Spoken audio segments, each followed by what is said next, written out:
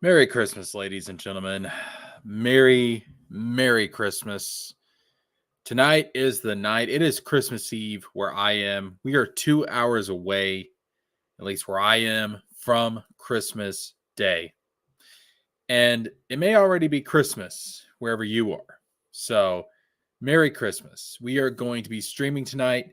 We are going to be streaming at least until midnight, probably going to the midnight hour. This is going to be our Christmas live stream. So we're here, ladies and gentlemen, and we got some stuff to talk about. We're going to be talking about Christmas. We're going to be talking about some news, some updates. We got a lot of stuff to talk about. So let's get cozy. Let's put on some background music, some Christmas background music. Let's just jump right into it, shall we? All right. So here we go.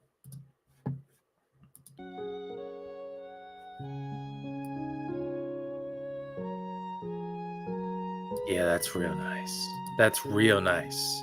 All right. Let me check the live stream real quick. Make sure the audio is good. Make sure everything sounds nice and clean. And then we'll get talking. All right, so here we go. I'm going to check the audio real quick. See you guys in just a bit.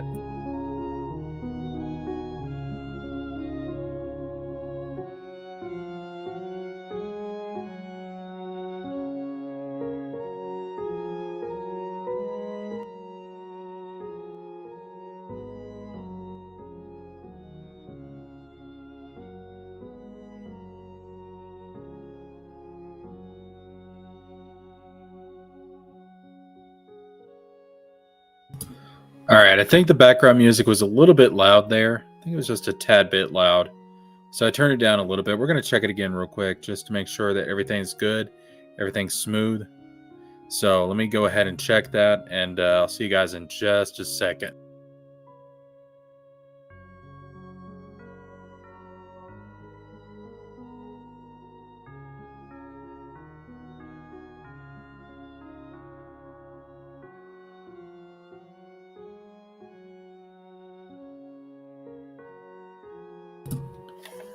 All right, I think that ought to work. I think that ought to be good.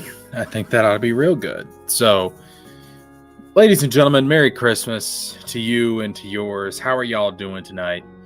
How y'all feeling tonight? Y'all feeling in this mood? Y'all feeling in the season? I know I certainly am. We've already opened our gifts tonight. We had a nice dinner. My brother wanted to do chili tonight, which was a little bit strange, but we rolled with it. So we had a chili dinner. I think that's the first time ever on Christmas Eve we've had a chili dinner. Tomorrow I'm going to make some ham and some good stuff. So, it'll be a little bit more traditional tomorrow. We've already given our gifts to each other. And tomorrow, of course, Santa is going to be stopping by overnight, and he's going to be leaving some more gifts for the kids in our family for them to open in the morning.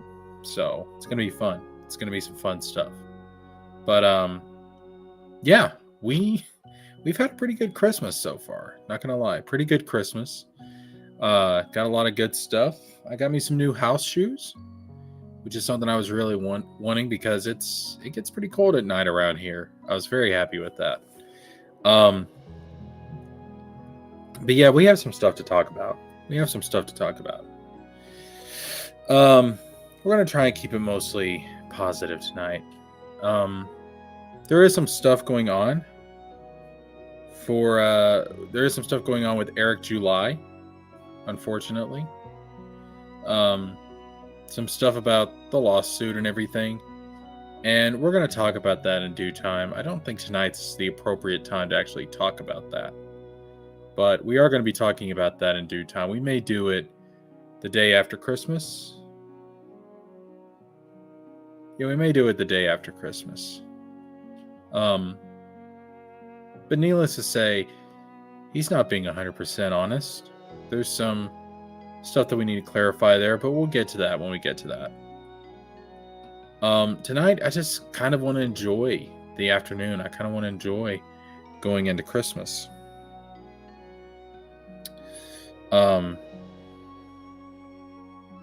But yeah, we'll be talking about some of that stuff later on. Needless to say, Eric is not being 100% truthful. It is smart that he's settled. That's what he should have done to begin with. Instead of arguing with these people, this international school of ministry wasn't a good look for him. He probably did the smartest thing he could do at this point. But it is what it is, and we'll talk about that. We'll definitely talk about that.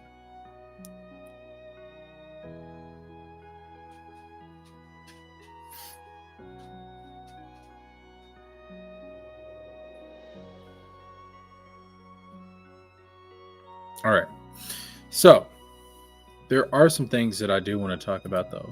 Trying to remain positive, trying to remain real positive tonight. Did y'all see the live stream I had? Very good stuff. No man or beast shall stall Christmas. You know, Santa, he's up there in the North Pole. He's got to deal with all sorts of beasts. He's got to deal with the polar bears. Nasty stuff. Nasty stuff that he's got to deal with. But it's all worth it to get the toys out, to deliver them all to the good little boys and girls. And hopefully y'all have been good this year. I think I've been pretty good this year. Hopefully y'all have been good this year. All right, so there is some stuff that I do want to get to. There is some stuff that I do want to talk about. And by the way, it is an open stream. I don't know if we're going to get anybody else in here tonight because it is Christmas Eve. A lot of people are spending time with their family, but I did leave the link in the chat in case anybody does want to come in. That would be awesome. But I think a lot of people are probably with their family, so I'm not expecting anybody to come in. But if they do, there's a link. Maybe we'll get like Extra Hero or somebody in here. Father Hostage, who knows? But the link is there, just in case. So, I do want to say, we have been talking a lot about a lot of YouTube drama, and for good reason, because it does deal with pop culture, and I'm streaming this to all of my channels. But obviously, we've been doing a lot on the pop culture channel because there's been a lot of stuff going on with some YouTubers, Eric July, and regardless of what Eric will try and tell you, he is a YouTuber. He's not a comic book artist. He's not a comic book writer. He's a YouTuber first and foremost, who does comics on the side. I mean, that's just what he is, regardless of what he tries to tell people. So I consider his drama to be part of pop culture. There's been the whole Boogie 2988 thing. There's been the whole completionist thing. We've talked about all of this stuff, especially the last couple of months. It's kind of been a big part of the pop culture channel. But we're going to get back on the gaming stuff. Hopefully I will be able to get around to finishing the Rechain of Memories Let's Play before the end of the year. That would be my hope. We'll see how that turns out. And then to pick up back on the Kingdom Hearts stuff very, very soon. On the Real Talk channel, got some videos planned for that as well. And on the Pop Culture channel, I want to get back to talking about some of the movie news and stuff. I don't just want to talk about Eric July, even though it is a fun topic and it's something that should be discussed. As someone who is as prominent in the indie comic scene as he is, I think it is something that should be discussed, that we should talk about, especially when he's making really bad decisions that end up hurting the industry as a whole, the indie market as a whole. But we're going to get back to talking about mainstream stuff as well. And yeah, I think we're going to have a good year in 2024. I really do. I really do. I think we're going to get monetized in 2024. That's my feeling. We've gained a lot of subscribers in the last couple of months, which I'm proud. I'm very proud of. But I think 2024 is going to be a really good year for us. Really good year for us. I'm looking forward to it. I think we're getting monetized next year for sure. I've also been able to reach out to some people, make some connections on YouTube. a lot of people from over at Tony's stream, which I'm really happy about.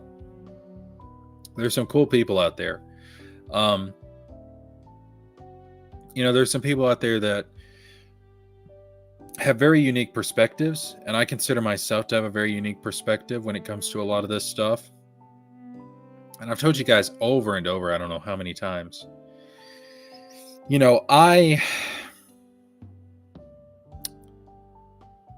I will criticize stuff, and I will praise stuff, and I will give you the reasons for why I'm critical of something or why I praise something. And it's up to you to decide whether you agree or disagree with me or not. But I'm going to give you my reasons. I'm going to base it in logic and facts, and hope you guys can understand that and appreciate that and respect that. And if I'm wrong, I'm wrong. I will, if it turns out that I'm wrong about something, or if something comes along that changes my mind, I will make a video about that. I'll update it. I'll update my opinion. But I hope you guys do appreciate that I try to give a unique perspective on all this stuff. Hope you guys can appreciate that. So I did want to bring up some stuff about the story I'm working on instead of just criticizing everybody else. But I don't have the stuff ready yet. Unfortunately. I may do a separate video and post it tomorrow. We'll see. But I don't have the stuff ready quite yet. I'm going to make some reveals about character names, about some bios. I got some stuff about some of the lore regarding this story. So there's some stuff that I want to put out there. I was wanting to get it done by Christmas, and I still will. Like, after I'm done streaming, I can go ahead and finish it up, and I'll post a separate video about it. But I don't have it ready just yet. I was working on it, and I was wanting to get it done. I want it to look nice and professional, but I don't have it ready quite yet. And it's just, it's Christmas Eve. I've been doing stuff with the family. I haven't had a lot of time to work on things. It is what it is. This is some beautiful imagery, by the way. I love cold areas, winter forests, beautiful stuff. Beautiful, beautiful, beautiful stuff.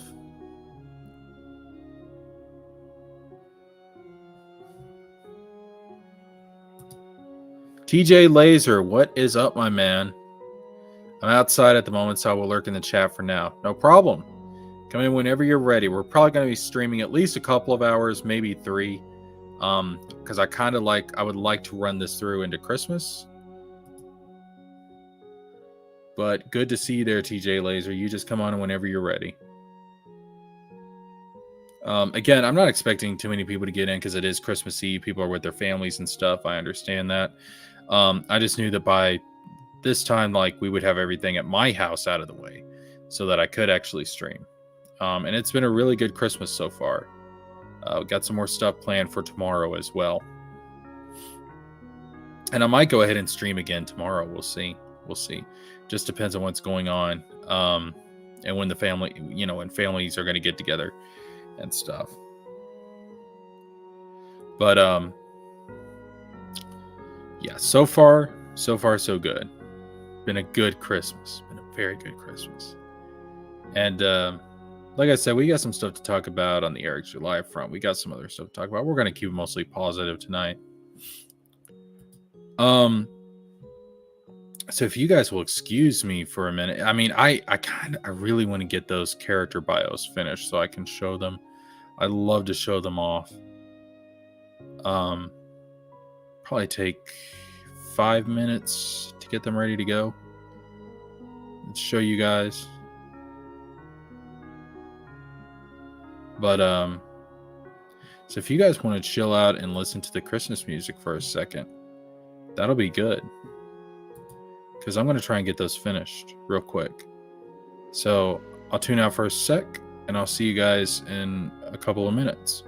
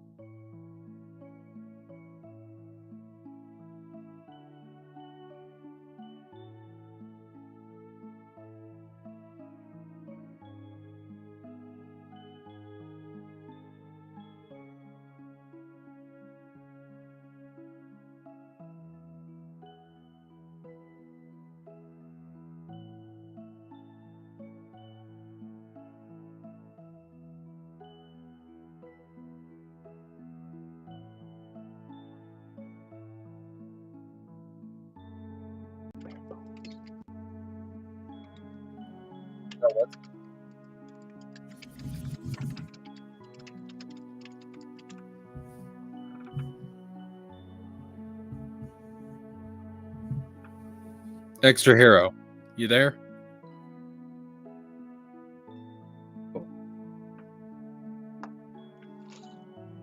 I can hear you. All right. Yeah, I can hear you.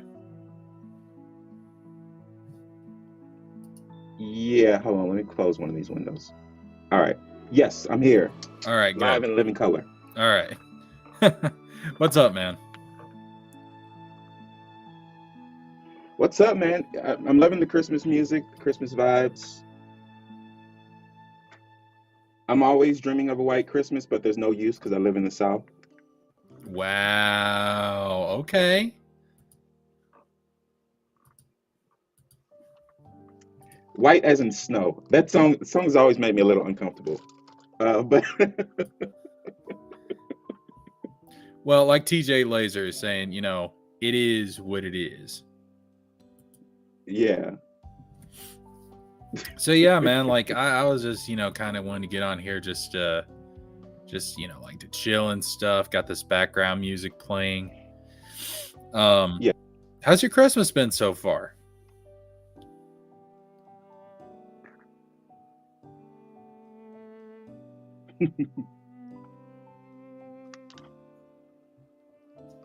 Now, did you have some more stories for the year? This is one of the reasons this is part of my favorite time of the year is because you get a lot of best of lists, and I love best of lists. I love to hate them, but I also love to love them. Man, I don't know. 2023 has been kind of a rough year, not gonna lie. There's not really been a lot of best of this year. You know what? I'll take that back. gaming has actually been pretty good this year. Gaming has been really good this year. Yeah, it's all relative. Um, But I've not really been out to like the movie theater much this year. Like with the whole DC thing, like I know that every movie coming out this year like is not going to have any impact on the James Gunn universe that's coming up. So I haven't really seen a point of going out and seeing a lot of DC stuff, to be honest with you. yeah, And then like I've just not been into seeing a lot of movies this year, to be honest.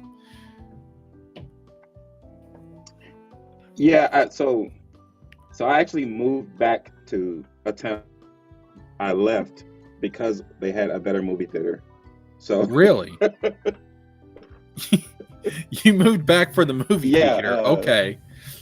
the town I'm in now, they have really nice movie theater with like love seats. I don't know if those have spread to all movie theaters yet, but it's pretty good. That is nice. We've got a theater. It's about an hour's drive away from where I live, but it's got like to where you choose your own seat, or like you get your seating reserved and stuff, and it's got like reclining seats and stuff. I mean, it's really nice. Yeah, that's what's up. Yeah. Again, that was enough for me to make a big decision like moving. So you are passionate about this stuff, my guy. I mean, daggum. Passionate about art, but also I'm passionate about having fun. Right. Like not like just basically getting out there yourself and seeing what things have to offer. The commentators are cool, I suppose, but you know, they stop people from having joy that they would otherwise have. So no, I feel you, man. I feel you. That's why I'm going to see the new Aquaman, even though I don't remember seeing the last one, but it's fine. Right. I'm sure I get the gist of these things, how they go. Bad guy, good guy. Bad guy has to lose, unless it's an overarching villain, which this will not be, because it can't be for business reasons. Yeah, I don't know. It's sad, man. Like I think like Aquaman 2 probably should have came out before the Flash, and then they should have used the Flash and Flashpoint as like a reboot to kind of give like some kind of conclusion to Snyder's universe. Because one thing I hate Now, is didn't they do that exact thing? Isn't that what the Flash movie was all about? Yeah, but I feel like Aquaman should have came out before it. Oh, okay. And then have Flash be like the big finale and everything. We'll go back to when the Flash was coming out.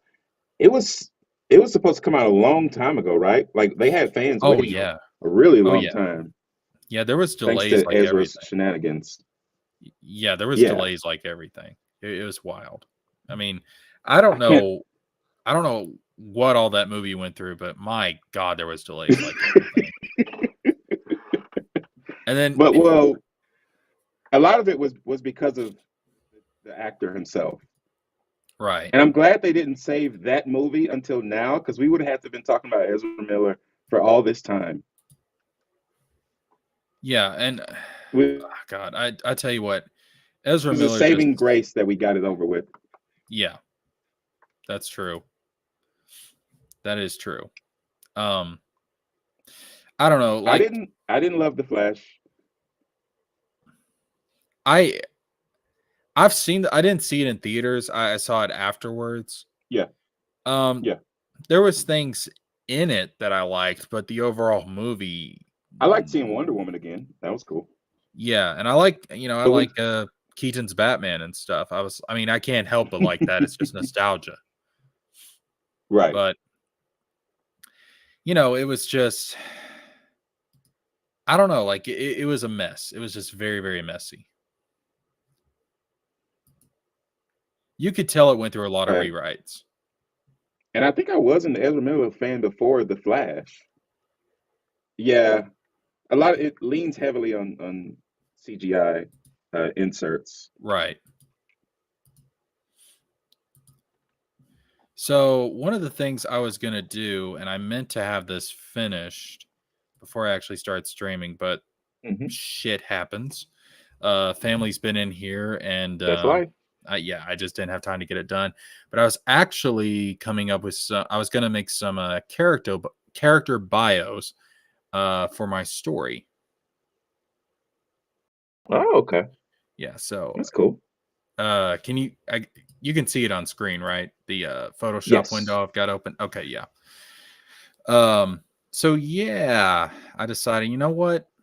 Let me just go ahead and work on that while I'm streaming. That'll be something to do. So this is gonna have like character names, and it's gonna have some lore in it and stuff, ages and things like that. So it's You're coming up with it now, or you already have it and you're no, just I've putting it already on come up these with cards? this. I've already come up with it. I'm just kind of putting it like I'm creating these bio cards to basically present it publicly to people. You know what I mean? Oh, okay. Yeah, I thought it'd be cool to kind of do this. These could also be useful as sort of like a world Bible for your story. Yeah, Sometimes you need yeah, that, because uh, I guess especially if you're doing like fantasy. yeah, it's a fantasy. I don't know if I would say it's not like medieval fantasy necessarily, although I guess it does have that vibe to a certain extent. It's more like I'm trying to think of the best way to put this. It's like there's a little bit of Magitech in there, but it takes heavily after like uh Greek type of situation, like a Greek Yeah, Roman type of vibe. Because I've told you right. before, it's So like is this does this take place on our Earth? no, no, no, no. Are It's the in its countries own the world. same? Okay, Yeah. The name of the gotcha. In a world world. is actually Mallow is the name of the world. Mm, meaning bad. Well, it comes from the Celtic word shining hostage. Oh, okay. Yeah. So this is the main character, Well, and after we had that conversation with TJ how Laser are you and spelling that? Malo. Okay, yeah. So like we were having that one conversation, and we were talking about the Game of Thrones character Theon. I decided just to call the main character Theo. I did change that up. But because I don't know, like I don't want any copyright issues. I don't want to get sued by J.R.R. Martin. He's a big man. He might sit on me. My back can't handle that. I don't want to I don't get know if the sit court will on allow by that. I don't want to get sit on by George R.R. Martin in court. I don't want that on court Object. You, TV. your lawyer Like should hell no. object. Uh, Your Honor, is he allowed to do this? Your Honor, this is a violation of my human rights, okay? Yeah, This I is know he made a good show, but like this goes right. against the Geneva Convention. Stop this, Your Honor, Bailiff, please. bailiff, you're not going to help me? This shit has to stop, Your Highly Honor. irregular. Highly irregular. Yeah, I don't want to get my ass sued, that's for sure. I don't want to end up in an Eric July situation at all. Let's see. That's too. No, that's not a bright enough blue. Let's see. Well, Eric July got a stalemate. So that's Um, from what I'm hearing, he doesn't have to pay any money, which is a good thing for him. yeah, I don't I don't know. I want to see. Here's the thing. If he does have to pay money, we're gonna find out. Because I saw him as a nonprofit organization. The International School of Ministry is a nonprofit organization.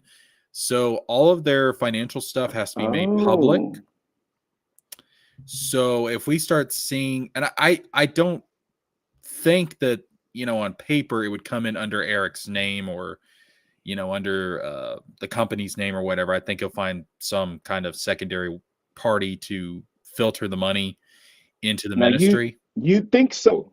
Yeah. You think so? But he does a lot of things in the jankiest ways possible. So who knows? Oh, trust me, I know. Listen, man, don't ever underestimate Eric July's ability to fuck things up. I mean, that's you ain't kidding. You ain't kidding. But if he does have to pay some kind of money, we'll know eventually. I don't know when the payments will start. I doubt it'll be like a lump sum type of thing. It may be like, installments or something. I don't know. But if he does have to pay something, we'll know either way at some point. But don't worry, universe. Eric July will find other ways to waste his money. Yeah. Yeah, trust me. He will. He will. That's where most of his creativity comes into play. Not with the actual art, but with finding ways to waste the money. Now, I do think it was squander the opportunity. I do think it was interesting that he did a video. This is kind of like, he did like 2 or 3 videos after this lawsuit was settled. Yeah. But he did a quick video where he said the next book would be called ISOM 3. It would be the 3rd ISOM book. So if you have to do this to us. So what that tells me is that he doesn't have to change the title of the book, but there's probably going to be some kind of disclaimer, either on the back of the cover or the back of the comic, that is with the ministry saying we had nothing to do with this shitty comic. Right. It's just yeah. There'll probably be something. So all in all, I think he's coming out of this whole situation okay. I think this was Christmas miracle. Yeah, I think this was a smart thing for him to do, but why didn't he just do this earlier? Why didn't he just do this from the get-go? Because he could have, instead of calling them fake-ass Christians and stuff and, going through this whole rigmarole, because despite what he says about them not having a claim, the lawsuit got this far along. So obviously the court thought that it had some merit behind it, regardless of what he says. Yeah. You can't really trust what Eric July says about almost anything. I actually went on a chat today with LG, and then Renowned Zero came on. And you survived. That was my first time talking. Yeah, I did. I had to end up debating them both. I mean, it was civil. I mean, it's me they're talking to, not like anyone else. So, right. We're not gonna get too crazy, but yeah, and I learned a lot of things about how they perceive themselves, and criticism coming from the outside, which it's basically everything but one big thing for them is they say they don't accept criticism from the outside because outsiders aren't invested in the comic. And that's but a lot of us rough. But a lot of people who are criticizing him bought the comic. So yeah, for them that's not enough. Like they don't even like Mike Partika. So as paying and clearly Mike Partika loves the Rippaverse. Okay, that is a crazy ass standard. I mean, if you buy the product, you have the right to complain about it. You're a paying customer. Yeah, they'll tell you they have no problem with criticism, but obviously they see criticism as not supporting, as not investing in the Rippaverse. So they actually do have a problem with it, but they can't say it like that because it would sound unreasonable. Dude, that is It's a good watch. It went on for a while, as do all streams I'm a part of. But, so was it on LG's channel? Yeah, it's on LG's channel. Okay. I'll have to check it out later. Yeah, Renown Zero was in the chat. I said some things about what I perceive about Renown Zero and LG's relationship. So Renown had to come on. Me calling it a relationship makes it seem like I was saying something.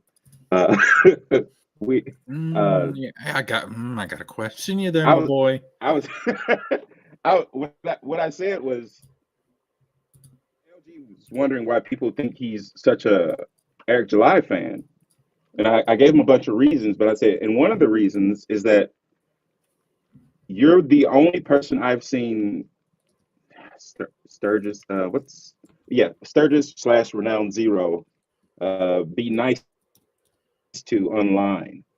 So I was like, yeah, this this is part of it. Like, I don't know. You can't blame people for thinking. And then all my other questions led me to the point that, yeah, you are really invested in Eric July. And from what I can presume, it's because Eric July said hi once. Huh? What? Eric July said hi to LG once as part of a joke.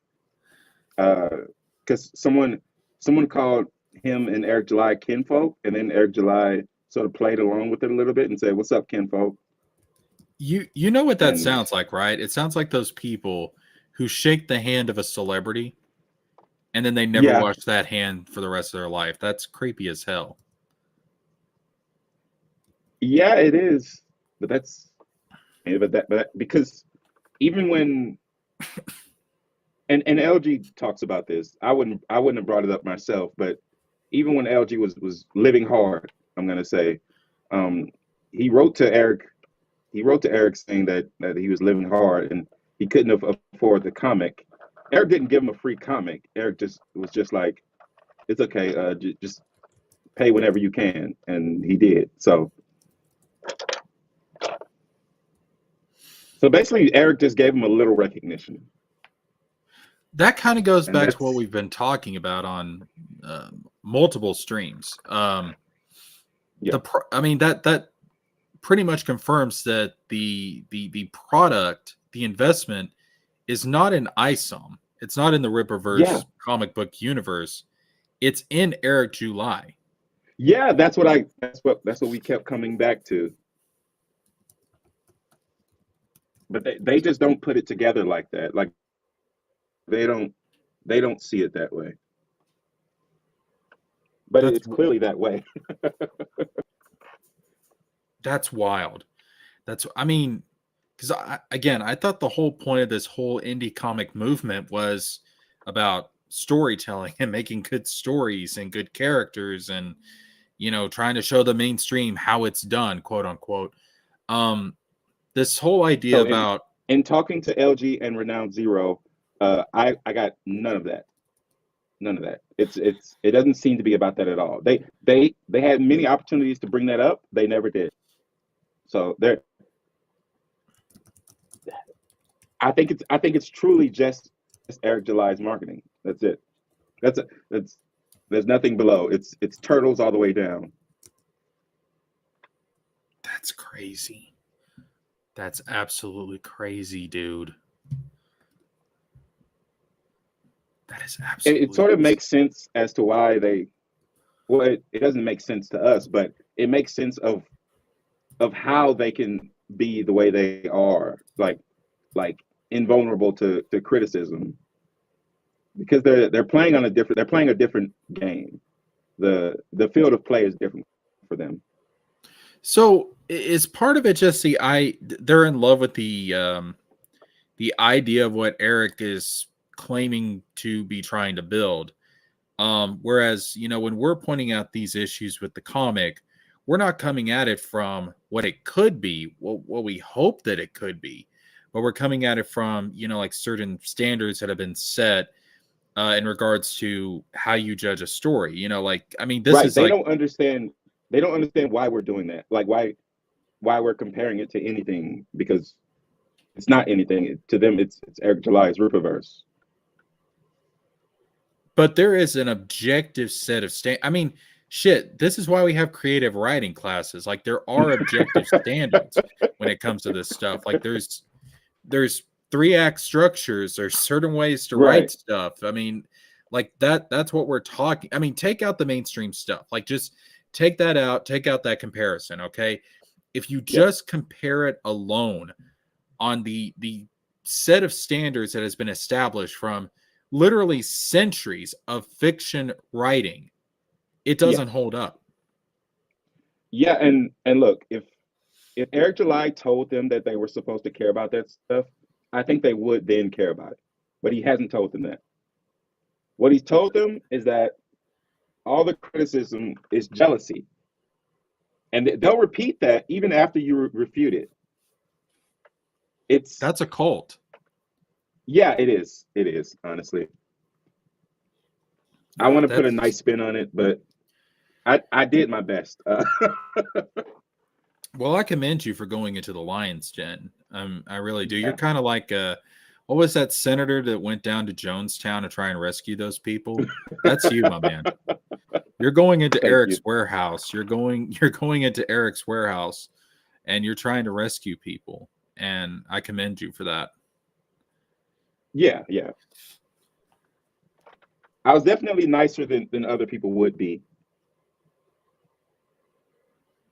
I mean, I would try and be cordial with people, you know, Yeah, yeah. even if Well, I that's the thing about your show. Like your show, we don't feel any pressure to be, let's say, meaner than we usually would be. yeah, I Like mean, that's not a running theme for yours. no. Yeah. Because I believe in a basic you know, respect for anybody just because they're a human Yeah. being. So, you know, Especially I around give, Christmas. yeah, I give everybody that basic respect. Yeah. I hold the spirit of Christmas in my heart all year, every day, 365. Absolutely. I'm a saint. Put it in a song and get rich already. Yeah. Now I'm trying to write this story and get rich. I want this shit. I want this shit on Netflix. That's what I want. I'm The pretty mainstream sure comes to all me. writing teachers would tell you that you shouldn't be aiming for that. No. But what do they know?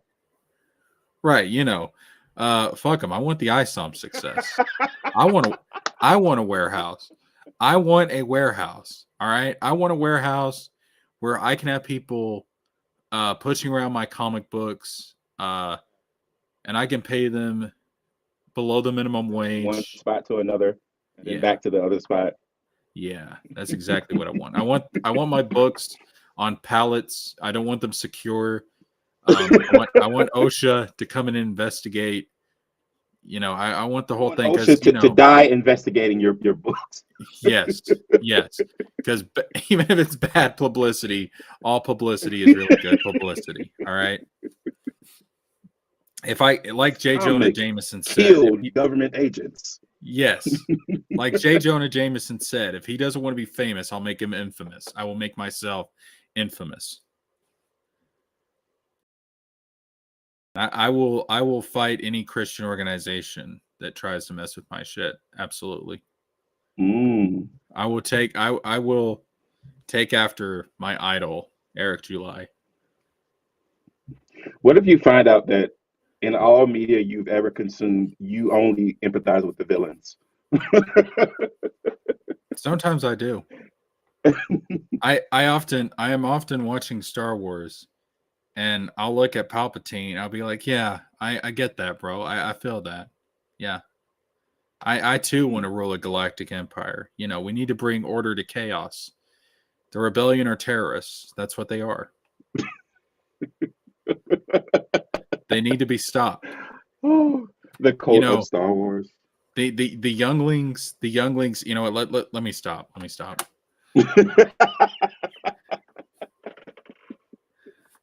Oh, what in the future we're gonna have politicians running for office, and someone's gonna bring up their thoughts on Star Wars, like he thought it was right to destroy the younglings. Well, if you look at what He George Lucas, empathized with Palpatine. Like if you look at this is what we'll get if we draw the DeSantis thing to its logical conclusion, where DeSantis is kind of sort of like trying to use internet internet quips and stuff like woke and stuff like that. If we keep going in that direction, uh, it'll get more and more detailed.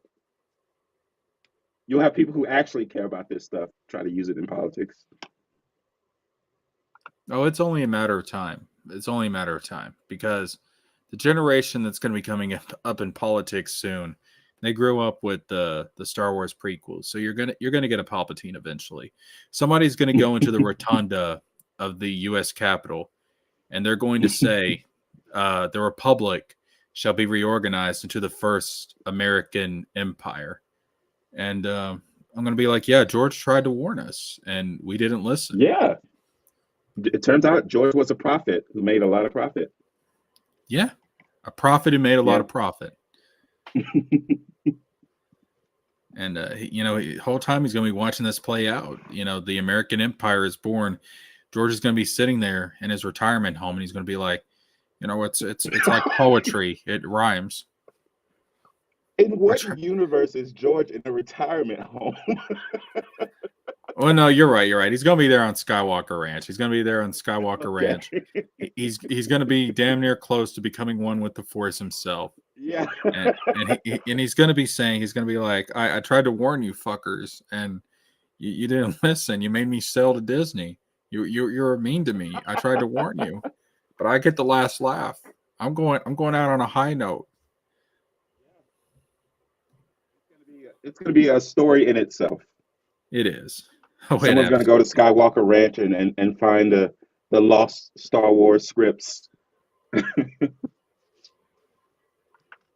Someone's going to be like,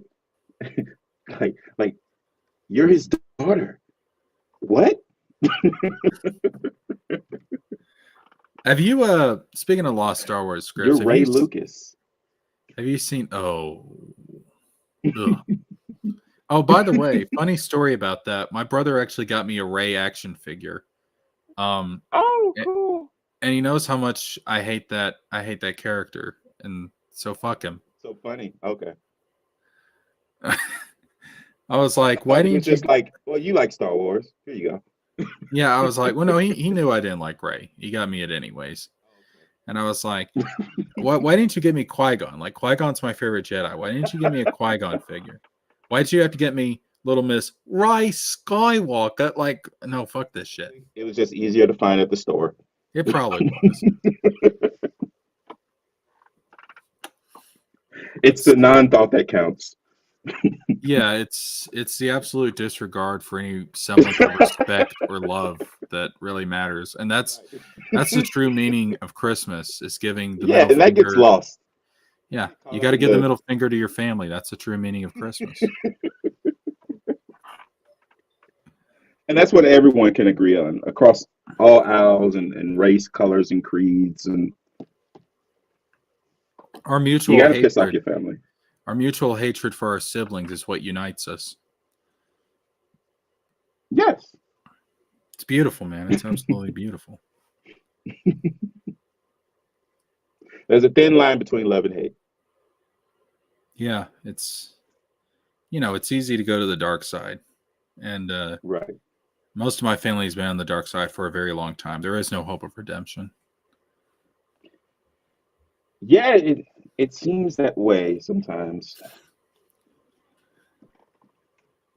Although if Star Wars has taught me anything, in all seriousness, anybody can be brought back.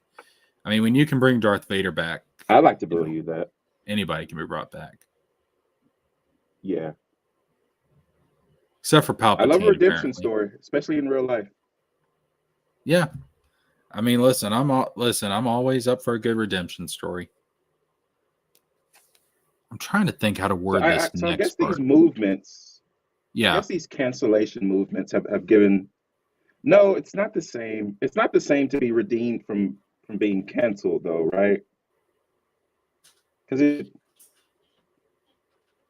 I don't know. Like, do we care if what's the House of Cards guy, Kevin? Oh, do we care if he's like? Do we care that people who are canceled get redeemed in the eyes of the cancelers? Depends on what they did. Yeah. I mean, listen, if you had Because some, sometimes it feels like, well, they shouldn't have been canceled in the first place. So I mean, I don't know. if you had some tweet from like 15 years ago or something that, Yeah, like a Kevin Hart. yeah, it's like, dude, if we brought up stuff that I did 15 years ago, I would be canceled. Like, we're this is ridiculous. Yeah, I mean, the whole point is to go through life and grow and make mistakes Yeah. and all that stuff. The internet was a mistake. In some way, no, the letting people onto the internet was a mistake. Humanity was the mistake. I got this book over here in the corner that talks about all the fucked up shit humans have done. It's called a history book. Oh, It's pretty terrible. Like, there's some horrific stuff in here. yeah, and that's just the stuff that made the final cut. Yeah, that let's not even get into the director's cut, the extended edition. I mean, holy shit. Release the Holy Snyder shit. cut of history. Yeah, it's gonna depress you. It's gonna make you real sad. Let's get broken this Christmas. Let's all get real broken this Christmas. Don't turn us all into Charlie Browns. Oh Jesus! Did you ever see that Robot Chicken skit about the Great Pumpkin, Charlie Brown, where it like turned to a monster and ate everybody, and then Charlie Brown killed it, and after he killed it, he said, "You can rest in peace, my friends." The camera zooms down and it shows all of his friends in hell. Damn. Yeah, Robot Chicken is fucked up like that. It's fucked up. I'm surprised. I'm surprised that it's still going. I'm not. I mean, that shit's been popular forever. It's kind of like Family Guy. It's never gonna end. Yeah. And maybe Family Guy should end. I don't know. I haven't watched a lot of the modern seasons, like the last couple of years. I used to love Family Guy. I used to love it a lot. But I've never loved any of the spinoffs. Oh, you don't like American Dad or American Dad is probably one of the worst things I've ever seen in my life. really? Oh, dude, I love Yeah. it. Yeah. I mean, it keeps going, so it must be doing something right. I like the Cleveland show too, but they canceled that. Rest in peace. Because I remember watching some reruns of it, and I was like, "This is not that bad." I mean, it's not as good as Family Guy, but it's not that Now, bad. one show that I am glad kept going is South Park. I think they've only gotten better with time. I think South Starting Park in is like beyond. Go ahead. starting in like season 17, they really started doing good work. Yeah, I think South Park has gotten to the point now to where it's just uncancelable. Yeah, like Dave Chappelle. I'm trying to think of the best way to word this next part. Let's see. A boy orphaned at a young age and adopted into Asura's family. He has a compassionate heart and a strong sense of justice. Though the Archons have a monopoly on magic. He finds let's see, that doesn't sound right. Maybe let's see. He finds himself awakening to mystical powers outside of their control. That sentence doesn't seem right. No, it doesn't. You're right.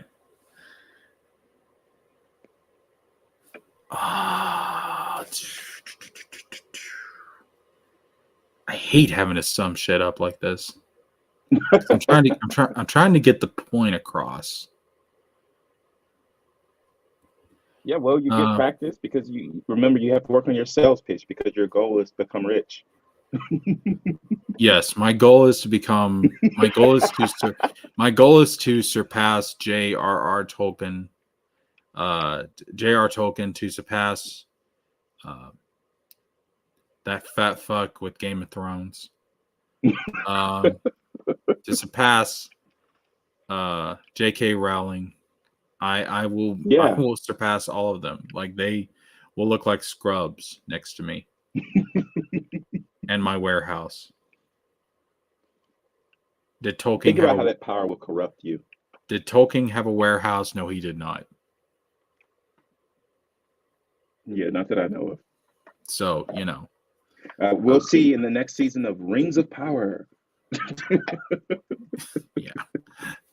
They I'm just I'm ran out of story to tell. They start talking about Tolkien now. yeah. Like, I all right, guys, you I saw did not this. care about Rings of Power. I tried to care. I always try to care about these things. Um, it didn't. I don't think I like the world, which is could be damning of the show, could be damning of Tolkien's world. I don't know. Well, it didn't stick true to what Tolkien wrote. Um, Right. it Yeah, it just seemed like didn't. they paid a lot of money to buy basically no story. Yeah, it didn't. It didn't feel. I mean, hell, look, they've already adapted the Lord of the Rings. They've adapted the Hobbit. Just Yeah. adapt the Silmarillion and let's move on with our lives. Right. And I thought I thought this was supposed to be something like that. No, like the But Silmarillion I would think be. It's like the creation of Arda and everything. It's yeah, I it's thought what they bought was part of the Silmarillion. do they own part? Maybe they do. I don't know. Um, Like maybe like the appendices or something. yeah, because Where they're basically left on their own devices, but they I get to know that it use was. names. I know that for the longest it was under the ownership of Tolkien's estate, but Yeah, I, but you know how family is. yeah, They get jilted during Christmas and then they sell your stuff to Amazon. I know. Which to be fair, which I think Tolkien's son is dead now, but his Oh, son rest in peace, was Chris. yeah, his son was very protective of his father's stuff. That's good.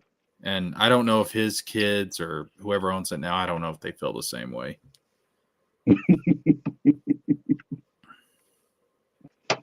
His millennials and Gen Zers are like, dude, just give us the money. Yeah, which to be fair, listen, the way the economy is right now, I take the money too, to be honest with you. So we as a world basically built Amazon to what it is now.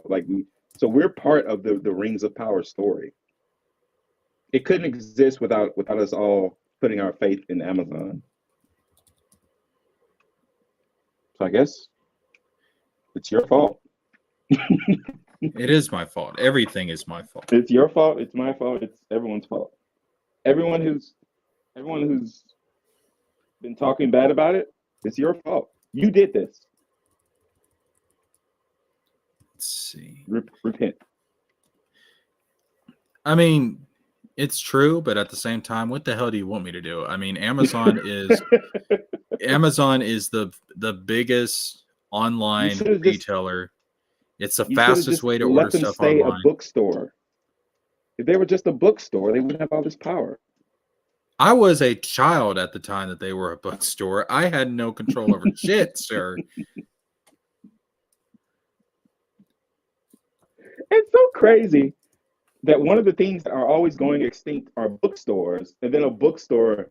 This is a great. They need to adapt their own story. Their story is greater than whatever they put in Rings of Power. It's a greater story of triumph.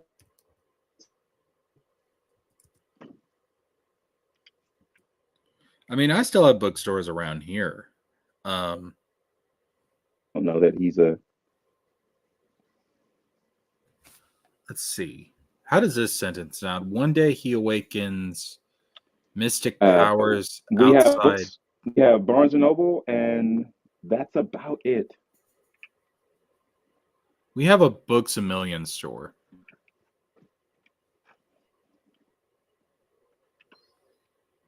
Which I tried getting a job there once, but the pay was too low. And I was like, I have to eat. So, no.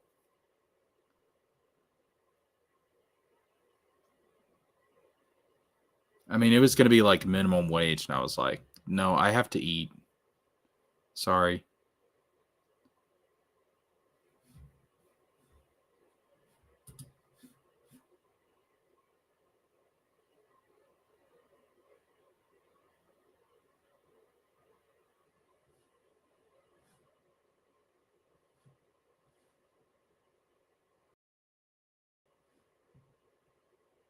Ew, shit. Extra Hero just dropped out. What the hell?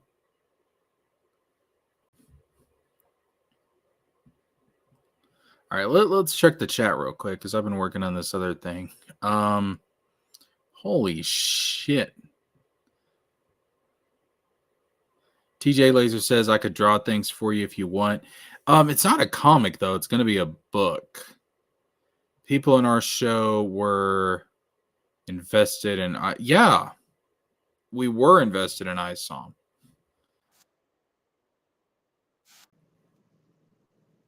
Yo, you trying to run out on me?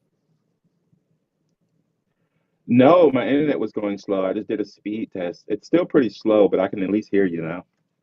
Are you on Wi-Fi or do you have Ethernet? I'm using Wi-Fi. Oh, you got to get that Ethernet. I always use Ethernet when I stream. I can't be tied down, man. No wires. You really are a millennial, aren't you?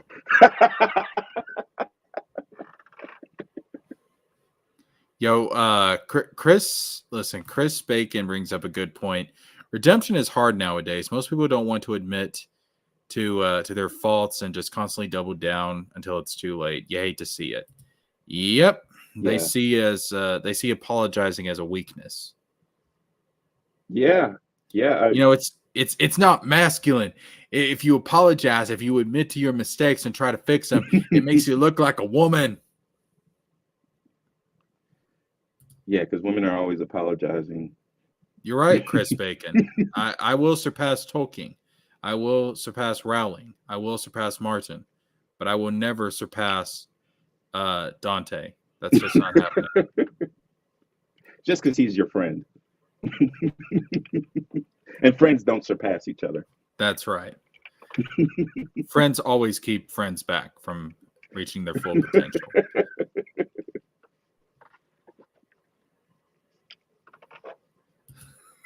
TJ Laser says, I hear from Extra Heroes conversation with LG and Sturgis that there are no differences between an online parasocial relationship and a relationship with a fictional character, and they're okay with it. Yeah, it's very odd. It's because both Renown Zero and LG both asked me what I thought was a strange question, especially coming off my last podcast appearance with you. They asked me, "So am I a simp for liking this character I spent all this money on?" And I had to tell them, "Yeah, I just learned that yes, you are a simp. You can be a simp for a fictional character." And it makes sense because we now have AI women, and they're simps for them, and they're fictional. So are you saying that for these guys, Eric July is basically the equivalent of an AI girlfriend? They wouldn't like you saying that, but I dare you to find the difference between their relationship and that of AI. And I think there's less of a sexual element. Um, Oh Lord! Oh I Christ! say less, as Oh if there is Christ! some. Oh, yeah, I get the implication. Oh Christ! Oh my goodness! I thought we were joking about stroking the beard. They want to stroke something else. Oh my goodness! Ew! I mean, It's love. I referred to them as love, and they didn't object. So That's disgusting. That is so fucking creepy. Ew. Oh I'm just God. I'm just glad I have some sense of where they're coming from now. So I don't so we don't waste energy trying to convince them in like good faith ways. It's just like, nah, you need to see it, you need to basically understand their language. Their language doesn't have words for things like accurate critique and stuff like that. Well, I mean, I don't think they care about the art of storytelling like we do. Oh, they Um, absolutely don't. Yeah. yeah, I don't, and that's what I'm starting to realize about a lot of these people in the quote unquote parallel economy is Yeah. they don't actually care about storytelling. They just care about winning and defeating their perceived enemies. They want parallel profit, basically. Yeah. It's all about the money. It's not about the craft. It's not about the art. It's not about leaving an impact. It's about the money. It is shockingly about the money. LG brought up LG brought up money on the stream because Tony brings up money as well. And I was telling LG, you don't have to tell everyone what you make. Like don't do this for my sake. But then Renowned Zero was sort of egging him on, saying, "Oh, well, he already did it before, so he showed me all the money he makes. I don't care." And then Renowned Zero couldn't help himself but say, and he's lucky I don't show him the money I make. So apparently Renowned Zero makes a lot of money. I don't give a shit. I don't give a shit. If you tell me that you don't actually have any standards and this is just some weird thing, I don't care how much money you have.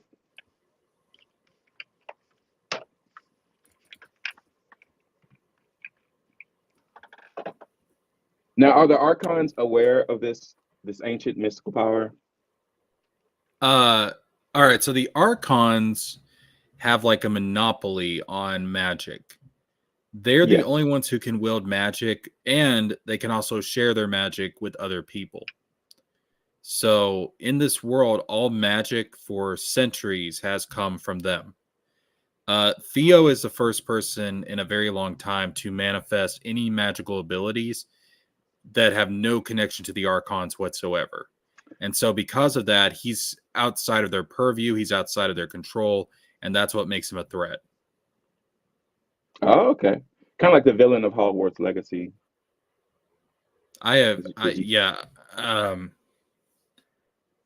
to an extent. You got to look at the archons. They're kind of like they're not really gods, but they're viewed as gods by most of the people. Right. What's up, Father Hostage? Oh, it's good, Oh, Father man. Hostage better than Father Christmas. Now I just want to see him in a Santa outfit. That's what, damn, man, you giving me something to live up to that I never will.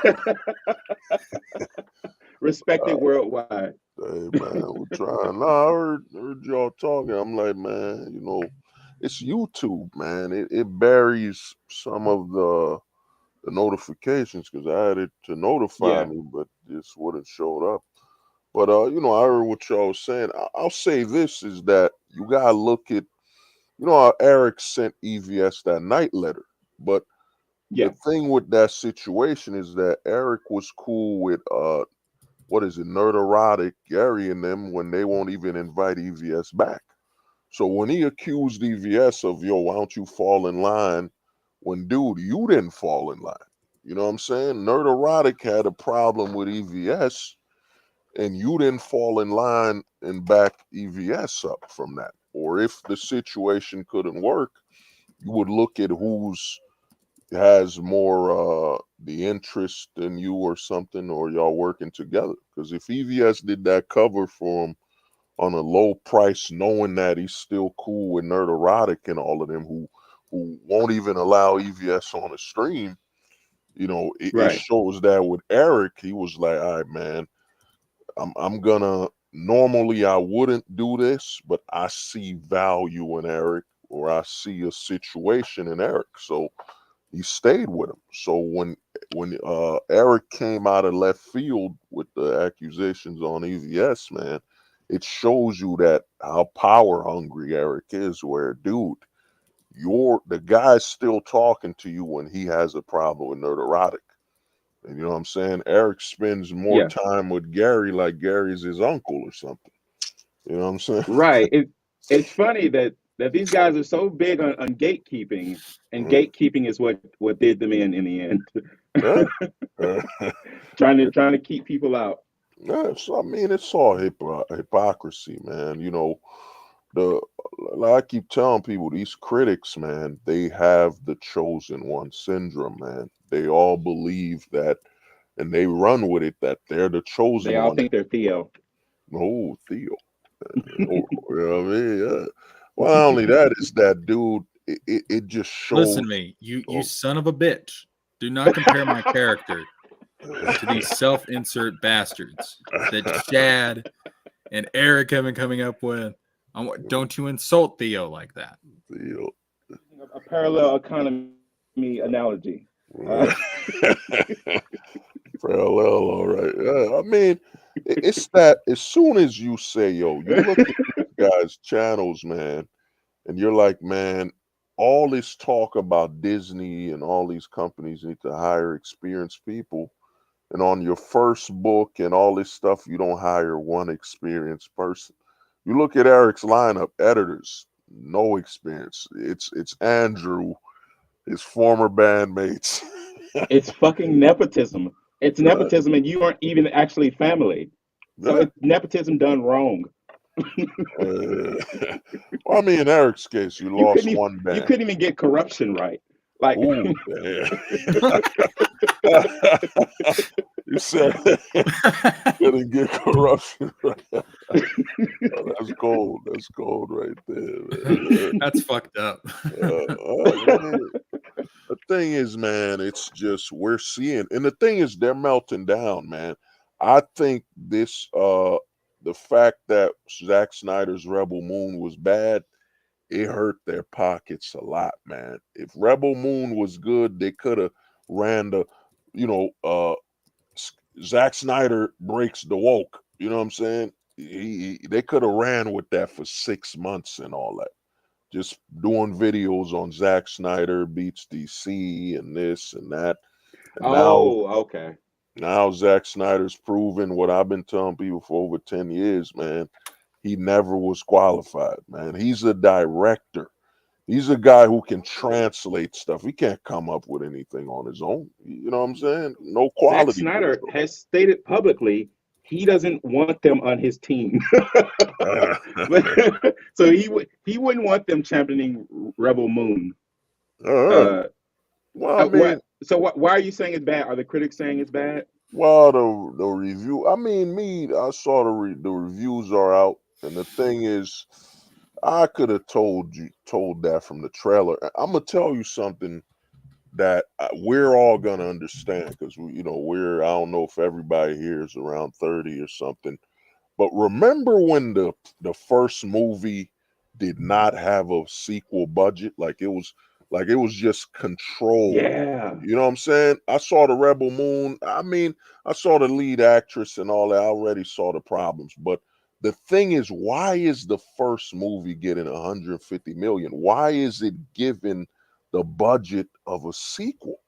I knew the movie was gonna be mm. unfocused. Over 2 hours. If the first movie, like think about the first Star Wars. I think y'all might Yeah, have better memory than me, but how many planets did Luke go through in the first Star Wars? I mean, wasn't it like two right. of them? You saying that was a sense uh, of restraint there? he Yeah. went he went to Tatooine. Mm-hmm. The Death Star, it wasn't a planet, but it was the size of a moon, so you could kind of Close enough. consider it its own thing. Uh, And then Yavin, mm. and that was pretty much it. Look at that. From a desert planet to a spaceship to like a little Tatooine. That's it. You know what I'm saying? Simple. It's the prequel. When you see $150 million, Hollywood just doesn't care anymore, man. Rebel Moon, I heard he flew through all these planets, this and that, and you could tell Zack Snyder's writing it. Zack Snyder's like an artist. I've dealt with a lot of artists. Yeah, One of the talents artists don't have, for the most of the time, is writing. Like just me, I'm a writer. I can't draw. You know what I'm saying? But I could write. And a lot of artists, right. man, they're so driven by that emotion. Like I tell one thing I told a buddy of mine that was an artist is the closest thing to a god is an artist. Because an artist can literally draw and create a world, and none of their drawings know who their creator is. Oh, wow. You know That's what I'm saying? profound. So an artist is like a god, man, and what god needs to write when all their stuff is visual. And the other thing is the artist is preyed on the natural aspect of us is visual. So to me, Rebel Moon, the budget and the traveling, you're like, dude, this isn't a sequel. We want to know the character and what's going on. It should have been at max, potentially 3 to 4 planets or something. And it should not be 2 hours. I heard 2 hours and some change, man. You know what I But mean? isn't this par for course for the type of movie Rebel Moon is? Well, no, it's that it was trying to do too much too soon though. We're gonna build an entire universe. It's like me, it's like all of us here go to class and the teacher's like, you know what, guys, y'all gonna start your first tests on the whole book. You only read one chapter the first day, like, you know what I mean? Like, dude, we just like there's over 500 chapters. You know those big history books we had like in high school, and the teacher's like, "Well, tomorrow I want to test you guys on the entire book." And you're like, "Yo, what? This is the first day of school. That's what these movies are Right. doing. They're trying to." What do you think we do when we go home? I think Jasker's gonna have to come up with a plan of how we all got the flu or something. We can't show up. We all went to get some food, and Jasker's like, Right. food poisoning. And I'm like, oh, 100%. Yeah.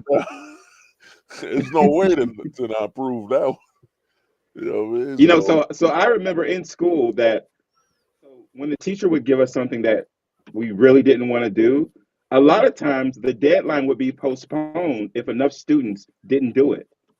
So we had a mm, little solidarity. It was risky, but it paid off oh, lots. wow. Because obviously the teacher doesn't want to fail a bunch of students. So I don't know, you just gotta learn Oh, how to use that collective bargaining. wow. Oh, that was smart. Unionize your fellow students. I was about to say it's like a schoolyard version of unions. That's beautiful. Yeah, Oh, that was yeah. you, class union. Yeah. I mean, because to me, the way I look at it is that, dude, all these movies, they're all skipping the first film. They're literally jumping into the sequel or like it's like every movie now is starting with the budget of the sequel. You know what I'm saying? Star Wars 1 made a lot of money, so you got more money for part 2. But they're all jumping the gun as soon as they start, bang, 200, 150 mil. Even a new James Gunn movie. Well, it's my first Superman movie. It's going to have Green Lantern. It's going to have for what? What reason are you going to start a Superman film with, if you're going to introduce anyone, it should be Batman. Other than that, Batman or Wonder Woman, leave it the hell alone. Well, it's because they're not interested in telling a single story or trying to make a good movie. They want to build a franchise. That's what they're thinking. There you are. That's the word. So you're saying they start off with a franchise budget, even though the public hasn't deemed it franchise worthy. Bingo. Because they don't give a shit Mm, what the public thinks. Well, at damn. least James Gunn has an excuse. I mean, that's explicitly why he Oh, wasn't that extra explicitly hero. why You he was better. hired? Nah. James Gunn's already taken the L, man. I expect that. You know He what's hasn't even become sad, a man. Batman yet. How can he take an L? I think to me we're Give cursed, him a chance man. to ruin Batman first. Uh, you know what I mean? We're cursed, bro. I think we're all cursed, man. TJ Laser was good. We're cursed Because we were in the 90s, man. In the 90s, we got to see storytelling, writing, and we were picturing like one day we'll see this with better graphics and amazingness, and every opportunity they got, they put the middle finger to us. The only franchise I've seen that was good superhero wise, if you say consistent, was probably the most consistent was probably Spider-Man by Sam Raimi. I don't count Spider-Man 3, you know what I'm saying? I don't count that one, but Spider-Man Yeah. 1 and 2, you know, it was clean. Spider-Man 2 came out, it was like a God moment. when they show when they Yeah. showed Spider-Man holding that train, people were like, "Oh." I was in the theater like, "Yo, man, he sacrificed himself for us." You Yeah. know, we You were in got you got to love that. and Yeah. his relationship with Doc Ock, oh, it was beautiful, man. Now you're Yeah. like, yep, it's a franchise automatic. You're like, dude, Hollywood to me, it's sad. It's destroyed. We have the technology. It's like we got the technology, and instead of us using this technology, let's say we got a boat. We got all the money to make a boat, and Hollywood's like, well, why don't we just use all the money and technology to put logs so we could swim over the ocean? They're like, we got fucking the technology to build boats. Why are we just grabbing a log as a rafter to get across the ocean? Hollywood is, think about it, Right. man. Y'all, they stuck on some Tears of the Kingdom shit. Mm. Think Zelda about Tears of the Kingdom. You're right. I mean, think about it, dude. Hulk. How many times they've made a bad Hulk movie? Two times in a row, man. Over $250 million wasted. When I watched the cartoon that outdid it for far dirt cheap. Dude, Hollywood, in my honest opinion, man, we're at the point in history where it has to burn. From the ashes, you know what I'm saying? Something else has to rise, because I think YouTubers, I could show you a YouTuber. Have you ever watched The Mighty Raccoon? He's got a YouTube Yeah, channel. yeah. You recommended it. Yeah, oh, you saw it? Dude, he kills it, man. And his Hmm. budget is what? Nothing. The technology, I think we're at the situation where, bro, the only thing that could save us is the technology. Because these Hollywood scumbags, man, the way they work is that they're making the movies. Now, some of them, I think all the old directors, your J.J. Abrams, your James Gunn, and they've made the money now. They have the money. If the movie flops or nothing, how does it hurt James Gunn? Does he eat less caviar if the movie fails? If you if you ask him, he really truly cares about, like, this was a lifelong dream of his. Hmm. Lifelong dream, you know what I'm saying? Yeah, lifelong dream. That sounds to me. I've heard that Hollywood. Yeah, I truly care and love the project and the series. I'm gonna treat it Yeah. like Michael Bendis. Yeah, I'm gonna treat Superman with a lot of reverence and love, and boom, destroy it. Destroy that. He has, to me, one of the biggest travesties. Some people have spoken about it. I think the Super Sons, man, the destruction of that series, in my honest opinion, set American comics back by It's pronounced probably Super over 10 Saiyan. years. So we're saying, you know what I mean? Yeah, because, dude, I saw Super Sons. I didn't read it much, but I look at it and I was like, man, it's like, what if, how we had Teen Titans, with Robin and all them. Now you get the Teen Titans where you're like, what if Superman had a son? You know what I'm saying? And he's growing up with Batman's son. It was beautiful, man. It's probably one of the, history will mark that as the worst hiccup in comic industry. You had Superman and Batman's son. Every kid who wants to grow up and be, what kid wouldn't want to be Superman's son?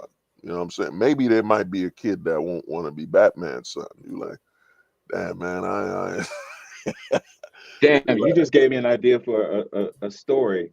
like, What if Batman were to have a child with like Superman like powers, and mm. Superman were to have a child with no powers? Mm.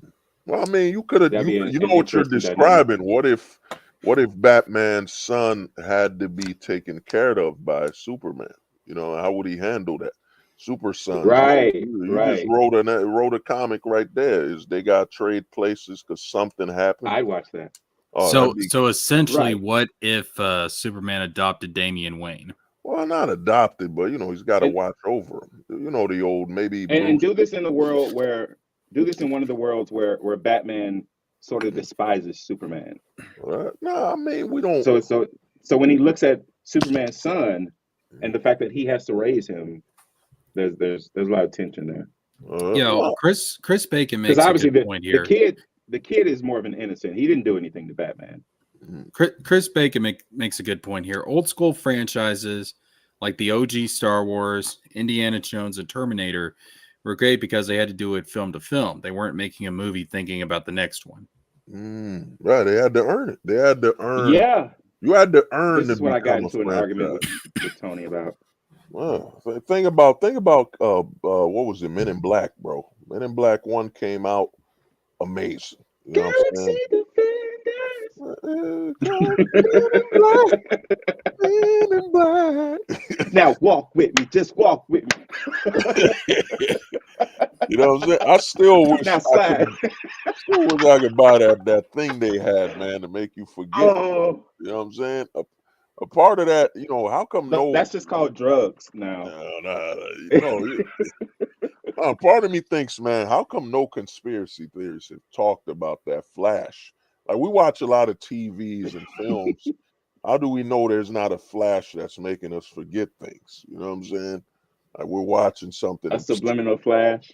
subliminal Flash, and we're forgetting things. You know what I'm saying? You know what I mean? Like we bump into the homie. The flash is the subliminal flash is called a movie being delayed. So a sequel being delayed, so you Huh? forget the original. I mean, Yeah. I look at Hollywood now, bro. They're not about earning anything. They're all about telling. Because James Gunn, as soon as I knew it failed, is when he announced and he was telling us, I've wanted to make, what is that? Zombie Commandos. And I'm going to Yeah. introduce Supergirl with her movie based on a book written in all of the Devil's Age in the 2010s. Damn near anything written from those are the dark ages, 2010s, you know what I'm saying, equality. You're like, man, I'm writing Supergirl. He's telling us. The problem with James Gunn is he's telling us. Then it proved he ignored the fans with the recasting of Cavill, where you're like, dude, there is literally $1 billion. If Cavill was just announced and we're doing a Superman movie the way it should have been, and he could have done a little trailer where you show a little girl, my cat is stuck up the tree, and all you need is a scene of Superman just helping her get in that cat. Cavill's wearing the costume, gives it to her, and you just put 2025 Superman. Pre-sales. You know what I'm saying? I would be scalping them tickets right now. You an extra hero, y'all my homies. So, $75. We get a discount. We can get a slightly reduced discount Yeah, from you I from still jacking appreciate it that. up I 500%. appreciate right, that. man. It's $75. I'm only gonna charge y'all 400%. That's right. You know what I mean? I'm normally selling these books, these tickets at $150, but you an extra Right. hero. I'm gonna do it. If y'all buy 2 of them, I give you the third ticket for just 25% off. I mean, a Can't beat. discount is a discount. I Just gotta make a don't look. living, Just man. don't look any further into it. I got my business to run. You're a businessman like Eric July. That's You're why not I'm a milking us. businessman. Yeah, because dude, all you had to do You was gave us 30% off. 30%. Because all you had to do, bro, was a little trailer, man. And they got the money. Little trailer, Superman saving cats. Remember when they were doing the Thor commercials? I think was it like a Pepsi commercial where they just had these shorts with Thor? You know what I'm saying? Yeah, I think so. Yeah, they would have done some Pepsi shorts thinks with they can Cavill. do everything. Was it Pepsi? Or Coke? I forget who was I doing remember it. when Pepsi solved racism. Wait, what? I remember when Pepsi solved racism. Okay, which alternate one of their universe ads. was this in? Was that the Michael They Jackson had an burn? ad with Kendall Jenner Mm. where she gave Pepsi to protesters and police who were clashing, and Oh everyone was yeah, like, that "Oh, ad where this is yeah, awesome. What are we fighting for? We we have Look, fighting look, Pepsi." for it. It's look, Pepsi. my son. Pepsi has solved racism forever.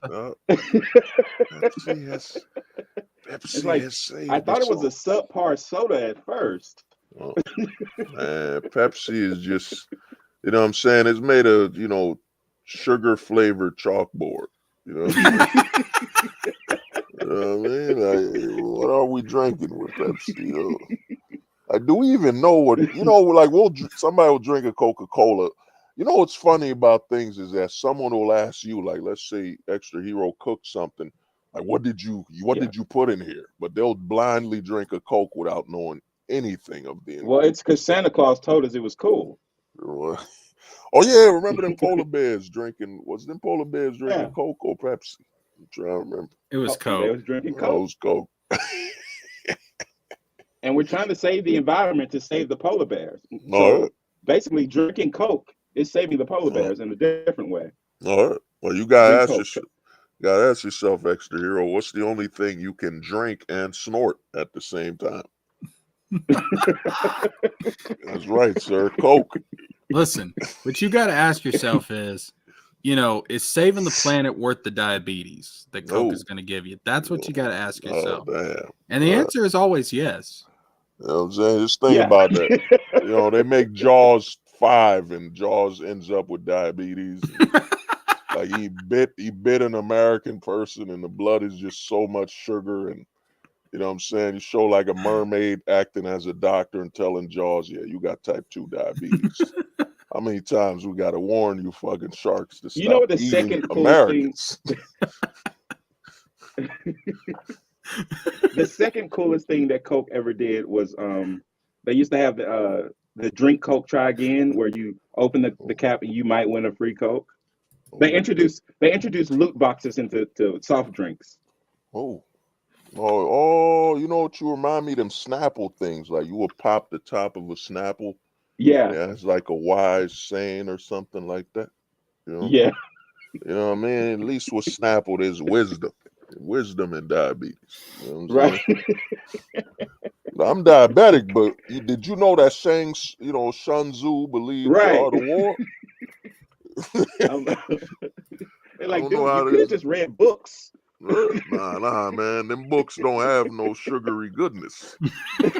You know what I'm saying? You ever read a book with sugar in it? I don't think so, Extra Hero. You know what I mean?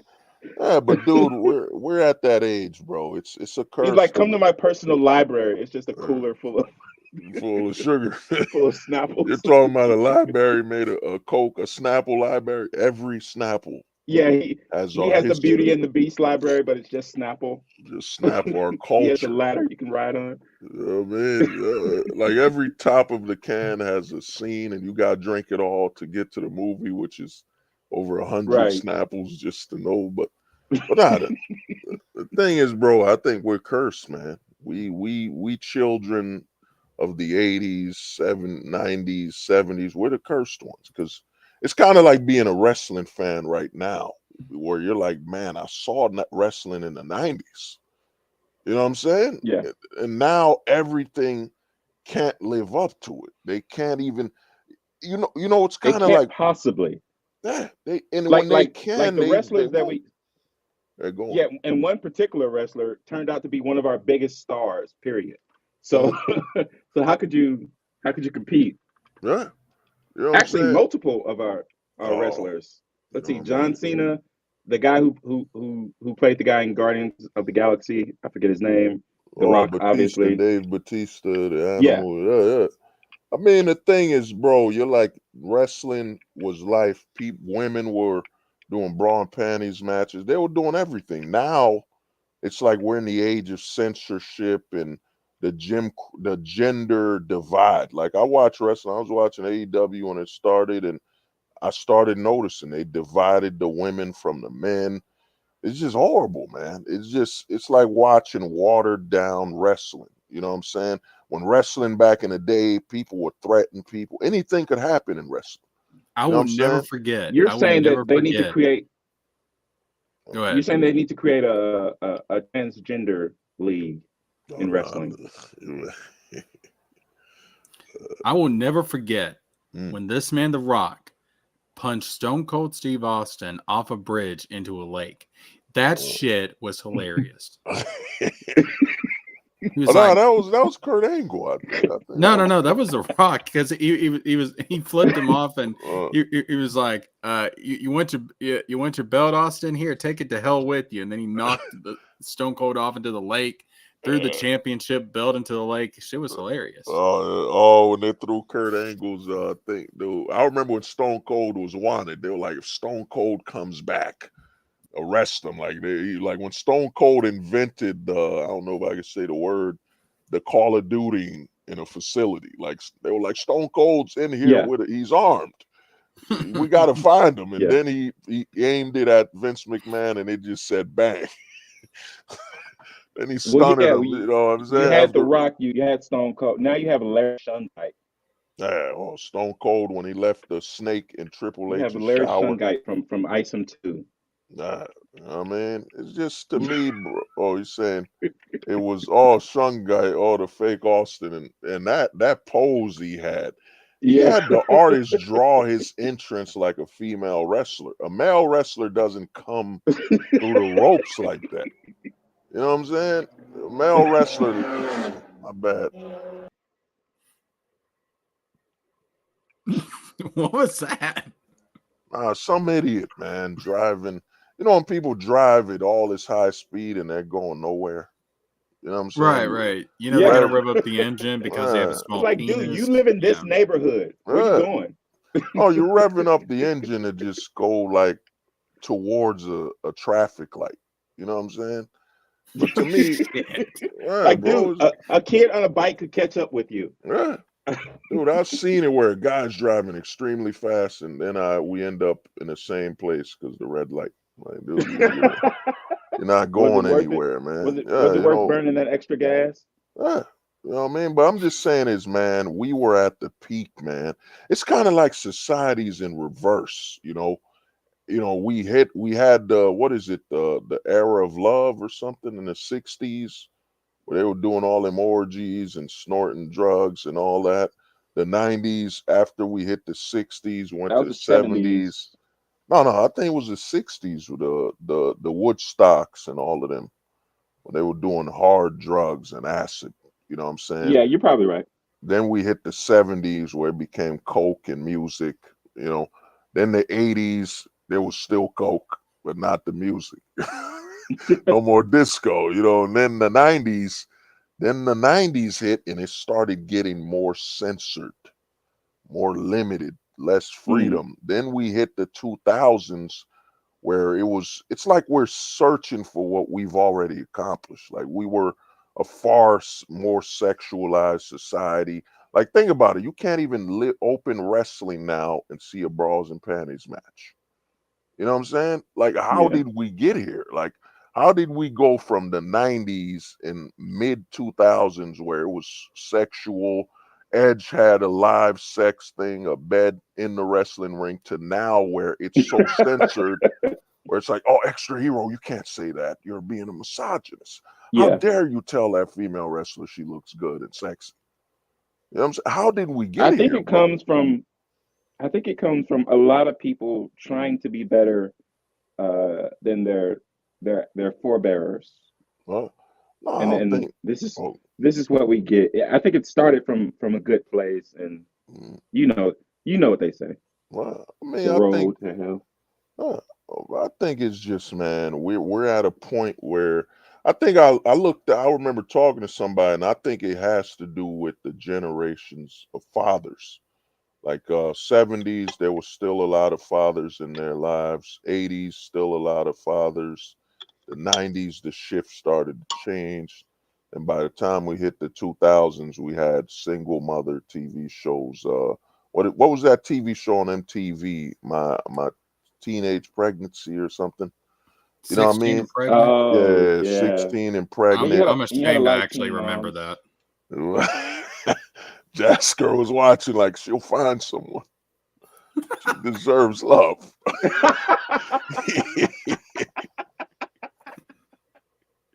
You know what I'm saying? What are the dudes on Argues online? that reality TV ruined the world. Well, I mean, everybody online usually uses, this is the second arc. You know what I'm saying? Like, people watch so much anime now that they're referencing arcs. Or Eric July's on the vengeful arc. You know what I'm saying? You Right. know what I mean? The arc now is far more dangerous. You know what I'm saying? But nah, man, it's just, bro, we become so censored. It's like this America doesn't even it's crazy how just you think about the 90s till now, it's night and day, man. It's literally night and day. The shit you could say in the 90s, the stuff you could do, it's crazy right now. Night and day, man. I think we're cursed, man. Anybody that's a Father Zoomer, House says you're supposed to forget. oh, you brought it up. You're supposed to. Not only that, You're supposed to forget all about that. Then it won't be an issue anymore. It's just like, listen, it's just like with the whole Eric July and International School of You can't miss what Ministry you don't remember. situation. I'm supposed to forget that this man called them fake Christians, that this man said he was going to fight like hell. Just forget all about that. That didn't happen, okay? He came to an agreement. Two men of God came to an agreement. Well, man, the thing is, wasn't that so patronizing? It was like, it was almost like he was saying, "Okay, people, I'm a Christian. We're on the same team. Buy my shitty book."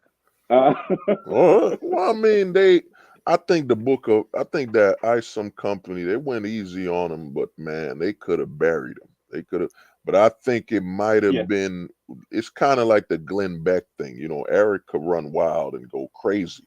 But Glenn Beck has to walk a very different line, because if he talks to Eric a certain way, he could be accused of being racist and blah, blah, blah.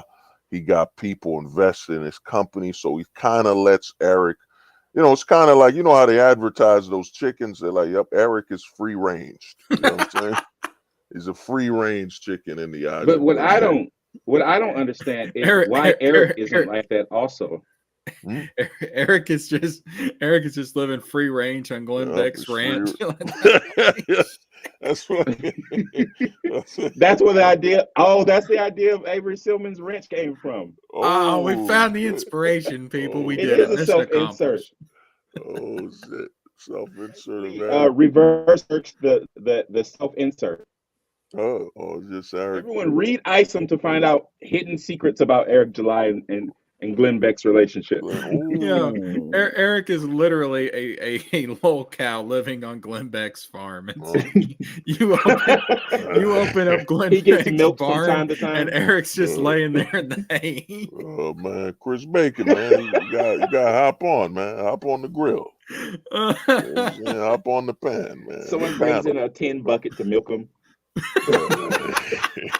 Every time he has to be like, no, not that kind of cow. I just see Eric on I'm a guy. I'm a man.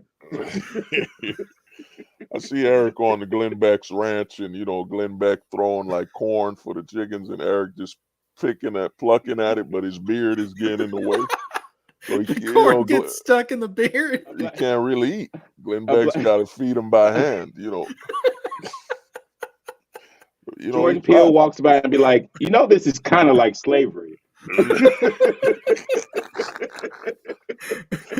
the name of that movie? Was it Nope? Was that the name of the movie? Yeah. Glenn's like, yeah, I know. It's just granddad's. Eric's. I know that. Eric's and not, And I know that, and you know that, but he doesn't know it. He's happy here. You know what I'm saying? What was it? What was that bear thing? Eric's not smarter than the average chicken. So he doesn't. Right. He's still pecking at the ground with his beard getting in the way. Yeah, because now you bring that up, dude. There was who was running Avery's ranch? Some white dude.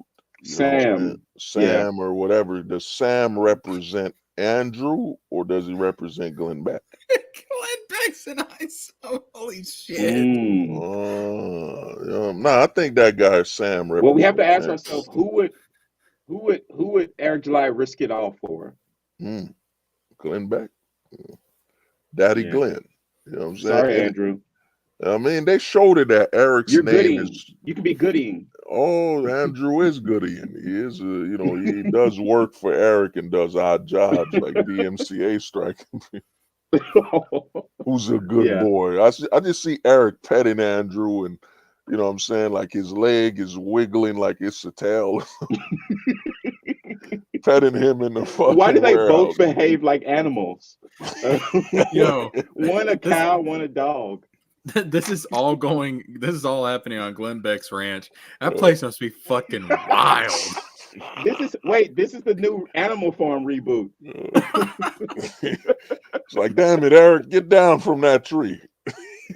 You know what I'm saying? Be on the land like the rest of the chickens. You know? Cows don't climb trees.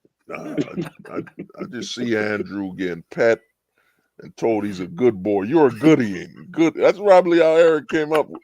Andrew, you're such a Yeah. goodieing. Ooh, that's a good idea for a comic. How you spell goodieing? At first, Andrew was like, "Is that a word?" And then Is he was that a like, word? And "I'm getting a lot Eric of looked money." at him. What you said, boy? You think I can't spell? You know what I mean? You know, my beard and my shoulder hair increases my IQ by 5,000.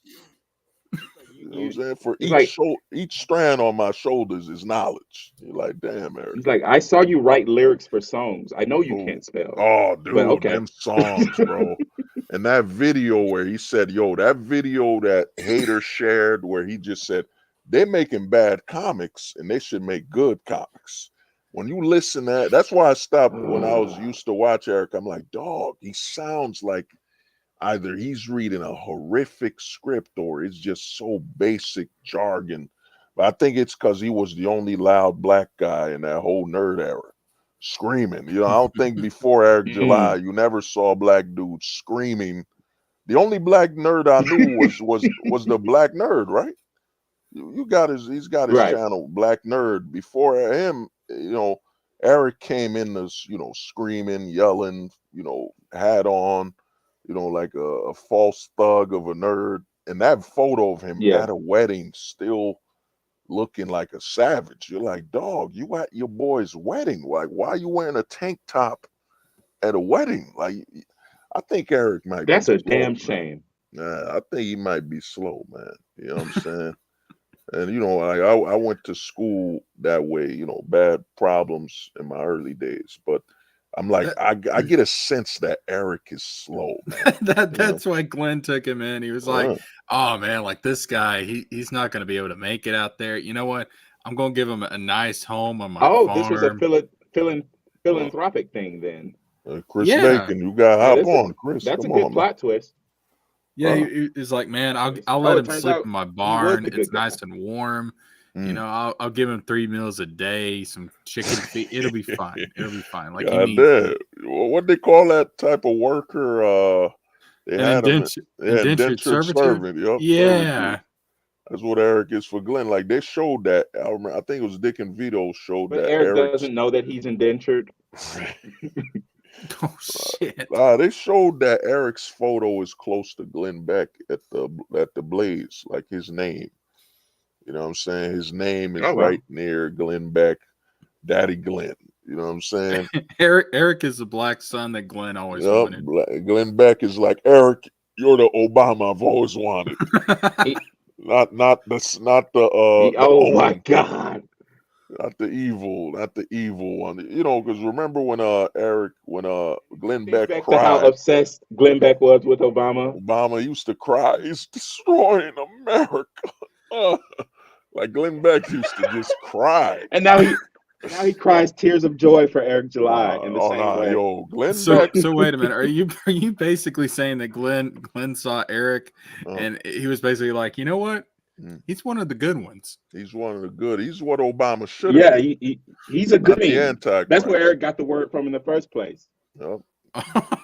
He said, Eric, you're a goodie. Eric was just like, or maybe he said you're a good one, and Eric just heard gooding, so he just kept saying that. Oh wow, the lore. You know what I'm saying? But you just took credit away from Andrew. Glenn Beck's like, well, that's not a word, but I want you to Uh, and I Glenn don't want to Beck take now your looks autonomy Glenn from Beck you. looks So like he owns a slave. What they call because he looks like Colonel Sanders' son or something. Like remember them yeah, old he looks Colonel like Sanders he invented. commercials? He looks like Oh, he go has on. access to secret herbs and spices. Oh yeah, Uh, Eric, I let you see one herb, but if you a goodie, I let you see all 11 herbs and spices. let him I'll see make salt.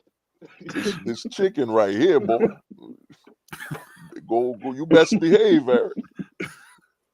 Now go do something that proves you can read and writes. Go make a comic named Awesomes. Awesomes. Yeah, go make that book right there. You know what I mean? Prove He to said, "Go make the an awesome comic," and Eric heard "Isom." oh All these names just come from Eric mishearing words, misinterpreted. Yep. mishearing real words. You're making a good awesome for me. Go make it awesome. You know what I'm saying? Man, and I think Chuck Dixon failure, dude, might have been all in books. And he kept every interview he talks about that First Blood book he wrote that still ain't out, and some other books. And you're like, yeah, I think it Yeah, caught up with Eric, where dude, Chuck Dixon got people waiting over 6 months for some books, and then it hit. But the other thing is, Eric, to me, is just watching failure live in action, man. And he kind of went at me a little. We said, because I said that thing to him I think over when I some one launch, I was like, yo, man, you messing up with you throwing away 10 years of success for nothing. Because when he mentioned, man, they're saying I'm gonna fail in 10 years. I'm a success right now. And I'm like, Eric, he's in what that, because I listen to rap. He's doing a lot of subliminal disses, man. He's dissed. He's saying all these guys come together in a panel like women. And you're like, dude, you're with Gary and Nerderotic every day.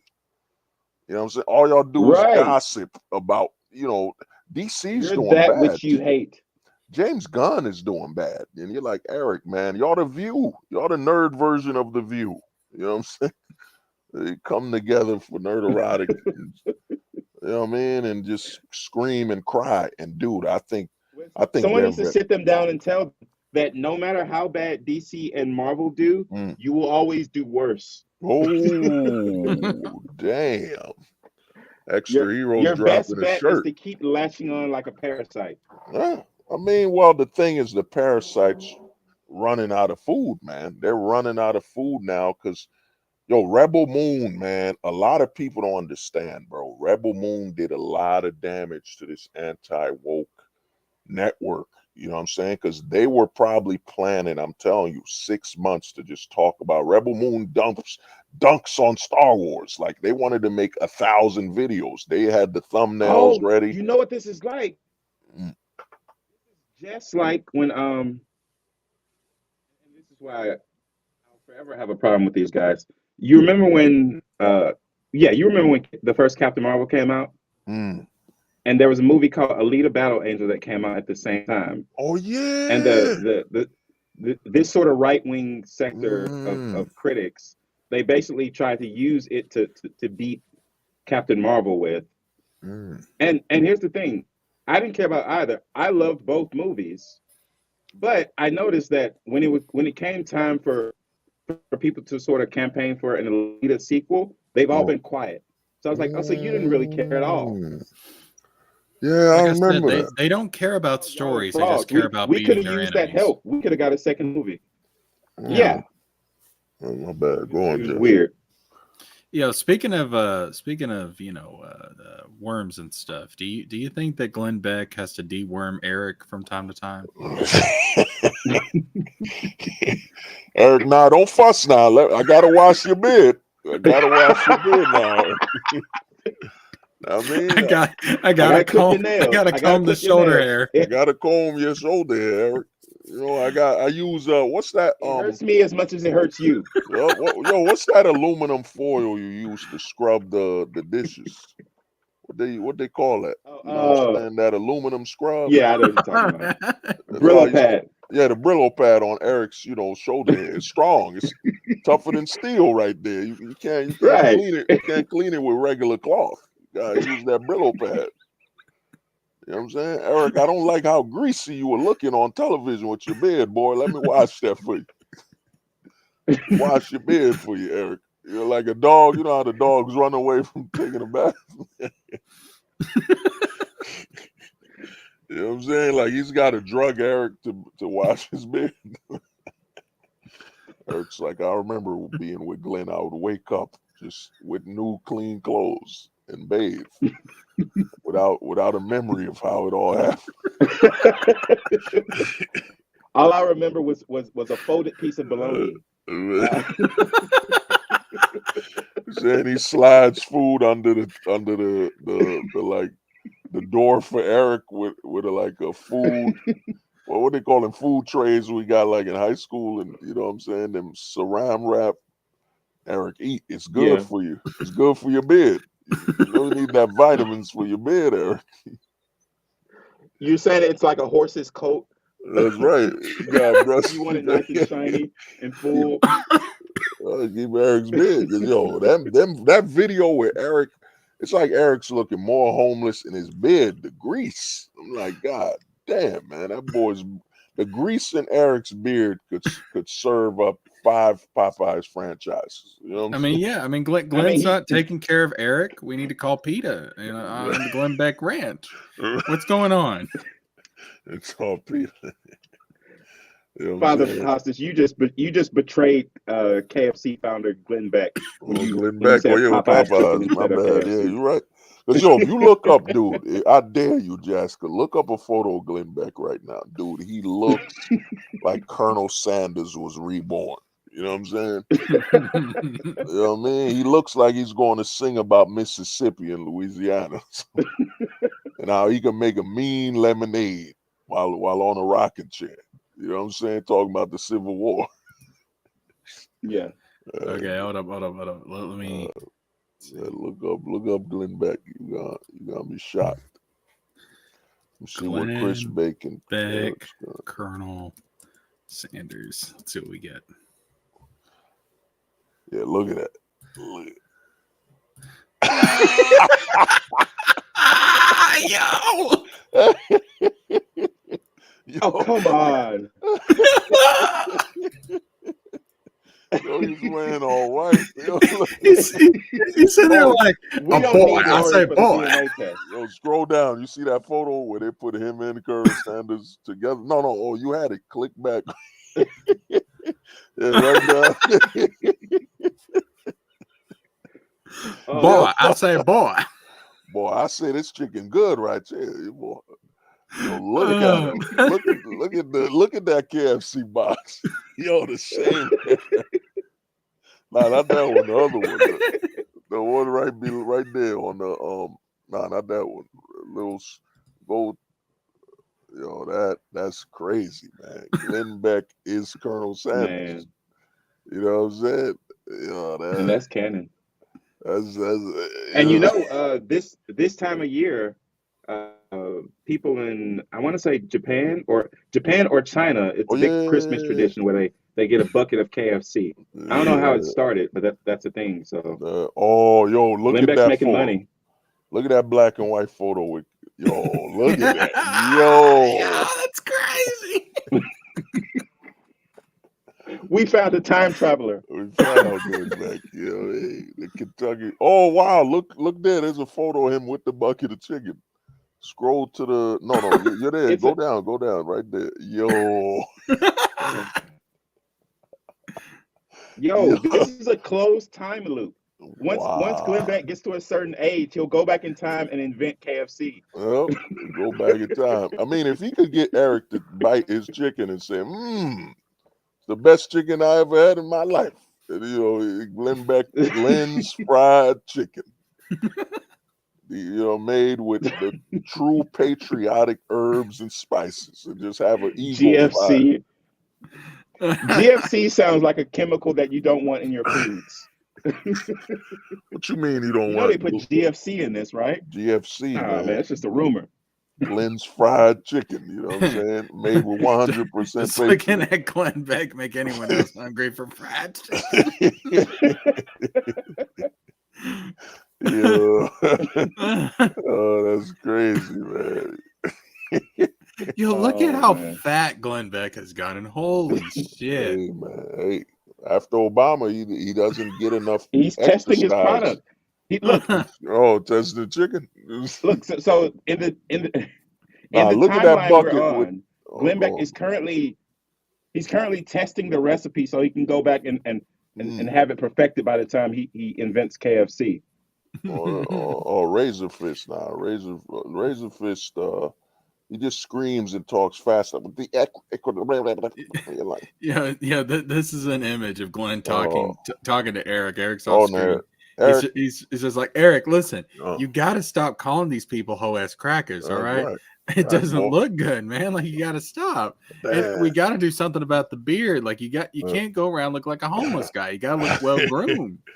Oh man, I'm trying to remember if I could do that voice. I say, boy. Boy, you remember that chicken? What was it? Red Horn. I say, Eric. You let me down, boy. You I go mean, clean up your bed. I I give you a forgot it. home. I let you live in my Oh, barn. I mean, yeah, what the hell? yeah. Oh man, Eric, I say, damn, if I forgot how to do the foghorn voice, but man, Glenn Beck is, the shame he's got, but then again, Eric is the closest thing he got to a good Obama. You know what I'm saying? Yeah, When he wants to talk to Obama, he wanted to raise, he could hug him. You know what I'm saying? But nah, this sounds like a late stage Star Wars plot. Honestly, oh, you're saying where Glenn it's like, Beck is oh, Vader? you're the son of, yeah. Yep. Yo, Wow. what if this whole ISOM thing, Oh. all of this is set up for Glenn to push Eric to run for president? Oh man. That could have worked if he never picked a fight with the church and all that. This could have been a push for him to push Eric to run as something. And Glenn Beck would have had him controlled because he could push Eric to interact with the liberals. You know what I'm saying? I just realized something. So Eric had problem with what's basically Oh, you a bunch sound of low. churches versus KFC. Okay. Oh shit. Oh. That's what this was. I got it. So in ISOM, Texas succeeds from the rest of the union, right? Mm. All right. So, we always hear about like Tim Pool and everybody's always talking about Civil War and states succeeding and stuff. What if they're preparing to make Eric the president of Texas after the war? Wow. Well, that's wild. You're saying Eric was always set up to be the future. Oh man. Yes.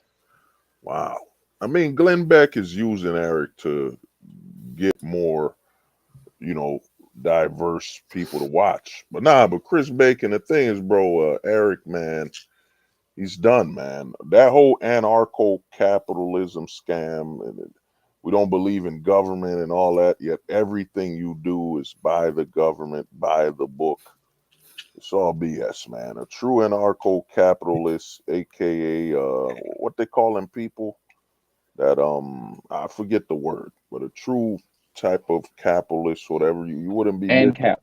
And cap, to me, it's just people. It's basically libertarians that want to sound cool.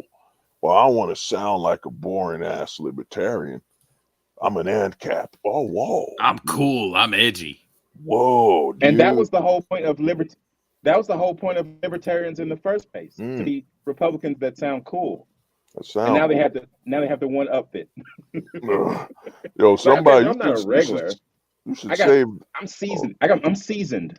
nah, you Yo, should look save at that how red bucket. in the face Glenn Beck is. Oh my Hey, man, God. that's that time in the kitchen, spending all that time around that chicken grease and oil. Oh Yeah. my God.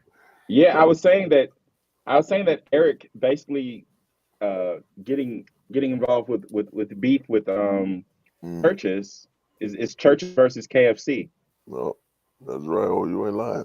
The church, and you He, guys send Eric that Kentucky it's a Fried it's a Bucket. fried chicken war. You should do that. You should save Yeah. that photo and send it to Eric. Is yo man. Does Glenn Beck? What's the 11 herbs and spices of Glenn Beck's chicken? Eric's gonna be on. They're making fun of my boss. Absolutely do not do that. They don't know the lore. It'll just look racist. I'm gonna do that. I'm gonna do that tonight, and then I'm gonna wake up in the morning and be like, "How the fuck did I get banned on Twitter? What the hell?" Oh yeah, the homie Chris Bacon drop. Yeah, the ANCAP is a scam, man. I don't believe in government or anything, but I do everything the government says it wants me to do. You know what I'm saying? It's a poser, man. It's somebody that just doesn't want to claim to be what they calling people that don't follow no rules or no laws. What they call No, let me tell you what it is. All right, Anarchists. This is just an excuse for. Well, I like the government when it benefits me. I don't like the government when it doesn't benefit me. That's what it really is. Oh, wow. Which is basically the philosophy of every human. Yeah, pretty much. Oh, you saying the ANCAP? What's Yeah. that sugar that's fake Splenda? Is that what you're saying? Yes. The ANCAP is just Splenda. You know what I'm saying? It's just artificial freedom. You know, artificial individualism. So it's Splenda. You know, you gotta save that bucket with Glenn Beck and tag Eric. Yeah. Well, Absolutely don't do that for your career. Glenn Beck, I want you to find that son of a Just bitch. because you're just about to fly. Don't cut off your wings. Look at that bucket right there. Damn, man. Look, man, I said earlier in the stream, I think 2024 is the year that we're going to get monetized. If I do this, 2024 ain't ever coming. Well, I mean, 2024, man. You're gonna get a lot of support from people, but not the people you want. I think we're on the downward spiral of all this anti-wokeness. Because think about when all this anti-woke stuff started. It was before the uprise of podcasts, where every athlete has a podcast, every former, like right now, Mark Miller has a podcast. It was before everyone was online podcasting. And now they're being exposed that besides screaming that they made a horrible Disney film. You know what I'm saying? They're all circle jerking each other. Yeah, and Gary, your turn. And it's woke. And it's woke again. Now your turn, Eric. It's been woke. I should have just like got KFC to cater our Christmas dinner. Sit down with the family and be like, family, I'd like to thank Glenn Beck and Eric Live for this meal. They're the real reason that we're able to enjoy this delicious bird this Christmas. Oh, amen. Wait, I just learned something about Rebel Moon. So it didn't get a proper theater release. It had a limited theater release. Mm-hmm. You spent all this money. What are you doing? And now it's like basically exclusive to Netflix. I don't know. Maybe these streaming services ruin things. No, it got a limited release, but they wanted it, man. Oh my God, I'm gonna see this face in my nightmares. Jesus Christ. Sir, you go buy a bucket of chicken and you'll forget it. It's a bad face. I am never going to be able to go to KFC again without thinking about Glenn Beck. Glenn Beck's Kentucky Fried Soul Chicken. So why is it soul? Well, I got Eric who tastes my chicken to say it was soulful. But you paid him, right? You paid him like Eric pays. Oh no, I don't pay him. He don't work for me. He just lives on my barn where he's allowed to go outside from time. It's like Jordan Peele comes back. It sounds even more like slavery. Is that a real photo with a cat? He's got a cat in the bucket. Oh no! You gotta save that.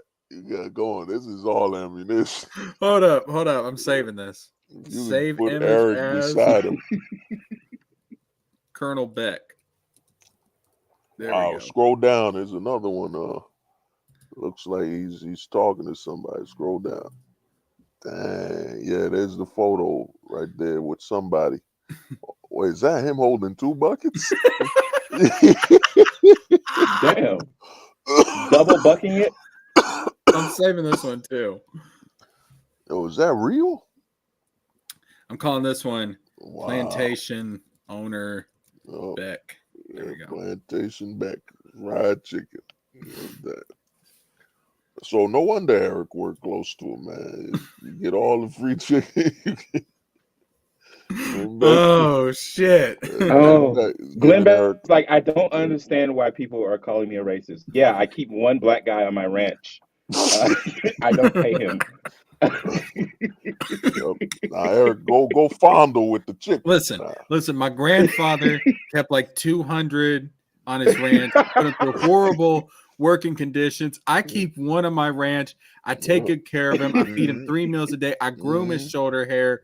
Like, this is progress. All right, this is progress. Okay, I don't know why everybody's calling me a racist. I don't get it. Let me pull up a chalkboard with a whole bunch of things connected to each other, Right. and I'll explain I to you thought I how was me aggressive. owning Eric July is not racist. I say, boy. I say, Eric, you see me sitting on the rocking chair, Eric. You know what that time mean. I got to comb your shoulder here. Come here, boy.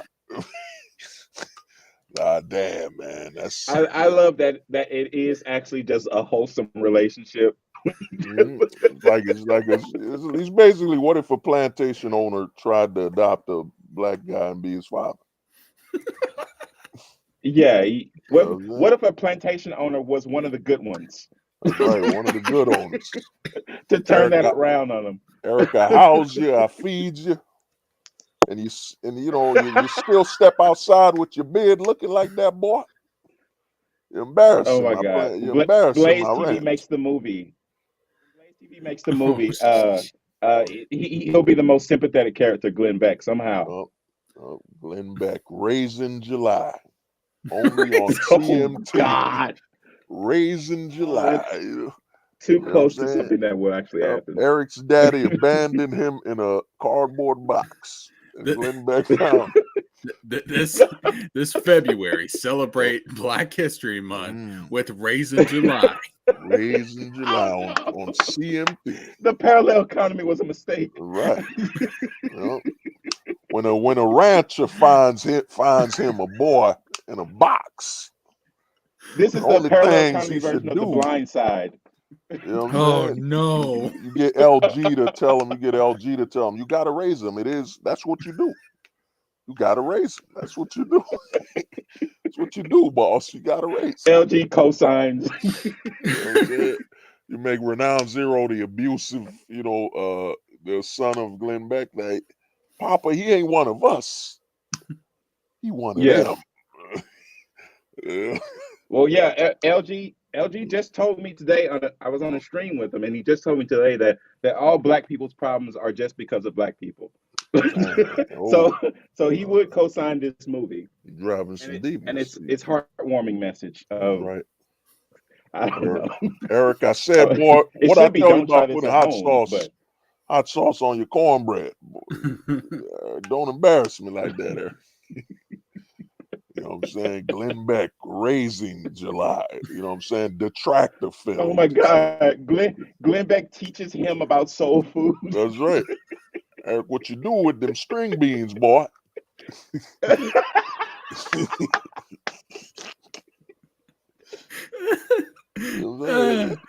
Oh God! Jordan Peele calls the cops. This is not how I pictured my Christmas starting out. It's beautiful. Eric, what you mean you gonna bake that chicken? You put that chicken in some grease right now, boy, and fry it.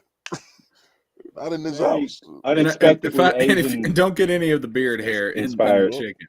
What you mean you dipping your beard in the pan?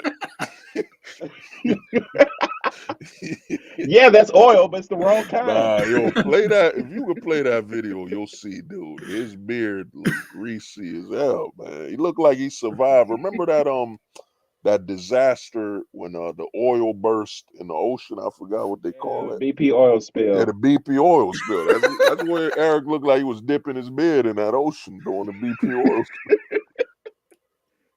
What's bad for the ducks was good for Eric. He made the best out of a bad situation. What y'all mean? He's like, free oil for they my fucked beard. up the world. but I got this new sheen. Look, when you're an anarcho-capitalist Oh, libertarian, you don't give a shit about the world, all right? I It's mean, all about the Yeah, beer. no, an Arco cap is nothing more than diet.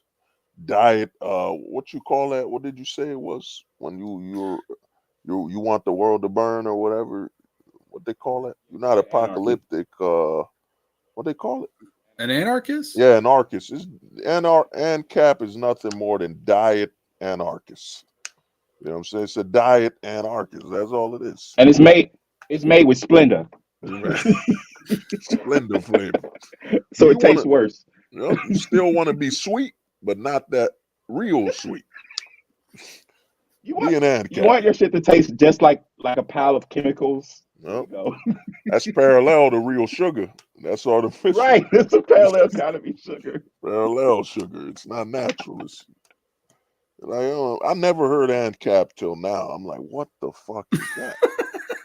The fuck is an ANCAP, man? What the hell is that? At first, I thought it was someone couldn't get the cap off a can or a drink or something. It's an ANCAP, man. I'm like, oh, what that? Oh, so it's harder to take that cap off. Instead, dude, no, we're anti, and dude, you live in a home, you abiding by the rules. Just say Yeah. you wanna be. I keep forgetting the damn word. You know what I'm saying? I keep forgetting the word, but ANCAP's a scam, man. You know what I mean? Yeah. Nothing but a bunch of punks who want to be posers, man. You know what I mean? The real what is it? Wasn't narcissist. What was it? I don't get it. He wants to be sort of an anarchist, but yet he Oh, calls that the is anarchy. police when someone shows up to Oh, a warehouse that no one is working at. there it is. Called the government when you don't believe in the government. When you're supposed to be ANCAP, you handle your own business. Instead, well, there's a man putting stickers, and you're like, yo, Eric, the black card is gone. The man card is, you're Right. scared of a man putting money, stickers of money on your damn window. Yo, Eric's got to be literally, I mean, there's videos of him dancing, and man, he's got to be full blown. That's a guy who needs a man Well, the palm. coolest thing I've ever learned about Eric July, and I retain this the idea that Eric was cool for this is apparently he had something to do with the teach me how to Dougie dance. Uh, uh, Chris Apparently he Bacon, had you something better to be do with it. careful, Some say man. he invented it. Some say they ripped him off. He really invented that to teach me how to duck Some it. people say it. Nah, man. But To Chris me, Bacon, be that's the coolest careful. thing he ever did. Eric will call the cops on you, man. He's got them on speed. The Officer McDuggan. Oh, Eric, is that you, boy? That's Wait, no. it Eric is an cop Republican. Oh, He's an and God. cop libertarian. Nah, Eric is nothing more than a liberal. Anarchist plus cops. There's nothing but a liberal disguised as a so-called conservative. When you're like everything he does, wasn't he talking to that chick Gail Simone or something? His book is being written by two super hyper liberals, the Saska twins or whatever the hell they are. I never heard of them till I saw that. Yeah, my book is being written by the Saska twins. I'm like, who the fuck is that? I never Yeah, heard of that's the what everyone Saska was like. twins. And then Eric told them, I was like, oh well, they wrote this stuff, and then everyone's like, oh yeah, comic book pros. We've always loved them. Wow. Wait, they really comic book pros? What did the Saska twins write Yeah, comics? yeah, they I But when? wonder. I When? yeah they wonder had a if big like Black Widow run. I wonder if like when Eric brought in like Chuck Dixon, the Saska sisters, did they have to sign like something with Glenn Beck? Like, does Glenn own them now? Like, are they Oh, official property of the Blaze? Like, what happened? that's right. Well, I don't own Eric's. I was in a Well, partnership with him. And, he's my well, partner. He's my is partner. that what we're calling? Is that what we're Glenn calling Beck it used to be a nowadays? Southern lawyer. That's right. He's my partner. I tells Eric, you do a good job, boy. You do a good job. You know what I'm saying? But nah, Chris Bacon, you gotta understand, Eric saw the money. He saw the eye of the dollar in you, man. And Eric's, you know what I'm saying? Eric's mighty nice to people with money. That's what Glenn Beck told him. I pays for everything. You best be nice to me, Eric. I housed Wait, you. I wait a bathed you. second. Chris Bacon just said something that left me flabbergasted. He Oh, said when I hold up, first hold up. spoke to him on his stream, he Mm. was like, "It's not my constitution. I wasn't there." What Wow. a what a crazy stupid thing to say. Yo, I'm telling you, Eric Slow, man. Distant from intelligence, and he hit the iceberg. You know what I'm saying? The iceberg to me is when you're so stupid, you head first towards it at full speed. Yo, There's no Chris So Bacon. this returning. is parallel economy Titanic. Huh? Chris Bacon said, "I would assume the Solskjaers would not be on Beck's payroll unless he's okay with dead hookers in a trunk." Oh wow. Is that a movie they wrote or something? Because I heard this. I'm like, who the hell is the Saska twins? Like, you think somebody like Eric, if you got Chuck Dixon, I would have got somebody older, more seasoned. If the whole thing is a female writer instead of like a seasoned good writer, you know what I'm saying? I So would have it's went funny with some you say 90s that chick that or Eric something. is. It's funny you say that Eric is sort of like an unwitting progressive. Or, He actually only he does the thing that a lot of them hate, where it's like they cast the person who's like basically the same race as the character they're mm, writing. So yeah. they did that with Alpha Core. He did that by self inserting himself into Isom, and the Soska sisters are Mm, writing a female character because they're females. mm, uh, I mean, dude, Eric Mike is Barron is writing Gooding because he's a white he's guy. a white man writing So I'm Goody. interested to see which Wow. presumably black woman is going to write Blood Ruth. Blood Roof Wine. They won't make it to that, man. I think Eric's about to. Eric's gonna become what most. I can show you. There's a writer, and he writes. I think Lady Death. Lady Death makes like around over $200,000 per campaign, and guess how many copies it sells? 2,000. 2,000 or something. That's Eric's future. Eric's future is gonna be. He's gonna be selling 2,000 issues, probably making 400,000 or something like that. Off the extremely high sales. $150 for a book. Yo, Eric's books are more. They cost more than Tekken 8. They cost more than Tekken 8 right now, a video game. You know what I'm saying? And these guys are bragging. We want to save the industry by overcharging. You know what I'm saying? Eric won't make it, man. I personally see. Will Isom even be here in 2025? That's the major question. Yeah, I think 2024 is going to be a really bad year for the Mm, Rippaverse. uh, it's gonna be, what you mean Yaira ain't hit a million? We in the 90th day. Michael is okay. Michael is saying that his wife will write Blood Ruth, Oh, which Blood would Root. work with the pattern, and it also works with his pattern of nepotism. So Mm, I think we might have just broke news. it might work, but it depends. Is he really? The real question is he really paying those people in the warehouse that much money? Because my thing is, I was talking to one of my buddies, and I'm like, yo, you can't trust a liar. Whatever Eric tells you, you can't believe anything. It's costing me $350,000 to pay these people in the warehouse. I don't believe it. You know what I'm saying? And I think the Brazilian studio, he probably paid them like 10 grand. You know what I'm saying? Dirt money. You know, is Mm. that the homie TJ Lace? Okay, so it's my contention that he's constantly being ripped off, but you're saying that he's just lying and he's not actually Well, being ripped off. yeah, he's an oil salesman. You know what I'm saying? It's like me coming to you, Okay. TJ Laser, and you're like, yo, I'm sick, I'm ill. And I'm like, well, if you take this black sauce that I made from the Himalayas, which is really just soy sauce, you know what I'm saying? It's soy sauce. And if you drink this Like sauce you made it from the Himalayas. You never that's right. left Texas. Hey, but I got it shipped from the Himalayas. Yeah, just drink this sauce, this black tar of a sauce.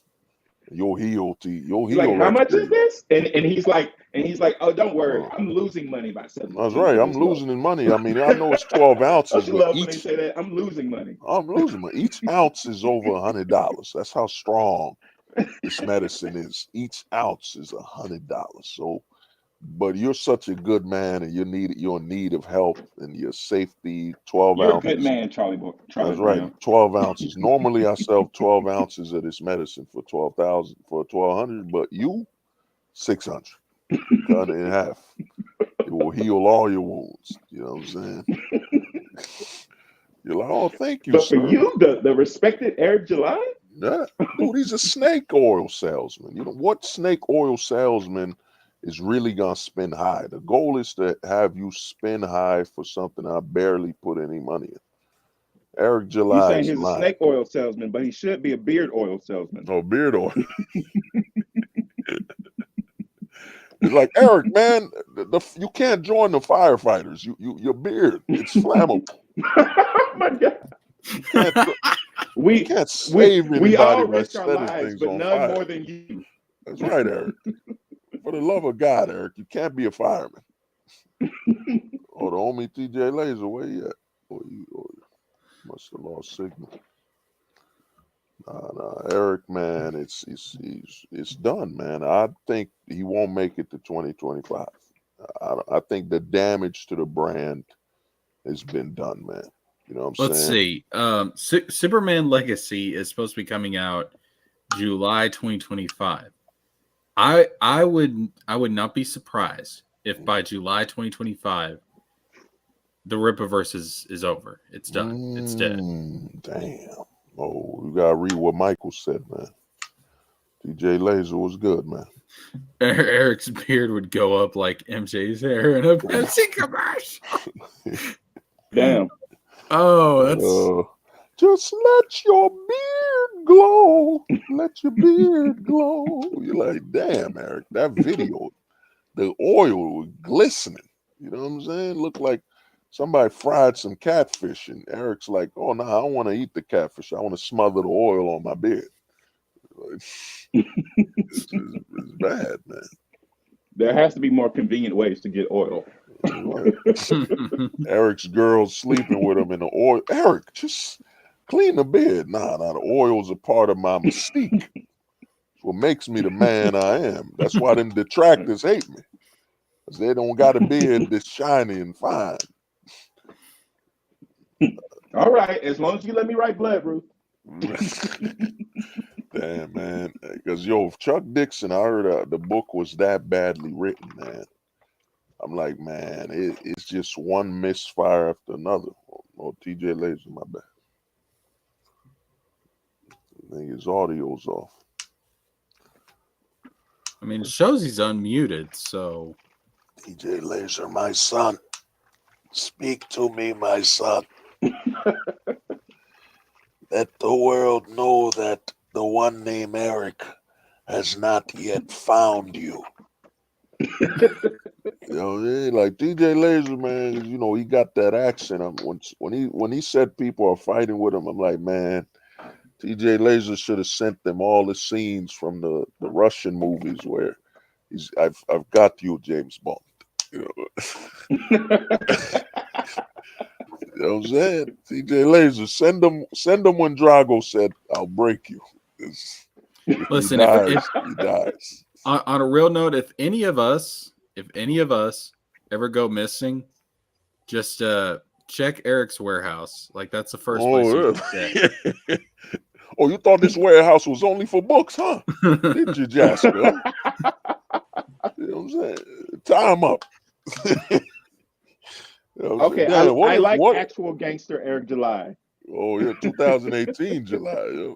Oh, you see, that's why I got this warehouse. I can be what I was in 2018, the most wanted man in American history. It seems like it's inspired by a Denzel character. I like it. Yo, man, I am gonna have nightmares now, like picturing myself tied up in a chair in Eric's warehouse, and he's like, "Listen, I'm gonna smother you with the beard. Mm-hmm. I want you to get online. I want you to make a video, but first, I want you to praise Ice Tom. No. And if you don't, I'm gonna smother you with the beard, man. It puts the beard oil on the face." Oh, what did he say? It puts the lotion in the basket or it doesn't get fed. What was it? You look over, you see Andrew, and you're like, "Help me, Andrew." Help me, Andrew. Chris Bacon says Riley will save you. Riley was. Oh, what a great! Yeah, I like that. Riley is. Damn, I'm trying to think of the movie. I mean, Eric would have you. That's right, huh? You thought my beard, huh? You gonna take a piece of his beard off, throw it on you, then light it with a match. Mint salad distracts the security guards while Riley comes in. Riley comes. Riley don't sound like a guy who does stealth. He'll just break in yelling. Eric! Oh, and like after 2 weeks, they finally saved me. I show up back online. I'm just like, yo, guys, listen. Some shit just happened to me. Jasker's still alive. Comes back. The things I've seen. I saw Eric's writing process. My eyes. I saw Gooding. It's worse than we all imagined. I got a preview of Yaira. Oh my. Said Eric, the Saska twins didn't even write nothing. Eric just paid them both so he could be in the middle of them doing something to his hairy body. The Soska sisters aren't even real, man. No. They're just AI girlfriends that Eric created. They were never real. Think about it. They don't make sense. Eric just paid the Saska twins really to rub his body. I'm gonna tell them y'all wrote the book, but really I'm paying y'all $12,000 to rub my body. They're like, Eric, there's cheaper ways to get your body rubbed. Everything Eric does, everybody's like, hey, there's cheaper ways of doing this, right? Nah, I'm telling you. The beard oil, the body rubbing. I'm telling you, if the Saska twins appear on a stream and they buy a catfish restaurant to get oil. The Saska twins appear and there's mad hair all over their body. You're like, yeah, they were touched by an Eric. Oh, you saying that they turned into the what's the sheep? What's the name? She venom. It's basically that. Nah, they were touched by Eric. The Saska twins will eventually get infected with the symbiote. That's right. They'll eventually be in the news one day and say, "Where did Eric put his shoulder hair on your body?" Just point at it. Just point at it. Surviving Eric's shoulder hair like the R. Kelly video. Yo, after I'm free from the warehouse, they're gonna get me in the documentary and everything once Eric goes to prison, and I'm just gonna be on there looking all depressed and be like, "Listen, I don't sleep anymore. I can't eat I can't go to KFC anymore without seeing Glenn Beck. Glenn was there. He watched the whole thing. It was just like, man, I just every day I wake up and I want to die. The Soska sisters are the ones who introduced the parallel economy Me Too movement.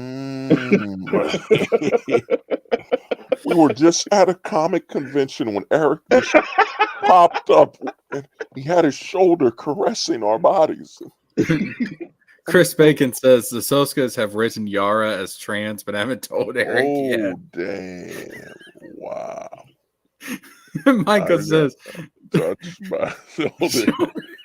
Coming this Christmas, touched by a shoulder. When two women wanted to be stars, Eric July gave them more than an opportunity. At what cost? Touched by a shoulder hair. Detractor films.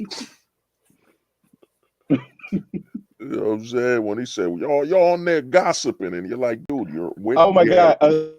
A third Soska sister appears with like some nair to try to free them. Their long lost sister. It's you. Yeah. The Elizabeth Olsen of Soska sisters. Oh yeah, I didn't even know what's her name was an Olsen till I read it. You know what I'm saying? What's her name who plays Wanda? It's pretty cool. Wanda's an Olsen, you know what I'm saying? Yeah. You know what I mean? She the healthy one. You're like, man, Olsen twins is sad, man. Sad. You could tell it, no, I might get a little racial, but the Olsen twins needed a black man in their life, man. One of them was starved, you know what I'm saying? She would have ate good. You know what I'm saying? She had a black. You saying they needed some Glenn Beck chicken. Yup, Glenn Beck's Goody and chicken. You know? Glenn Beck introduces them to soul food. Glenn Beck's Oh my pudding God. fried chicken. Oh, Glenn Beck's Ranch sounds like a horror show. Holy shit. I mean, look at the mic In my he's mind, using. it's completely wholesome. Hold on, look Uh, at that mic. Look at the mic he's using, man. You know what I'm saying? On that left photo with the white shirt, that 1940s, Jim Crow era like, do mic. you need to? Right. Right. There's no And reason to believe he's restricting his 1940s-ness to just the mic. He wants 1940s civil rights laws and stuff. right, man. I miss the times when It's you for the could best, just. he says. I miss when you could just pull up on a black man's woman and just put her on your shoulder and walk her to your ranch. Old Glenn Beck had a farm. We didn't need game back then. No. You just walk up to him and let him know what she is. And on that farm, there was a nice song. We didn't need pickup lines. We just picked them up. That's right. Right, Eric. Nah, dude, the Saska twins. I don't think they even wrote the book. I don't even think Chuck Dixon wrote that book. I think Eric paid him to be like a cover model. You know what I'm saying? Eric pays them to just do that. He didn't write nothing. You know what I'm saying? The question is, who wrote it? Who wrote I Something? It was none other than Andrew. Your voice. Andrew's like, I'll write it for you, Eric. Just in the warehouse, pet me good. Eric's like, no, you're already overworked DMCAing people. DMCA. I worry that you're not sleeping enough. Michael says whenever a Rippaverse employee transitions, they become a social consistent. That's where they came from. Because I'm like, what the hell is the Saska twins? How did Eric meet Glenn Beck? Chris Bacon wants to know, Extra Hero, did you do this LG stream out of sympathy? I did it for a lot of reasons. It's Christmas. That's what I've always wanted to talk to LG about music. So I discovered I'm a big music guy. Michael says, how did Eric meet Glenn? You gotta watch the Raising July movie to find out. Raising July. You know what I'm saying? Glenn Beck finds a boy in a cardboard box who at age 6 has shoulder hair. Glenn Beck vows to raise him into a man. Under all the shoulder hair, he found a baby. Critics are raving. This is a movie. No, man, I never felt inadequate until I saw his shoulder hair. Yo, Merry Christmas, Robco guy. Merry Christmas. Yeah, Robco, Merry Christmas. Yeah, man. Merry Christmas, Robco.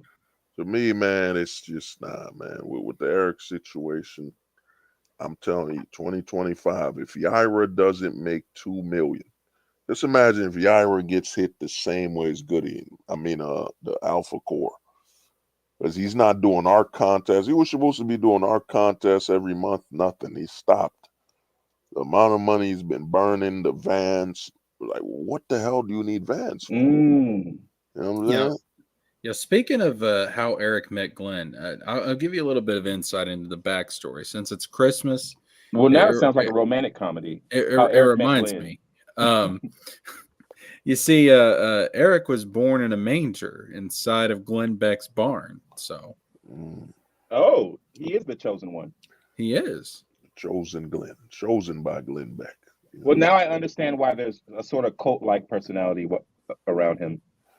Eric sounds like he's trying to start a religion.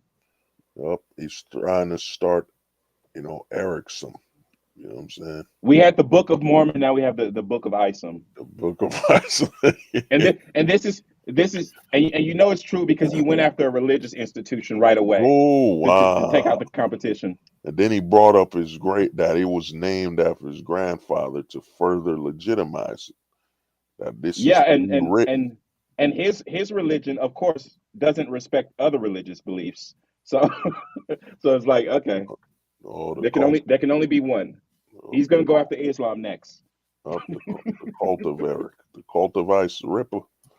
I mean, he treats it like, I mean, that can't for canon. I'm going to tell you right now, if Eric goes after Islam, the Rippaverse definitely will be over by the end of 2024. Absolutely. Eric's next character will be called Quran. Oh, no. Muhammad, the father Quran. of Santuan. The father of Santuan. Quran. Santuan, he'll get sued. When he said, look at the Muslim facility got ISOM, and you're like, wow. It's like watching. He's gonna get a line calling them fake Muslims. Michael, oh wow. Michael says the warehouse is their temple. Don't disrespect. Oh, you're right. The way you got played. You might get striked. The way Hater made that in the heart of an ISOM. Heart of an angel with Eric. Oh my goodness, you're in the warehouse trapped, and you see them start laying out rugs to kneel on.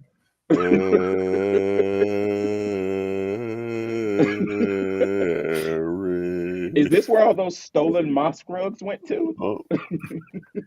Andrew, prepare my robe. I have a speech to give. TJ Laser says, like Andrew Tate converted to Islam. Yeah, all these guys are circling around the same idea.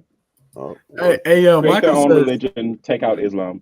Michael says, y'all better pray to Yaira. I'm just picturing Ira as like the Virgin Mary now. Wait a second. Yaira sounds suspiciously like Yahweh. You're right. Wow. Robco guy says Rippaverse is the new gospel. It's a church of what it is. It is. Church of what it is. And Eric says it is what it is. His deacon is LG, man. Eric is doing a more fraudulent church grift than Kanye West. I mean, Kanye actually bought a ranch. Eric drew a ranch.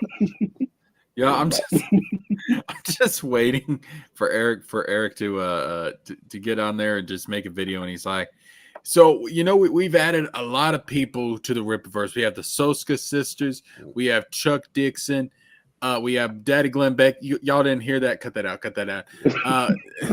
So now we're adding a new team member, that being Kanye West. Kanye West is going to come on here and finally Kanye would totally buy into this. He hangs out with like Nick Fuentes and stuff. He's not that far away from these guys. I think Glenn Beck got Eric to shield him from Obama ever coming after him. I love Kanye. I love Kanye, man. He's a comic book professional. He's under the impression, he's under the delusion that Wonder Woman is his mama. It's great. That makes him a comic book professional. He told me my rap was good after I paid him. Right. Oh man, that Robo, what is Robco Sturgis is the Pope? Oh no. When Eric July starts producing his own shoes. I've been encouraged. You got on the new Alpha Cores. I've been encouraged by Kanye now to talk about the Jews. Oh, you don't want to say that on YouTube. To me, I steal from that word. Too much heat. Well, Eric. So if Eric is sort of basically trying to co-opt Islam next, he does think he's he does think he's the Black Israelite. Well, the problem with y'all is y'all don't know 2018 Eric July's murder rap. His chart. It was on Gangland. You know what I'm saying? Eric 2018 Eric was named by the President of the United States more of a threat than Osama bin Laden. You know what I'm saying? 2018 Eric July was wanted. So when they finally raid the warehouse, 2009 Barack Obama. 2009 Barack Obama, after he called Kanye an asshole, he called Eric July one too, and that's why he changed political persuasions. So when they finally raid the warehouse, are they going to come out and give a press conference and be like, "Ladies and gentlemen, we got him. We got him. Bro. We caught 2018 Eric July, man. Most violent. a greasy beard bandit. Yeah. He's wanted dead or alive. You know what I mean? Just when Eric thought he was free, In 2018, Eric July the has feds were returned. closing in. He has returned. 2018, Eric July was the very reason the Y2K started. He's the most wanted man. It was very easy to get into Eric July's compound. There wasn't a gate. No matter how much Eric July talked about gates, there wasn't a gate. They just rolled up. They just pulled up. Pull up. Eric, I wonder what Eric's telling Andrew. Andrew, you were supposed to protect me. You're my number one follower. How could you let Riley get that close to me? And that's when LG's like, if it was me, it would have never happened. Yo, it's wild though, but I could easily imagine the FBI raiding Eric's warehouse. Like I can just see that on stream. I would live stream that shit. Like I don't care what I'm doing, where I'm at. Like as soon as I see that happening, I am going live. We're watching it. It's gonna be wild. It's more realistically, it'll be the IRS. It'll be the IRS FBI Joint Task Force. Eric July. Oh, they said Michael said Eric July might hire Graham Nolan. Oh, wow. Oh, I mean Graham Nolan. Oh my goodness. Eric's whole defense team is just other grifters. The Grift Force, the Grifticons. Yeah. We have tried to fight them, but Eric July with the Grifticons' plan is to, in fact, while I'm on this stream, let me tell you humans the truth. It was not a meteor. It was a Grifticon. He landed on Earth and slaughtered all the dinosaurs for the goal of eventually creating the grift that you humans call the grifters now. What a weird plan that was. It was never a meteor. Chris Bacon says, I'm sure Mark Wade is waiting for Eric to return his call. Oh, wow. Mark Wade would do it. Mark Wade is the red-haired version of Eric. I mean, I watched his history. They're like, dude, he attacked people. The history they got Mark Wade saying he's crazy. So him and Eric, if Mark Wade and Eric join together, that might lead like the Ford Apocalypse. So Eric, Mark Wade, you know what I'm saying? What's the dude that's Maddox? And we need one more. Oh, wow. Four Horsemen, the Four Horsemen. We need one more. Yeah. I'm telling you, I would not put it past him to bring Kanye in on this stuff. No, he can't afford Kanye. The Four Horsemen. But remember, Kanye was leaked by Kanye. Whoa. Oh, you sound. You do sound like you're from the Transformers universe. Yeah, you're gonna have to fix that mic, bro. Like, yo. Line's wrong. TJ Laser, Eric's interfering, man. Oh, your sound's still off. Eric's interfering with TJ Laser. I mean, it does sound cool, but we just don't understand the language. Well, it's like I told him, but it sounds like the devil. Yeah, I'm imagining that after the feds get Eric July in custody, he's like, "Well, can I speak to my religious counsel?" And then Melanie Mack comes in. Eric's plan is to have the Saska twins birth his twin sons. Who, oh no! You know what I'm saying? They will, and the way they'll be born is beard first. You know what I'm saying? You know how a baby is usually born with the legs, so their beards will, and the Saska twins will give birth at the same time. I'm imagining one giving birth to just a normal baby, and the other one just giving birth to a ball of hair.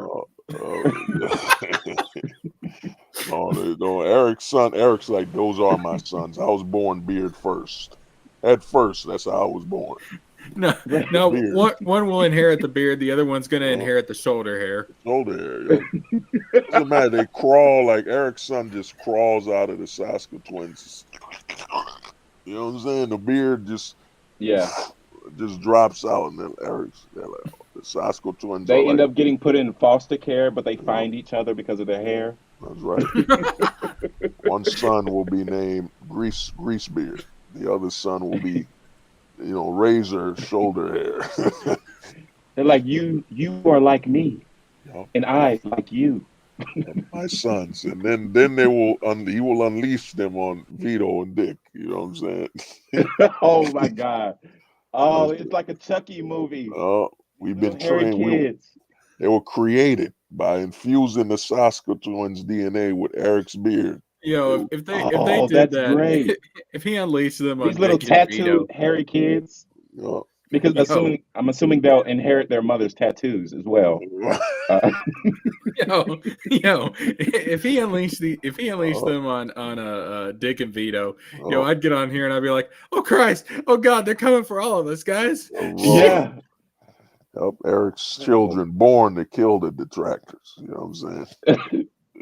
Crawl right out the Sask. Vito Vito unboxes one because Uh, he thinks it's like a rare action figure. nah, they'll attack Vito while Gets it Vito's for Christmas. listening to That's Amore. Vito's making a pizza when the sun hits He's the moon. cooking a pizza. You know what I'm saying? And then He's cooking a pizza. He hears Vito, the record stop. the record stops and Vito feels the greasy hair around his neck. And then he looks, it's Eric's son who has a beard that's like a whip wraps around Vito's neck. He's trying to call Dick. And yeah, Dick is chastising him on the phone for having a Uh, vinyl player. uh, He's like, "Really? You yeah, have a vinyl player?" yeah. While the Uh, hairy kid is choking out. you see Dick saying, "You Italian fuck, that's what you listen to." Chris Bacon says when the Rippaverse goes under, Eric can always do a National Geographic documentary. Oh, damn. Oh my God, Vito's last words are, Uh, "This was the biggest problem in the in the universe." universe. Oh, can you imagine like Eric like narrating like a Uh, National Geographic documentary? So as you can see, the uh, female lion is attacking the caribou. Now this is what we call in nature a gay ops. that's right, yeah. They handled it big. Oh, DJ.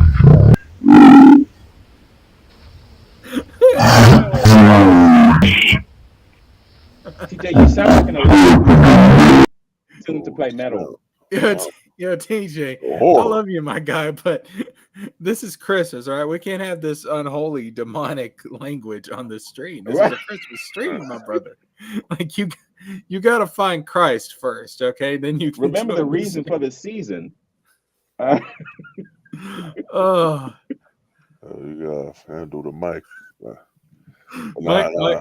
Michael says Eric would just make a documentary about how the downfall of the Rippaverse was Dick and That was Vito's all fault. Dick and Vito. Yup, they with obtuse snooze who messed up my business. You know what I'm oh my saying? God. But Dick will be next. Eric's son, just crawls with his beard like Spider-Man. You know what I'm saying? Oh my Michael, goodness. The way that the one of the twins finds Dick or Vito is first they track Uh, down Obtuse Gnome, uh, and Obtuse Gnome gives them up. turns out all this time, obtuse gnome was Andrew. He did it all so he could be closer to Eric.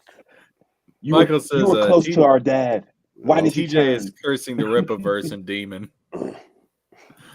Oh, Eric's like, yup, why did you do it, Andrew? Well, Eric, if the business fell down, we'd have more time together. like, Oh no! ew. You used to hang out with us much more. You We're in a remember, band. Eric? Remember when you were writing your lyrics and I was combing your shoulder hair, Eric? Let's go back to You those said I days. was your muse. That's right. Let's go back to backwoods. Remember, Eric, when you said you were running out of ideas? And I would just put grease into your beard until you came up with something. Remember when Yo, you said you were getting married, but it was just for show? That's right, Eric. yo, when I was out the other day, there's this car in front of me. It had a sticker on it said, if you're gonna ride my ass, at least pull my hair. Wow. If this is Eric July's car, Oh wow. it would say, if you're gonna ride my ass, at least pull my shoulder hair. My shoulder. You mean E and J, you know what I'm That's too saying? much Not the work, drink. man. Eric, That's Eric and Andrew. E and A. Oh, EA, Eric Andrew. Oh, ain't that a real person? Eric? No, that's EA Eric Sports, Andre. big mistake. Big mistake. EA Sports. It's a gay op, Oh, anyways. it's a gay op. That dude, he's all EA over. Sports, more monetary ripoffs than ISOM. Oh, man, you just see Eric just screaming, "Gay, gay." I'm like, dog, there's something going on. There's a video of you saying you don't need to say no homo. You got take Right. it from both of their bros, and you're like, yo. And then, Like like, come on, man. You're the last person to say that. But it's gonna be wild. I say when Yaira Eric's comes in back, federal oh, Eric's in federal prison, and someone sends him his old lyrics, and he's like, the girl from that documentary that I don't want to say the name of it. She sends him his old lyrics, and he's like, "What have I become?" the Saska twins will give birth before that. Yeah, it's They're like, we wanted to work, but Eric said we were the vessels to carry right. to He carry the used us. future. The future was, and he said the future is July.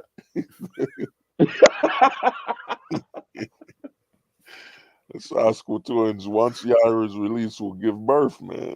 You know what I'm saying? To the unholy, like his children, it'll just be a beard. You know how a baby's in like the fetus, it's just a beard surrounding an entire body, and then it develops. You know what I'm saying? The Sasko twins will give birth to the true July. You know what I'm saying? Oh, I love these. You know what I I'm love saying? these Soska babies. You know, This is a great. This is a great idea for a comic. man, then Ethan will come. Well, you know, I told Eric about sleeping with Oh the Saska wow! twins and that it was unholy. Eric said he has to have him some of that Saska soy sauce. You know, This time he's converted to a priest. that's right. And Eric wants Eric me to. made him see the light.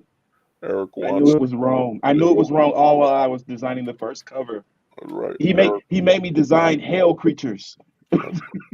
Eric wants me to illustrate the cover of his children's birth, and I was too terrified, and that's really why I left it. He sent more threats. That's right.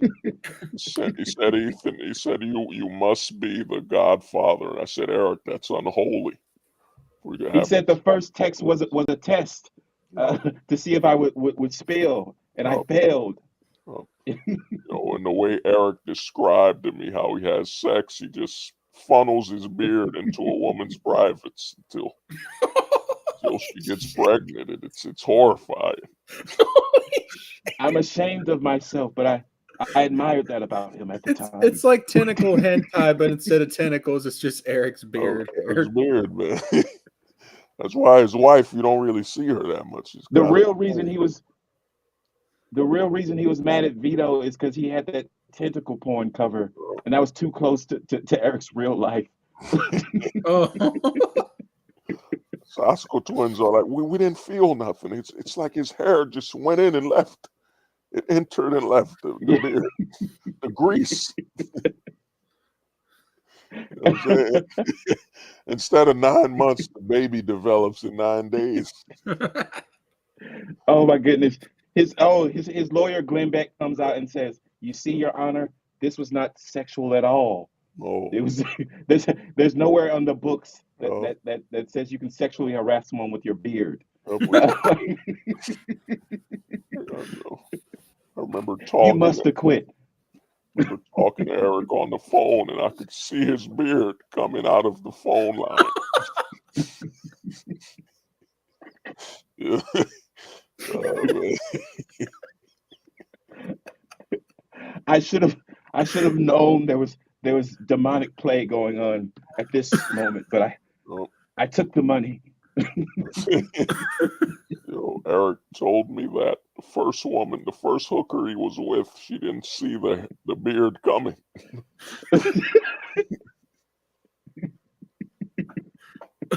Literally. Oh, them Saska twins, man. You know what I mean? You saw how Eric looked at what's her name, Jana Carino? What's her name? Yeah, Gina Carano. Eric looked at her like, how much? I can make it worth your time. I got a good business. I just bought a van. You know what I'm saying? And she at the time she was like, no, don't worry. She was like, no, I don't need money. I have this Disney job lined up. It's gonna go great. Sasko twins are like, he picked us up in a van. And when he offered the contract, and he said that he just gave us a piece of his beard, and it was so filled with black tar oil, and we wrote our signatures. Oh.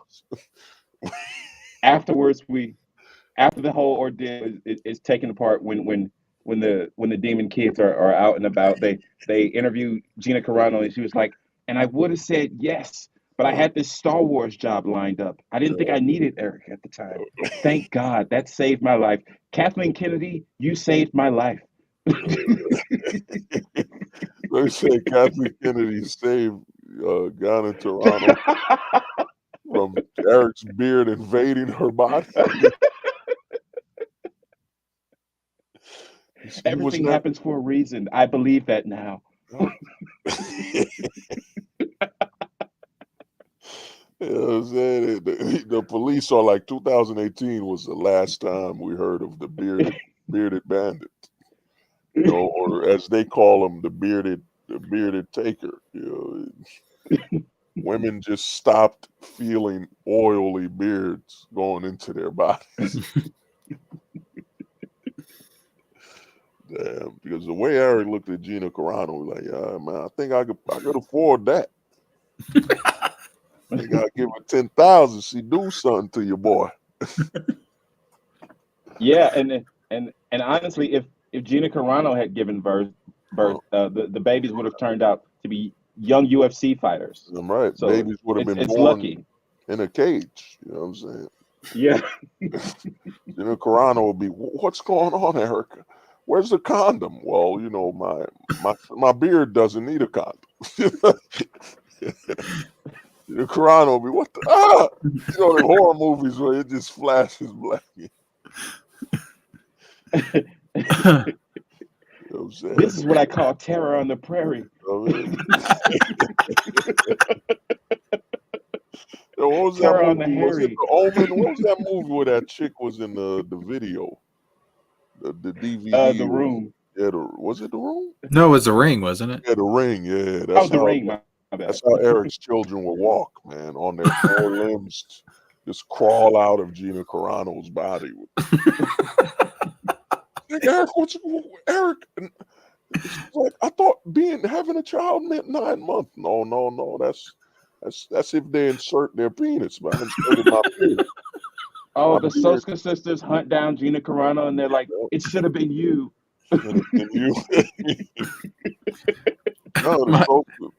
Michael says Eric is so short Gina could carry him like a baby. She can. You gotta carry them, you know, the shoulder hair. You need gloves. You know you need them soldering gloves, you know what I'm saying? Them bulletproof Kevlar gloves to hold Eric, you know. Eric's wife wakes up with scars, like, what's wrong with me? Is it the bed? No, honey, you get cut by the shoulder hair. I tell you when you sleep near me to wear Kevlar. I hate that we just freestyled a better story than Rippaverse. Yeah. I hate that. Why? I love it. I hate these men. Then what was the point of giving Eric all that money if we could just do it easier and much cheaper? This is what Father Hostas was saying about overblown budgets earlier. That's the parallel economy overblown budgets. Eric July. I mean, all that narrative. I'm paying them hundreds of. I love when he said the sweatshop. They're talking like I just got slaves, Brazilians in the sweatshop. Oh yeah. I was dying, man. He said that line. I'm like, yo. Eric's self-awareness is that of a fucking goldfish. You're like, God damn. Oh my goodness. Eric doesn't recognize slavery because how he grew up on Glenn Beck's farm. Oh, Glenn Beck. I mean, he just So he wouldn't doesn't let me. recognize slavery when it's happening. He just wouldn't let me off the That's why ranch. he's like, I don't understand why these black people are always complaining. Like, don't they have a Colonel Sanders looking guy taking care of them too? I Right? don't get it. Glenn's Ranch. You'll enjoy it like a Men's Warehouse commercial. You'll enjoy being in my ranch. I guarantee. That needs to be a spin-off show on the Blaze, Glenn's Ranch. Glenn's Ranch. He tells you the truth on the ranch, and so happens to have a lot of black people on. Michael says Eric's shoulder hair is made of adamantium. Adamantium. Oh man, but Eric kind of like, if you give Eric Wolverine's claws, kind of shave his beard a little, it's like a black Wolverine. He has all the hair and all that. So No, he's more like Beast. Oh, I was about to say Dick would be his saber tooth, or Riley. You know what I'm saying? Well, actually, no. Riley's got the Wolverine costume. If he could pay someone to Photoshop Eric as Sabretooth, he could make it look like he's fought Eric as Wolverine.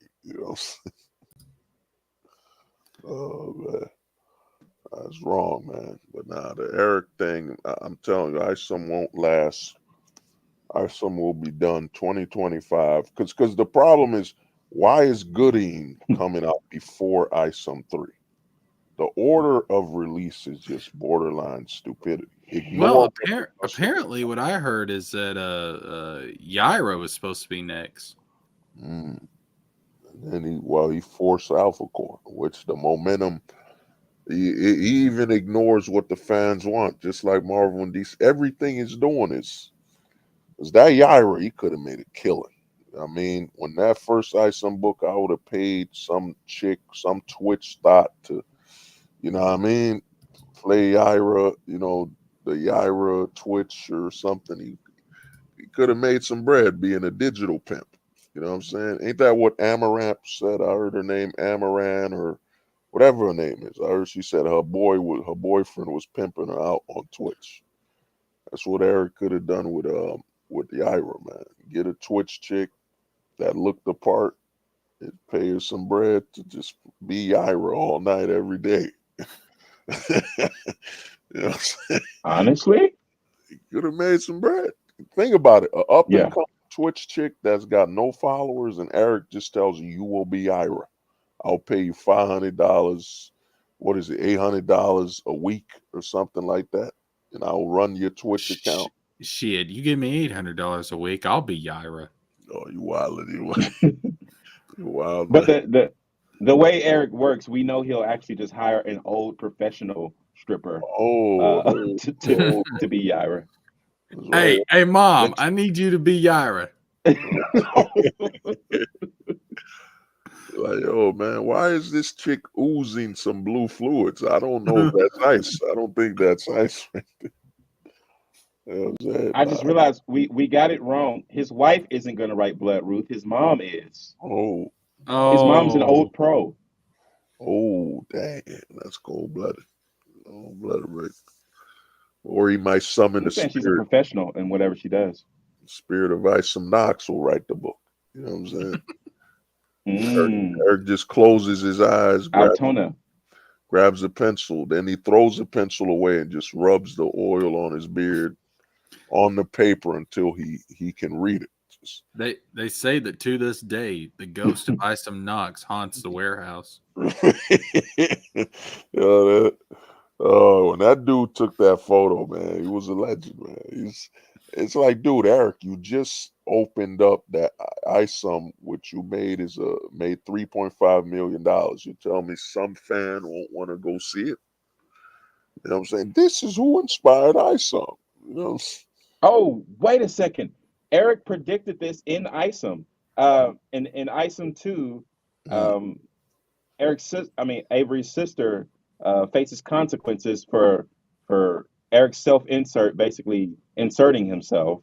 And then in real life, Isom Knox faces consequences for Eric inserting himself into drama. Oh Wait, wow. who inserted He should what have saw and it coming. Oh. Oh, I Man, see. We're back to the Soska twins babies now, huh? those are twins. We'll have There Eric's was a baby. beard involved. Eric's wife will be Eric. This is what you were doing with. I thought they were riding Yaira. Shut up, bitch. I got you a new mobility scooter. Like, That's come right. on now. Eric's like the beard wants what the beard wants. I remember you Listen, before honey, the beard. some people follow their hearts. I follow my beard. All of my beard, the tingles in my shoulder head.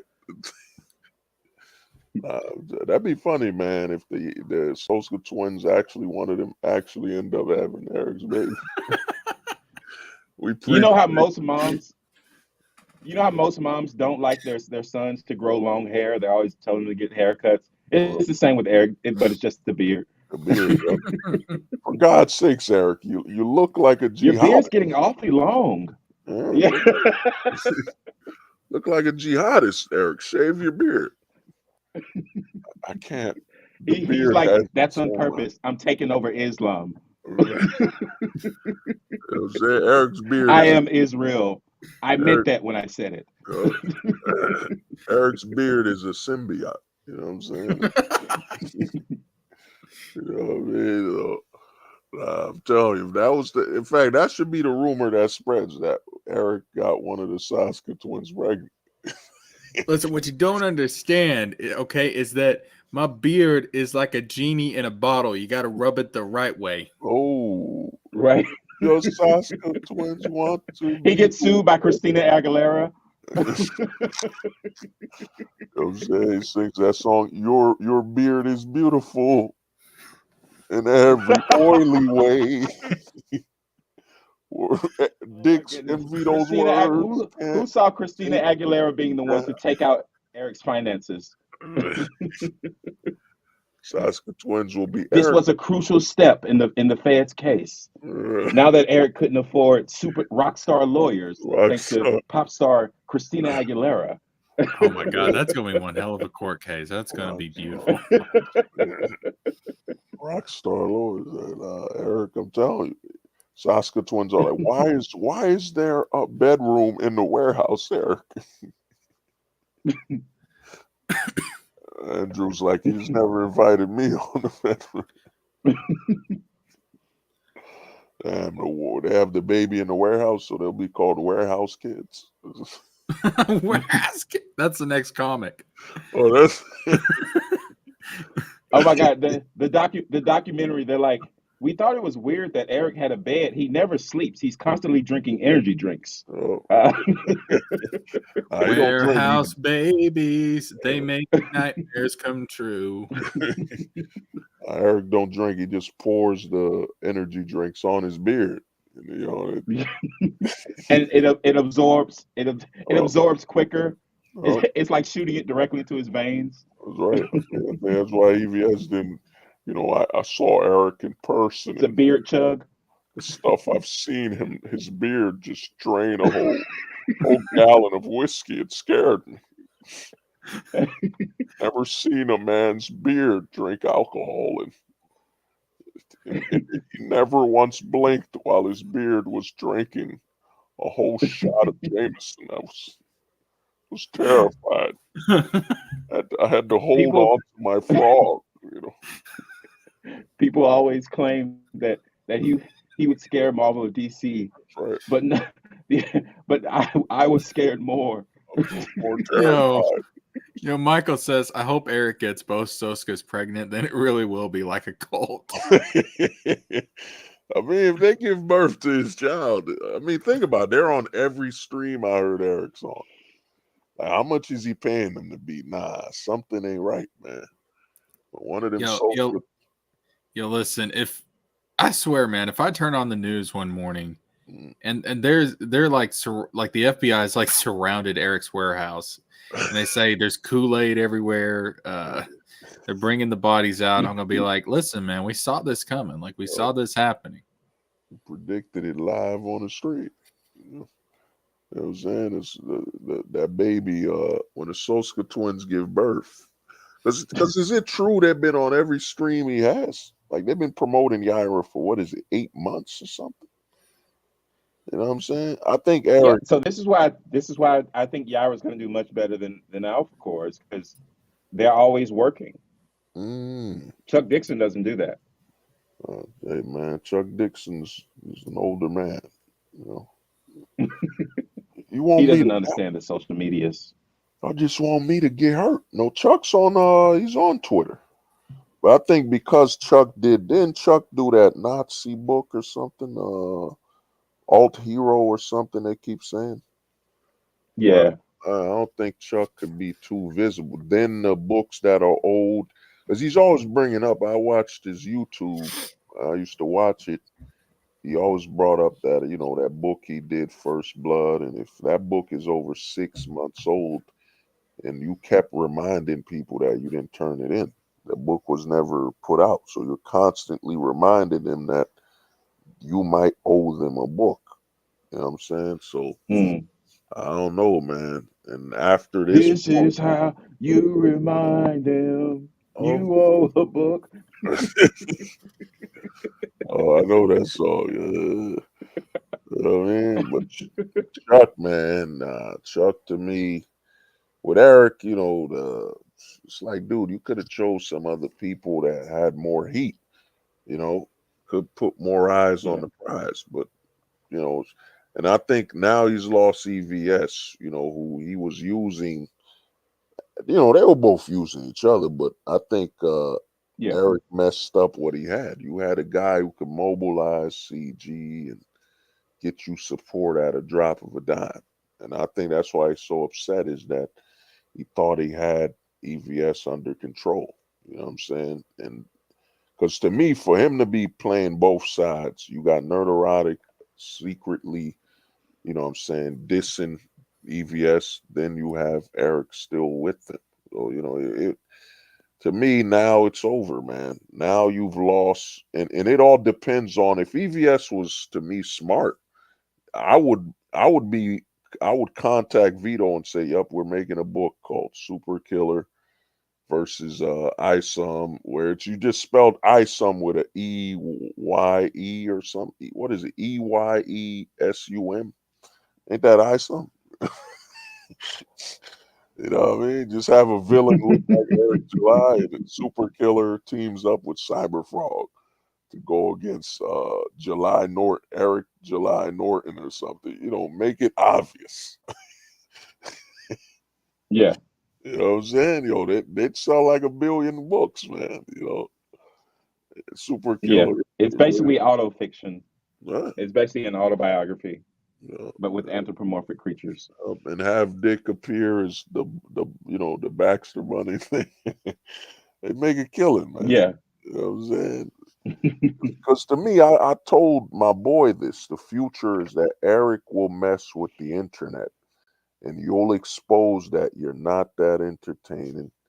You're not the funniest person in the room, and then you mess with a comedian with Dick and Vito. Dick already got over 20,000. His sub count is crazy.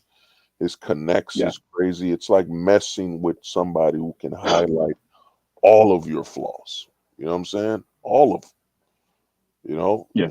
and now he's been exposed, and he's pretty much done, man. It's because if Goodine comes out before ISOM 3, it's over. You know what I'm saying? Because who asked for Goodine? Like who asked for that? Like, you know what I mean? How did that No even one. happen? No one. It's like Alpha Core. So to me, man, it's over, man. Eric is just doing a lot of I forget the word, you know what I'm saying, drama passion projects or whatever. Or suck up projects where he's just lining them up, and it's gonna be bad, man. When that Goodine drops and people are like, and if that art is still stolen or whatever, I mean, it makes Chuck and all of them. They don't care, man. They just getting that check while they go on you stream. Talk. you'd think the piggy bank would eventually run out, but Mm, I'm starting to think maybe it won't. oh no, Well, I mean, Hey, yo, I mean, Chris Bacon has a point right here. He says one place where Eric went wrong mm, is that he could have taken his Ice on One profits and just truly been a publisher and push indie comic artists and just take a cut. oh, 100%. mm. Me and my boy were But would talking. that stroke his ego the way he likes to be Uh, stroked? it's too self-destructive, man. He ran a website.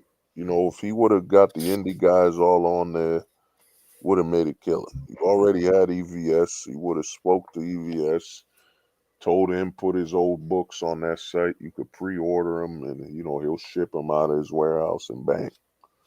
The money was lined up, success, but we're watching somebody melt down, man. Somebody who, So here's the thing. I actually disagree with all the takes saying that um, other people should be doing stuff for the Rippaverse. After talking with LG and Renowned Zero, I'm now even more adamant about the fact that it has to be Eric July, accept mm, no substitutes. mm, well, I mean, he's the brand, like they say, but It had to be you.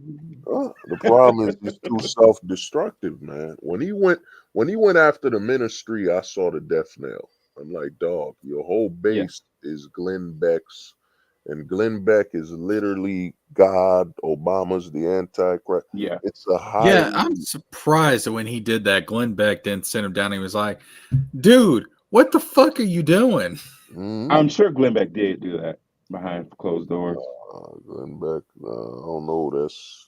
He looks at Eric like the black son he never had. He can do no wrong. When 2018 happened, I just told Eric, stay in the ranch. I'll handle How can Eric be the black son he never had and also his livestock that he did have? it. Hey, man, hey, hey, some people call their dog their children, you know. Oh yeah, fur baby. that, so wait a minute. The love that Glenn Beck shows Eric July is spiritually no different from the love that I show my beagle. Okay. That's right. That's right. Eric is like a good dog for. I The mean, he's a same that Charlie Brown shows his beagle. That's the same love. uh, Dude, Eric was a shield, man. He was the black shield to conceal Yeah. when the liberals attack. He just puts Eric in front of them. Glenn Beck, I guess he can't be all that And Glenn bad. Beck was like, he'll do.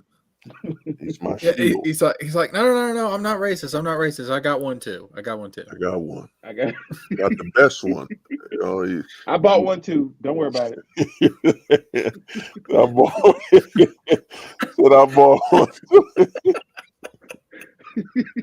I mean, look at that beard. How could he not be the best one? He's the best one. He's high quality stock, man. I've got him certified. He's got a stamp right here. Right on Hold the on, I gotta dig to the shoulder hair, but he's got a stamp on here. I swear to God. Right on the Yeah, beard. and sometimes he behaves like a regular human. Sometimes. I It's taught him. I potty it's trained rarely him. been seen. Chris Bacon saw it once, Oh, and I told him he had to cut himself off from Chris Bacon at that moment, oh, and that's why things didn't work out. Chris Bacon saw too much. we saw too much. You know what I'm saying? 'Cause I think he spoke to Chris. He was looking at the house and the swords, and Chris got some bread. Let me be good to him. And then once he could, he attacked, man. You know what I'm saying?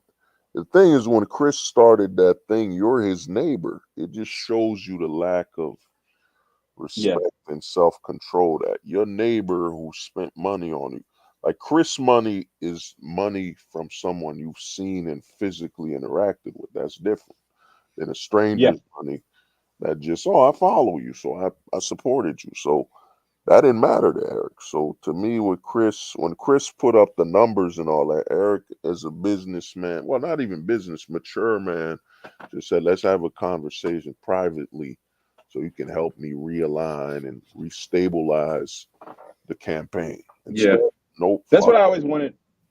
That's what I'm always looking for the way to describe the way I wish Eric was, and mature is it. I wish he was just like a mature mature guy. That's why I say Eric's slow, man. I mean, if he went to college for 9 years, didn't even get the associate's degree. Yeah, I think It's Eric. ironic you call him slow when he used to run track. I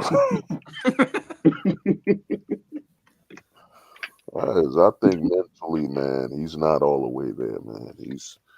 I think Eric's mind is, because the way he talked in that video they played where they showed what he used to be, they do bad things and they should do good things to make things good. And you're like, So, real talk, like in all seriousness, do we think that that Eric might be a bit on the spectrum?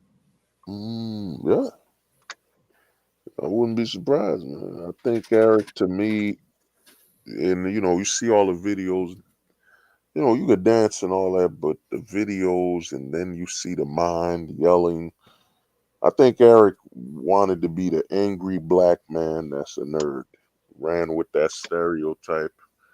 And because to me, when I think of a black nerd, I thought about black nerd that's had. I mean, Chris Bacon's saying no, and he's actually met Eric in person. So, well, here's the thing. Just like with the ISOM book, we try to read into it to make it more reasonable, and that's exactly what we're doing with Eric July.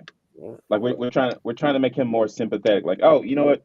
It's a mental illness. Oh, you know what? He was raised by Glenn Beck on a ranch.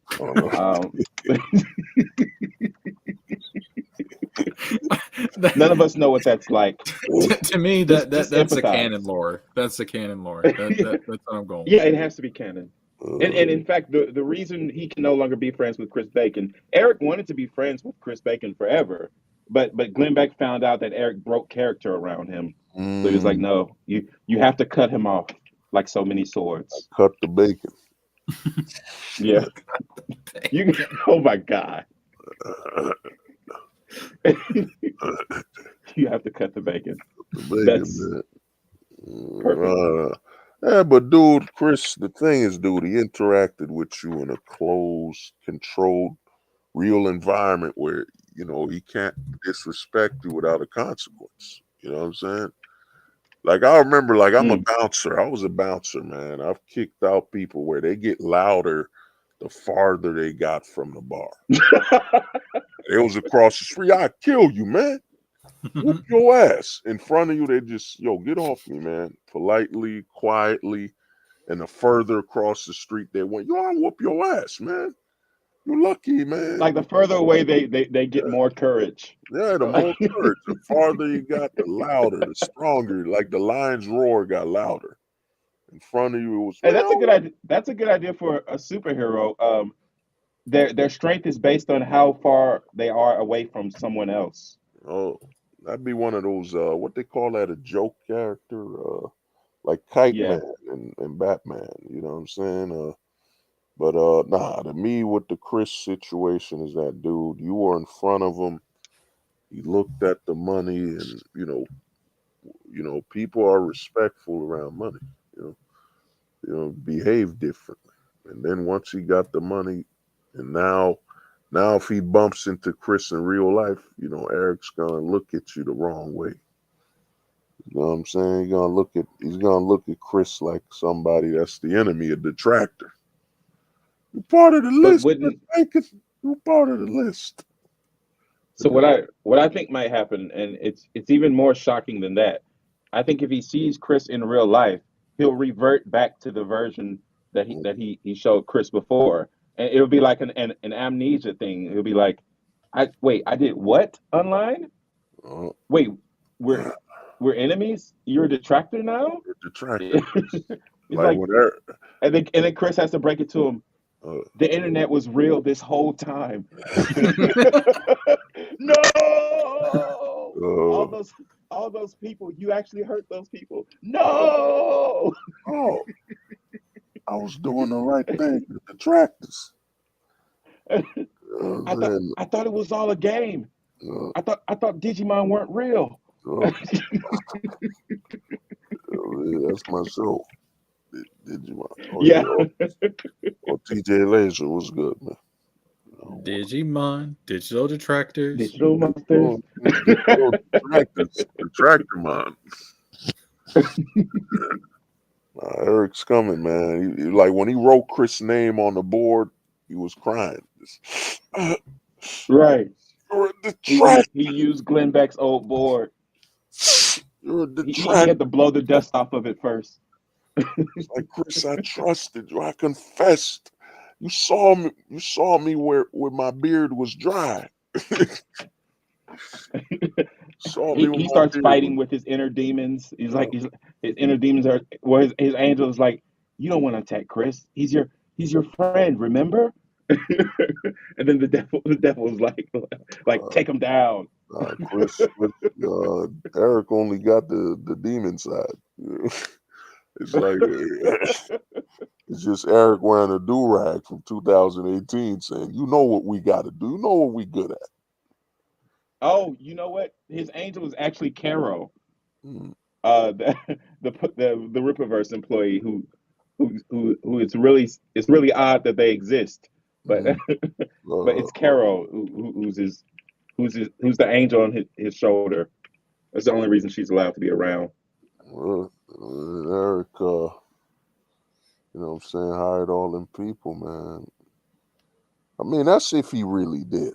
The way I look at it, man, you can't trust somebody who, after that child incident, the amount of lies that have been piling up, man, I wouldn't trust anything Eric July is doing. Even the warehouse. I wouldn't trust a child around Eric either. Oh, damn. Well, we saw what happens when he's able to make children. They turn into killers immediately. I don't think he can be. I don't think he can control that beard. I'm just saying. The beard, man. You're like, Eric, the doors are locked. No, you're not locked here with me. You're locked with my beard. So the two Soska babies, they're basically like full-blooded. But when a regular child encounters Eric's beard, they turn into like a werewolf version, where they only turn at certain times. Eric's children, from the Soska twins, they'll be born men. You know what I mean? They'll just crawl out of the Soska twins. They'll be like, "How we've gained over 200 pounds." You merely inherited the hair. You know what I'm saying? I was born in it. Or raised in it. The beard of them children, man. You like barely adopted a warehouse. I was born in one. The warehouse kids. You merely worked in a warehouse.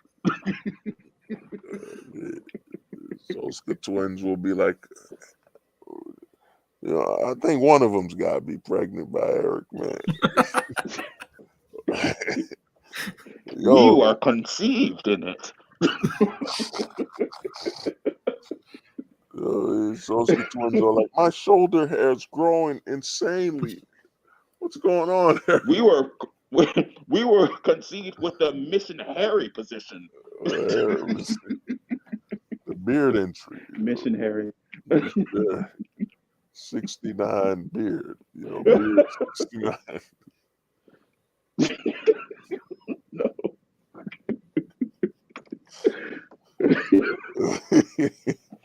This sounds like a B-grade horror film. It's beautiful.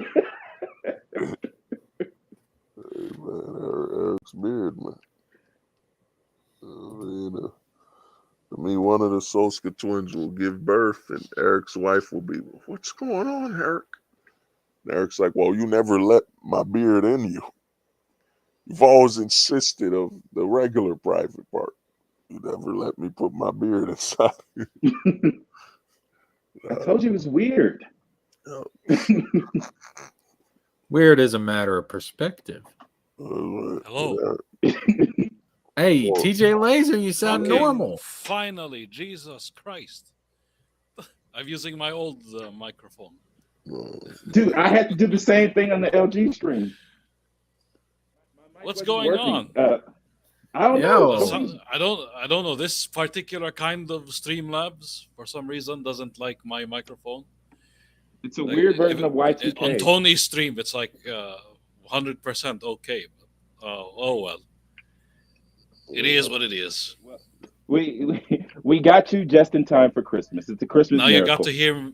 Now you got to hear me in my old voice. Oh, holy We're both night, using old voices. I'm eyes using my so old mic too. brightly shining. It is the night So of the Solska anyway, sisters, I've been trying to babies. ask you from the beginning of the goddamn stream. Yeah. Okay, um, do you think Ripa Goalposts is pulling them all on the leash? Oh, What do you I mean? have a theory because here's the thing: if they're trying to have a relationship with Eric July, Ripa Goalpost is the closest thing they have to Eric July. oh, You see what I'm saying? Mm. ah, If Ripa Goalpost is like the Joseph Goebbels of Eric July, or like the High Priest, mm, he probably is like, oh yeah, I'm very connected to Eric July. I'll help you guys. Let's all make a team together. imagine Mm. the anti-detractor force. So you're saying one of the Soska babies are going to come for Ripper Goalpost. Oh my God! This is perfect. One of the Soska babies discovered who Obtuse Gnome was, and the other Oh, one discovered who Ripper Goalpost there you go. is. So in a way, oh god, like here's the thing, right? I'll come out with it. The way we interacted with them, including what's their name, drunken peasants, may have Yeah. radicalized them towards Eric July a little bit, but Ripple Goalpost came and put the nail in the coffin. Like he completely has them under his thumb, Mm. He has them under the which goal. is very like that's fucking sad, man. Their lives are ruined at this point. I mean, to me, you look at some of them, I'm like, man, it's sad. Some of them, I looked at the LG, I'm like, this is sad, man. You know what I'm saying? The fact that you told me that they don't mind that they have a parasocial relationship with Eric July, and they compare it to having a relationship with a fictional character and they're okay with it, like Jesus Christ. Yeah, Jesus. yeah, they are That's too something much. else. Well, Eric is Like I went okay, into a the lot of lion's people. den and Yeah, I mean it's Yeah. good that you tried, but my God, yeah, I wanted to be the like, fact that can I bring TJ Laser on with me? Yeah, no, they I wouldn't think like. I highly doubt they would like. I that. think it's I pretty really get under their obvious skin. from your interactions with them, Extra Hero. Like we're just on two different wavelengths from these guys. I mean, you know, like again, like we're talking about the story. We're talking about issues with the story. We're talking about Ever problems sticks with the to them. story. Yeah, and it that's why doesn't. nothing ever sticks to them because they literally don't care about the shit that we care about. Right. So I mean, I don't know. It's like we're in They're They're just Intruders. groupies for Eric July. Full stop. We're invading their utopia. Yes, and they probably said as much. I wouldn't be surprised. You mean the Erictopia? You know what I'm saying? The thing is, Eric is as long as Eric doesn't go Jim Jones, you know what I'm saying? the Erictopia, God. where it's July Don't all give the him time. ideas. As long as Eric, you know what? The only way to stop these detractors is for us to leave. Okay, I'll try to be in good faith. All right. Let's look at our good friend Brother Morb, for example. He's the biggest simp for EVS, right? But at least in Morb's case, he made the whole comic book press. He has a bunch of industry professionals working with him. He's working on a comic book coming out in 2025 because something bad happened to his artist. So at least his simping brought him somewhere. Oh my goodness! But these Can you guys- imagine more? Can you imagine more watching one of Eric July's streams and just being berated for having a late book? And he's like, well, he probably had that. you don't know our remember lives. he bought Like- ISOM. He bought ISOM, remember? Yes, And he yes, tried did. to love it. He couldn't. And obviously he's an artist. He runs a whole comic book press. Well, Like his Yeah. brain couldn't My tell main him to point accept with- what's with- going on. My main point with LG and Sturgis that I told him was they deserve better, especially after LG told me how he was homeless. He wrote to Eric saying that he couldn't afford it. I was like, wow, Oh this was God, your this is Stan. priority. This was your priority when, yeah, this is This is the Eminem absolutely song. textbook Stan behavior. It's like Oh God. you had nothing, but you wanted to somehow help Eric. You wanted to take Oh, care of him in some way. oh That wow. that's that's different. That's I just read a book about cults. Like that's cult behavior. If all the other clues didn't clue us in, this is Uh, it. Oh God. All my deepest fears are true. uh, I hate to say it. I mean, that means if Eric July would have went on tour, he would have really had a cult. He definitely should have gone on tour. If he went on In tour, man. fact, he's a musician. He knows better. He knows that the tour is Have part they of the told you hustle. that they go on Eric July streams at least? So I think this whole constantly situation claims brings. Go ahead. constantly claims that he's not all up under Eric July. He always uses that phrase. People always think I'm up under El July. I don't know who gave him that phrase to use, but he loves using that. Oh No yeah. one That thinks makes you're it under. worse. Hey, them long nails, them long ass nails, That's make man. it that makes it worse because the parasocial Right. relationship, remember, is one sided. I Yeah. think this whole Stupid different situation metaphor. highlights something about a sad and let's be honest, an unspoken truth about the human species, and that is that most people are followers. Like most people want to be led. They want to have somebody to project their identity onto. When Loki talked about in Avengers 1, like you want to be ruled. A lot of people are in that camp. And for I these mean, guys, okay, they're there's no Loki stole problem that with that. idea Like, from I will social follow media. my family doctor, for example. I will Yeah. follow the store owner. I will follow the taxi driver, right? That's who I'll follow. Like we do Yeah. need like not everybody is a genius. Everybody needs guidance. Everybody Mm, needs advice. Eric July needs Chris Bacon, for example, as a business advisor. mm. He needs to be following Yeah. somebody. That's another example, right? Uh, Uh, It's fine, but to follow somebody to this extent, to trust somebody on everything, this is an Yeah, and imperfect human being. well, you and got I think I got a question to an answer I was wondering a long time. I was like, okay, has Eric even interacted with you, LG? And it turns out he did. And that really left an imprint on LG. So yeah. nothing we do can leave a stronger imprint than that Mm, of Eric July. And I know imprint is what vampires do to children to in order to groom them, but it's just a weird coincidence in words. Michael thinks JDA is rip a goalpost. I sort of doubt it. I doubt that. I doubt it. Honestly, goalpost is too. He acts like Sturgis more than JDA. JDA is way more sophisticated. Man, I don't think JDA I got enough for that. JDA now see me. is actually educated and everything, and he has money, and he comes from a big family. Yada yada yada. That Yeah, doesn't but sound but like see, a rip a goalpost.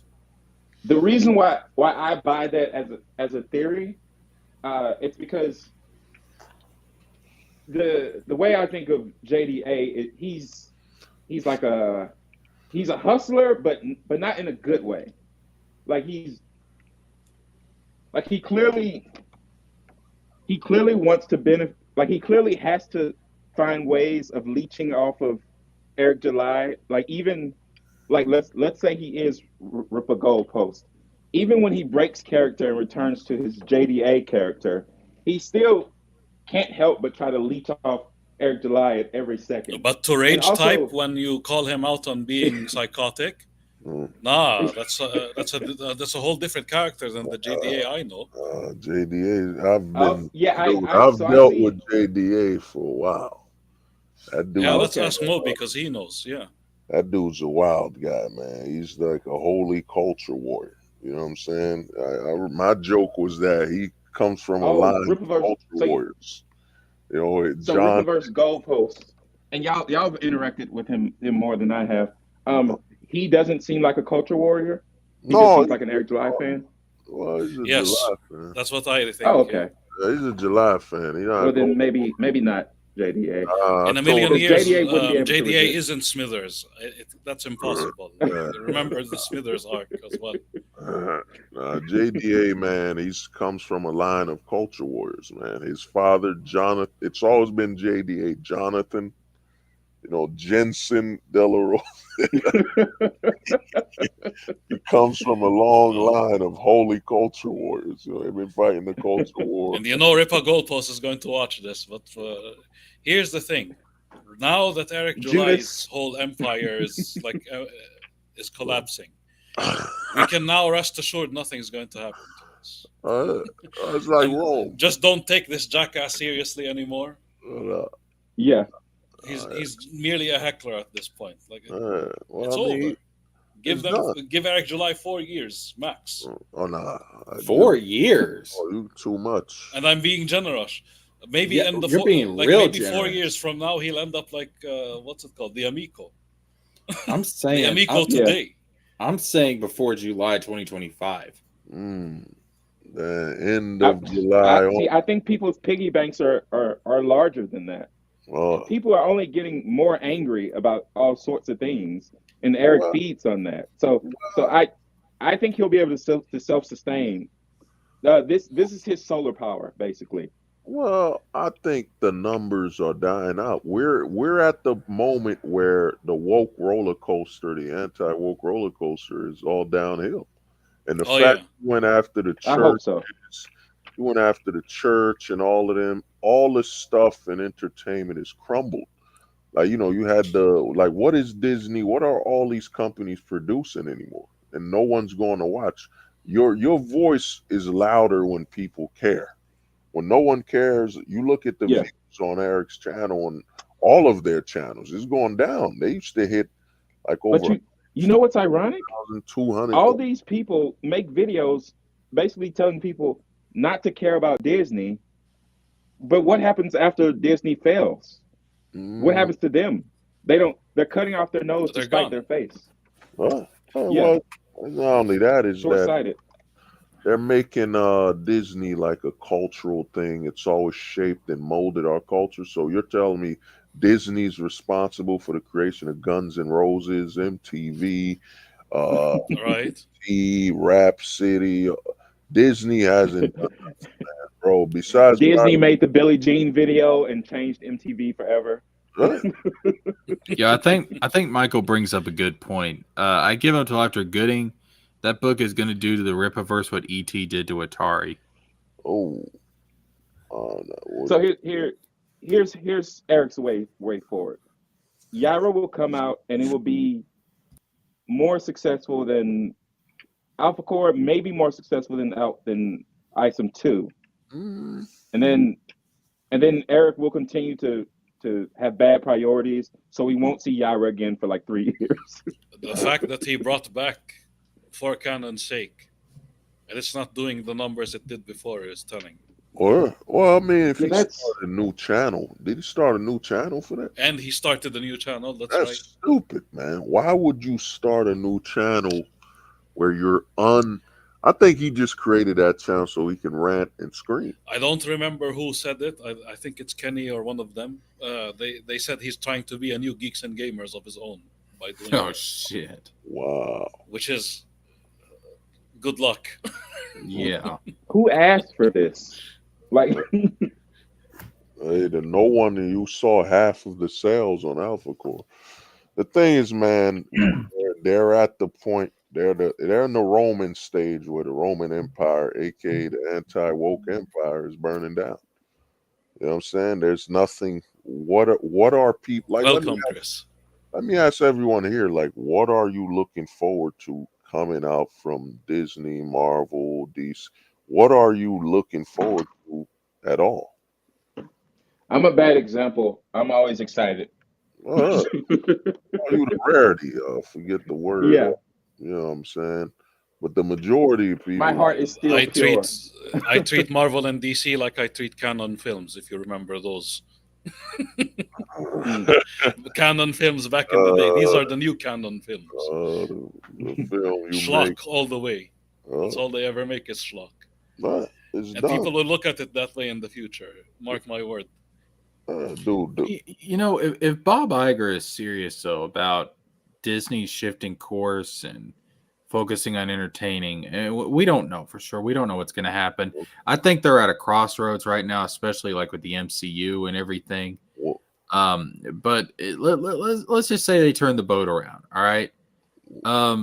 What does that do to people like FNT and Geeks and Gamer and Eric? I mean, you know, if Disney actually gets back to what made Disney great and people start I loving it again, I mean, They have to that's lie. At that point, they have yeah, to lie that's what I about was gonna Disney. say.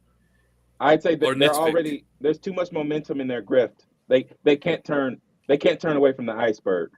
that They is And they when they have to start keep up lying, that's when they the look grift. really bad. Remember what iceberg. happened to Shadiversity when he said that the Super Mario movie was woke because Princess Peach was wearing the biker outfit from the It's Mario Kart game. Yeah. Imagine. uh, starving So for it. that's when they will start really slipping up. Again, Marvel, they're bringing back the 97 X-Men, right? They're Yeah. actually making a live action version of the 97 X-Men cartoon. And And, DC, you have and you're James like, Gunn guys, doing his shut thing. up. We're getting what we want. yeah, They're that's the actually thing. getting Like, what they want, but they like, have to lie now, and they'll look bad. Yeah.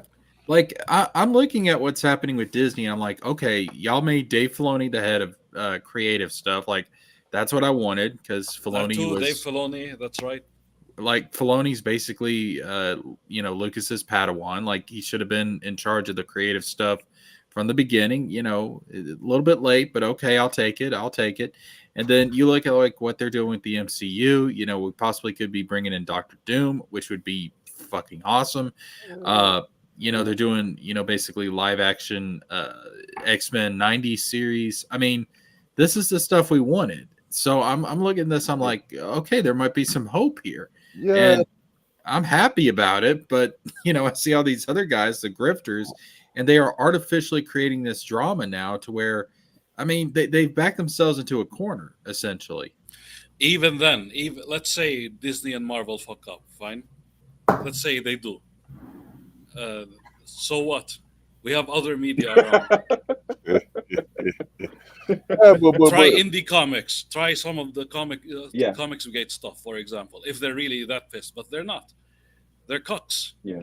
They Oh. love Disney and Marvel. They're the biggest stands. They're as much a stand as those Yeah. in well, Twitter.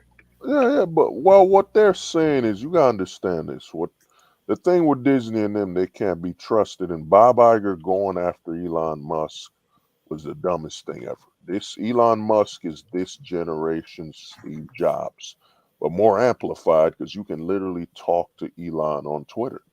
You couldn't talk to Steve Jobs. You know what I'm saying? So he went after Absolutely not. Steve Jobs. He went after Elon Musk, the damage, and they're about to fire him anyway. And you can't trust anything. He planned it all. Bob Iger's just a guy who's old and his time is up, and he doesn't want to. He doesn't want his legacy to be, yo, look what you did. In all honesty, when you look at Avengers now, you're like it peaked. It peaked during the first Avengers film. You know, after that, it went further downhill when you look at it because Avengers 2: Age of Ultron was really an Iron Man movie. It was Iron Man 4. You know what I'm saying? Mm. The whole step, okay, it's an alternative. He makes a suit, it betrays him. The whole trope was Iron Man 2. Because right after Avengers 1, it all started changing and not feeling like an all for one. But you want to know the real reason why that is? Oh, go on, brother. The first Marvel movies were done by Paramount. Remember, and the foundation for the first Avengers movie was made by Paramount. Oh. After that was Disney. The one good thing Disney ever brought was James Gunn. That's Do you it. think The biggest fluke they've ever done, which was perfect. do you think Paramount still wakes up and kicks themselves every single day for not keeping the MCU? They are. Yeah, they're pulling their hair out by now. Yeah. Well, Paramount is about to get the DCU, right? Oh, yeah. Yes, that's their answer. And So even before that, remember they've been trying to put. They're trying to mix the Transformers with GI Joe, like trying to come up with their own cinematic Now wait a universe. minute. Is the rumors about Paramount buying DC like is that actually legit or is that just Oh, they might merge. They might merge. Everyone's saying it might happen. Yeah. I mean, well, they're everybody saying was they're saying that buying Apple was WB, going to which is buy even Disney, bigger. but that's not happened. Yeah, Apple they've been doing that forever. too much. How It's many too times much. have you heard that companies are going to buy Nintendo when Nintendo would never sell to anyone? No, Yeah. Nintendo would never do that. Oh, they almost did. But Yeah, Michael agrees with me. Paramount MCU films are the best. Yeah. So you guys actually think that Paramount's going to end up buying DC? You think that's actually going to happen? hey, man, dude, it was destined to happen, man. The I don't greatest I don't movie like these ever. big corporate mergers. Mermaid Man, Aquaman, one movie, a whole generation smiling. They should just make a Mermaid Man film Right, on its own. Mermaid Man. Yeah, I'm they could. surprised they haven't. Mermaid Man and Barnacle Boy. That's gold.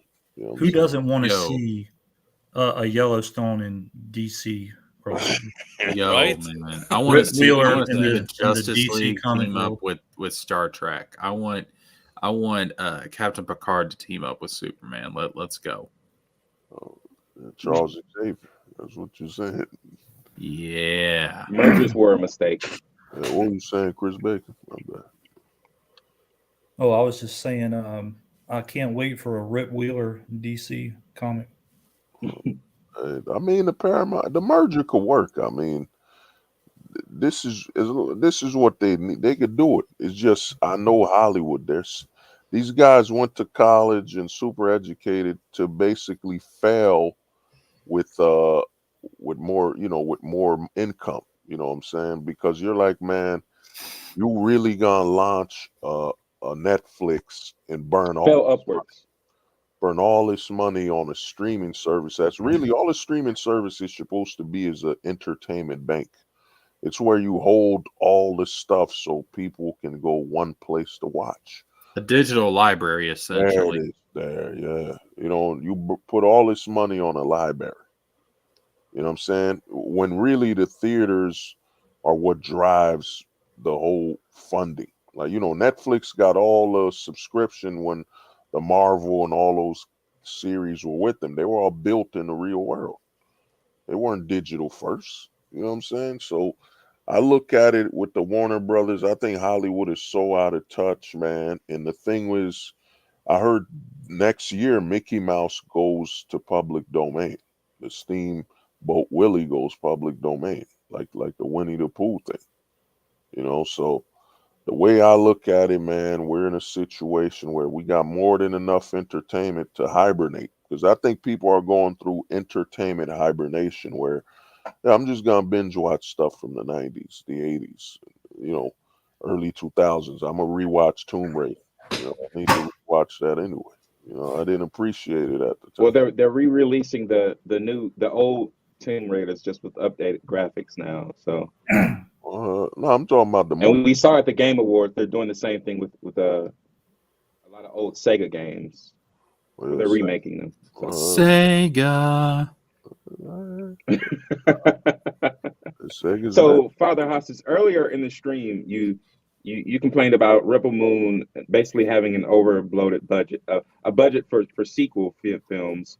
I just looked up Rebel Moon, and apparently it's a part one. Like it's called a part one. Yeah. Oh God. I don't like when people make stuff like this. Oh Lord. Yeah. Yeah. I want you to trying to artificially do one thing well first. Yes. Well, they're telling you Hollywood is about the tell now. It's not about earning or preparing. We're gonna tell you what you like, and if you don't like it, you're the problem. We're entitled to your money. They basically want to grab us by the neck and say, "You are gonna fucking like it. You're gonna love this." It's not. I left the theater after the last Spider-Verse because I thought it was going to be a whole movie, but it was a great movie, but I felt gypped when I was like, oh, but this isn't really it felt like half a movie when you got out of it, due to where the movie stopped. Well, so I don't I don't like ones when you know it's a part one. I want you to Well, make something Well. To be with all fair, your heart. they kind of earned it with the first one, because it's not like this is the first film in the Spider-Verse series. That's a little bit different. Right. And maybe it's my fault for enjoying it so much that I couldn't I couldn't love it for just what it was. But I don't know, maybe the cliffhanger was too powerful and it made me just want to see it immediately. As I think in some situations, like if you've earned enough love from the audience, you can get away with yeah, stuff like that. But you can't come out with your first fucking movie or your first book or right. your first comic, or whatever, and expect, and write it as if it's going to be popular. You don't know that yet. You have to earn that first. there it is, brother. Yeah. But you don't got to earn nothing when you're entitled to everything. You know what I'm saying? We're in the age of Hollywood's entitlement, where and it's garbage quality people. You know what I'm saying? But their entitlement to your money. Yeah, we just gotta make like even Marvel and Iron Man. The first Iron Man was made. It was low budget. It was like what was it, 40 million or something. It wasn't an What? extreme level amount of money. No, it wasn't Hmm. extreme. It earned it. That's true. It earned it. Barely any CG in it. Practical effects, CG where it needs to be. But now Hollywood's just the formula of entitlement. We're entitled to your money. We don't need you to like it. We're entitled to your money. You And don't have Marvel entitled it. to is like, these nuts. you can easily compare Marvel to what Eric July is doing with The Warehouse, them and their sound Yeah. studio. Uh, Literally, a superhero movie. All what it needs is a bunch of stuntmen doing wire work well, with in on location, on site.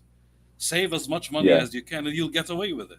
well, Well, You don't even it's need star power. You can just bring any random jackass and say, "Okay, you're Spider-Man right now." you That's know kind of what they're doing.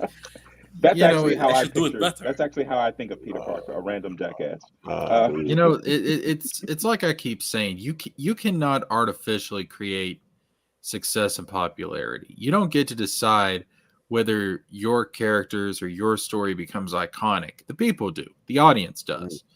Um, I mean, that's just how it is. I mean, again, I don't think that J.K. Rowling went into Harry Potter, thinking it was going to become what it did, or George Lucas went into Star Wars thinking it was going to become as big as it did. Like, no, the Yeah. fans, the people decided this, not the It's funny you creators. mentioned that because Well, on TikTok there's something called Book Talk, and there's been several controversies where people were basically trying to manufacture viralness for their books, but the problem was that the books were actually terrible. uh, So they did get a lot of people to buy them, but the books were terrible. So that's also very Eric July though. Yeah, Yeah. well, that's exactly what Eric did after the release. I mean, he reposted and reposted every single person saying that they got a book. Hashtag AlphaCore, hashtag Rippaverse, hashtag We Will Win, in a vain attempt to try to Hashtag do, fight like hell. all sorts of shit. And you're thinking, I mean, God, how transparent can you possibly be? And it's easy to kind of Monday morning quarterback his situation, and it's easy to do because God, I mean, you just look at his whole situation, like, my God, dude, really get some help. But he sold a whole bunch of books, and kind of like what you were just mentioning, he was Hmm. under the impression that he sold a whole bunch of books because people liked ISOM, as opposed to thinking, Yeah. okay, how did I sell a whole bunch of books? I was running a campaign and I sold 3.7 million before anybody ever saw the fucking book. So they didn't buy it because they thought ISOM and the Rippaverse comics were the greatest thing ever. They bought it because of me. And if you had any introspection whatsoever, he would have recognized that and said, let me get it out Yeah. into the marketplace, see how the people react to it, and then move forward accordingly.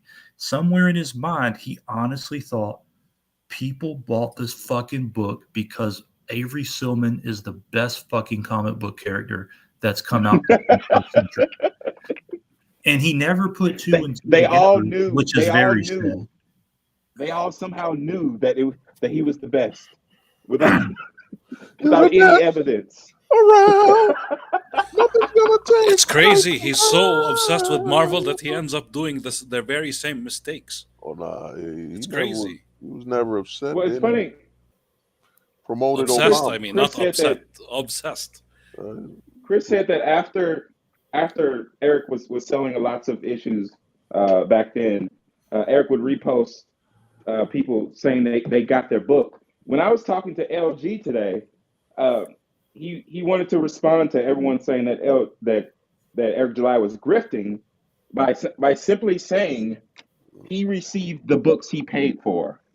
That's his strongest argument in his opinion. It's Well, not a grift because he received books. that's right. You're the best around. Nothing's gonna take So us so so down. it's kind of sickening that Eric turned out to be right in a weird way. He's right that for some people, some section of his audience, simply putting out any book was enough. Hey, man, all he needed was his And it money. also sort of validates him never taking criticism. Yeah, it doesn't If the have to be fans don't good. It care, just has to then be good enough. yeah, if the fans don't care, then why should he? You're the best around. I mean, if he was an actual creative, he would care because he would want to make the best story that he could. You're the best around. Nothing's gonna He just take plays us that on repeat. down. This is gonna be my ringtone from now You know what on. I'm saying? Come on, Eric's the best, man. You know, he was told he was, he was treated geeks and gamers. What was he? I think he was the only black guy there for like, what was it, over a year or something? Till that other black dude came with an afro or something. Yeah, Glenn decided to share him with the Geeks and Gamer crew. More, we need more. Eric's not enough. And now what are they doing, man? Dude, they're gonna turn on each other. It's only a matter of time before they cover Eric, man. Eric, the Eric knows what's coming is that they're starving for content. You know what I'm saying? Oh God, you're right. Let's say they perceive themselves to have finally beaten Marvel and DC. Now they must turn on each other. They gotta eat each other alive. It's like, man, how are we gonna keep up this money grifting bullshit? Oh, I know. Let's go after each other. Yeah. Yeah. It's a celebrity. It's an celebrity death match. Grift, because, dude, they haven't invested in anything. You look at Geeks and Gamers and ask yourself, what did they produce? A documentary? Did they do that? They produce a film? What have they helped produce besides screaming and yelling and woke? They produce anger, distrust, Bad stress. art, bad books. Have you seen Shadiversity's book and Shadiversity's Critical book Drinker? is They're both totally they're both nauseating. ice homes.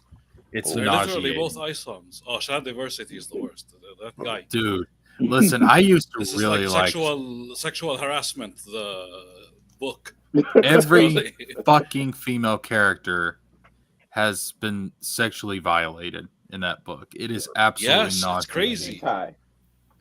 Yeah, literally hentai. I mean, dude, it is so, and the main character, it's AI like in hentai.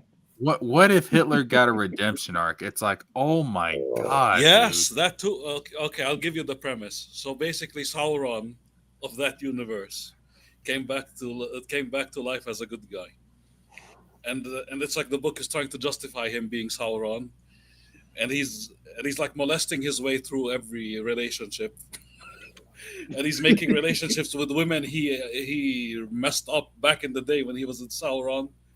It's wild. It's wild. I mean, you can't dude, make this up.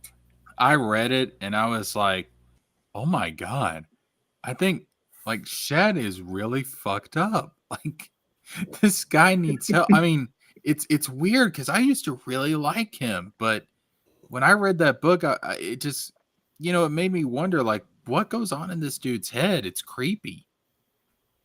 Only Eric understands me. Only Eric. Right. So Hear the So noise. usually I would say don't judge an author by their book too much. But he could have come up with other things to write than Right. this. No. I know what you mean. Like, I Yeah, mean, like George R.R. Martin has some fucked up stuff in his books, but right. I don't think George R.R. Martin is a creep like that. But it's just the way that Shad has written the stuff in his book. I don't know. It comes out like, I mean, the main character is clearly a power fantasy for him. And so Yeah. it just kind of makes me wonder, okay, wait a minute, like if the main character is kind of reflective of a power fantasy that Shad has, what does this mean for all the other stuff? I mean, I don't know, like Mm. it was very concerning. Is Oh God. We thought it was horrible when we extrapolated Isom out into Eric's real world. We don't want to do this for Shad. you must shad the world. You must shad versify the world. That would be crazy. Imagine if Eric July went on there and then they replace him with Shad. Oh, yeah. Well, let me ask you guys, because you Never- guys are much more familiar with this space. How often have you come across somebody who has a few properties out, like say the ISOM 1, ISOM 2, Alpha Core, but particularly the ISOM ones that he wrote himself, that is so reluctant to actually discuss the books, to get on a stream and say like, hey, I'm going to field some questions about the book, and I'm going to talk my way through this and, give you my perspective. And it seems I've never seen, whether it's just an author of I don't read comics so much, but like a regular book, to where they won't have book readings, or they won't walk you through their process, their creative process. And I've never seen someone so scared to do that, because he's afraid, well, if I do that, is somebody going to say that's stupid and dumb, as opposed to saying like, hey, this is what I thought. And if you don't like it, well, that's okay. But because he's so scared of criticism, he's so scared of anybody coming after him in any sort of way, he just won't talk about his own book, which is very strange. Yeah. Eric's in the words of wrestling, one of a kind. Rob Van Dam, he's one of a kind. Nah, Eric, man, it's a guy who's He's very evasive when it comes to his own work. Man, think about it. He didn't go on tour or nothing like that, man. He didn't go on tour, and it shows you everything you need to know, man. You know what I'm saying? So, the way I look at Eric is everything he's done is to avoid, having to explain himself.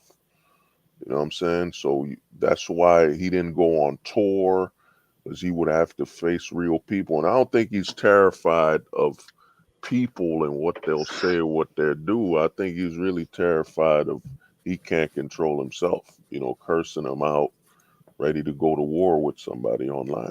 Right. So I believe the opposite. I believe he doesn't care about his behavior, like he doesn't see anything wrong with it, but that he's deeply afraid of people's opinions. No, I do think in a way he sees there's something wrong with it, because again, let's take the ministry as, ground zero for these types of things. Yeah. He made that 2-minute reply. He then followed up with a 16-minute reply. He then did another video that's a little, not very long, but he did it. And then in his stream today, he again started talking about it a little bit. So I think he's very cognizant of his behavior. I think he's very cognizant of the way that it's been taken, but he just doubles down, as opposed to just saying, you know what, guys, I'm in a friendly space. I'm on my stream. I'm just going to say, you know what, guys, I shouldn't have gone as far as calling these people fake Christians. I should have never questioned their faith because of a lawsuit. I just shouldn't have done it. And I think a lot of people, I think people who aren't just determined to be haters would look at that and be like, okay, how hard was that? Okay, we can forgive you on that. No one will hold that against you. Just come clean and just say like, I was a jackass. Sorry. I got emotional about it. People came after me. I should have never gone that far. Sorry. Yeah, I think this person only exists in real life and not on the internet. Man, I'm sorry, but I You would have sometimes to come to his wonder. house in order to get him to admit that. uh, Yeah, probably. I sometimes wonder if he's embarrassed that he knows that he ended up like Marvel and DC. That's very thing he made fun of. nah, That's why you're he like hearing the same words that he said about Marvel and DC coming back to him might actually oh hurt him. wow. Michael wrote. Look what Michael wrote, man. He said Neurotic and them. They're bragging they never read it. You know, they're Oh basically my god. saying they got the money.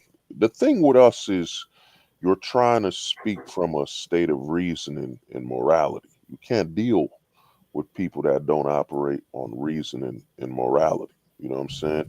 You gotta look at everything they say as the polar opposite. When they say they didn't read it, they're basically saying, "Look, Eric, you got all this money, and people don't even talk about reading it. So you got the money.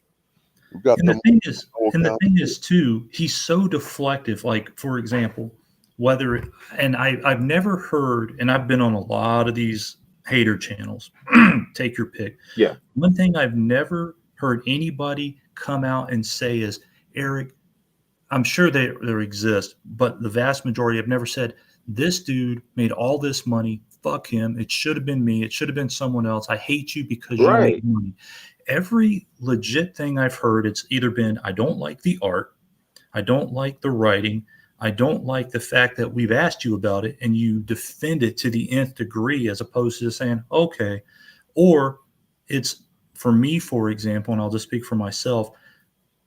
You've lost my support because of things that you have said yourself and the fact that you lied to your customers about product availability. And I found that to be Mm. extremely unethical. So you're, I think he's so intent on deflecting from what has actually been said that he can't deny because it's based on things that he's said or his company has put out or things like that. He just has to go back to, I'm a victim because people don't want to see me be successful. And I struggle with this because that's not the argument that I'm hearing from people. It's, Yes. you've come across as a jackass.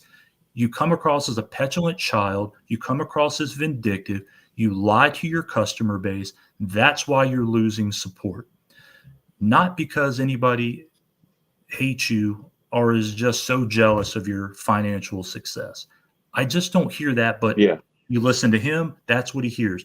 That's what he regurgitates to his fan base, and then that's what his fan base spews out. I don't get it, Yep. but I saw whatever. it in person today. I had to keep reiterating that's not what the critique is. No one's no one. This The isn't a one jealousy thing based that thing. the one thing that got to me is a lot of people who end up joining the hater streams were all like former Eric July fans, and they say they became haters because they dislike his behavior, the things he did. Yeah. It's always about the false DMCA strike, uh, just like Layton, for example. That's what he said. He was with him all the way as a libertarian, all the way until Eric July started DMCA striking. Same goes with Kate. He did the podcast. Many people, and it's like a lot of people in the chat as well. Lots of them were former Eric Yeah. July A fans. lot of people, they forgave him for not being able to write a good comic because a lot of them, Yes, this was their they first had no comic, so problem with they the didn't comic. really care Yes, about that. the problem was his He behavior. That's what his shocked job them. was the easy part, was just behave like a human, and he couldn't do it. Yes, exactly. Yeah, and I think you I have I to. am still under the impression that Eric's shoulder hair is actually some kind of parasite that has infected his brain. And like I've said before, if we can shave Eric July, we can save Eric July. I mean, Oh, if it rhymes, it has to be true. Uh, what were you gonna say, Chris? I don't know. I just think he got to a point where he believed his own hype, and he had a whole. And the thing is too, and we've discussed this. A lot of people have. He had an entire year before book one and book two, and instead of saying I've got a whole bunch of money, he publicly posted. After ISOM number one, I made $2.2 million in profit after everything was done. And to me, that sounded like a legit number. He had no overhead. Like he had subcontracted out some warehousing, like out of Tennessee, things like that. He had no real employees, and he got his book. He was printing them at, I think Ethan was saying on the stream with Ricada that it's about $250 a book. So he made a lot of money on that. He moved a lot of merch, and he made a lot of money. And for 1 year, why he didn't take the time to say, I'm in uncharted waters for myself. I'm going to take the time to get some real help.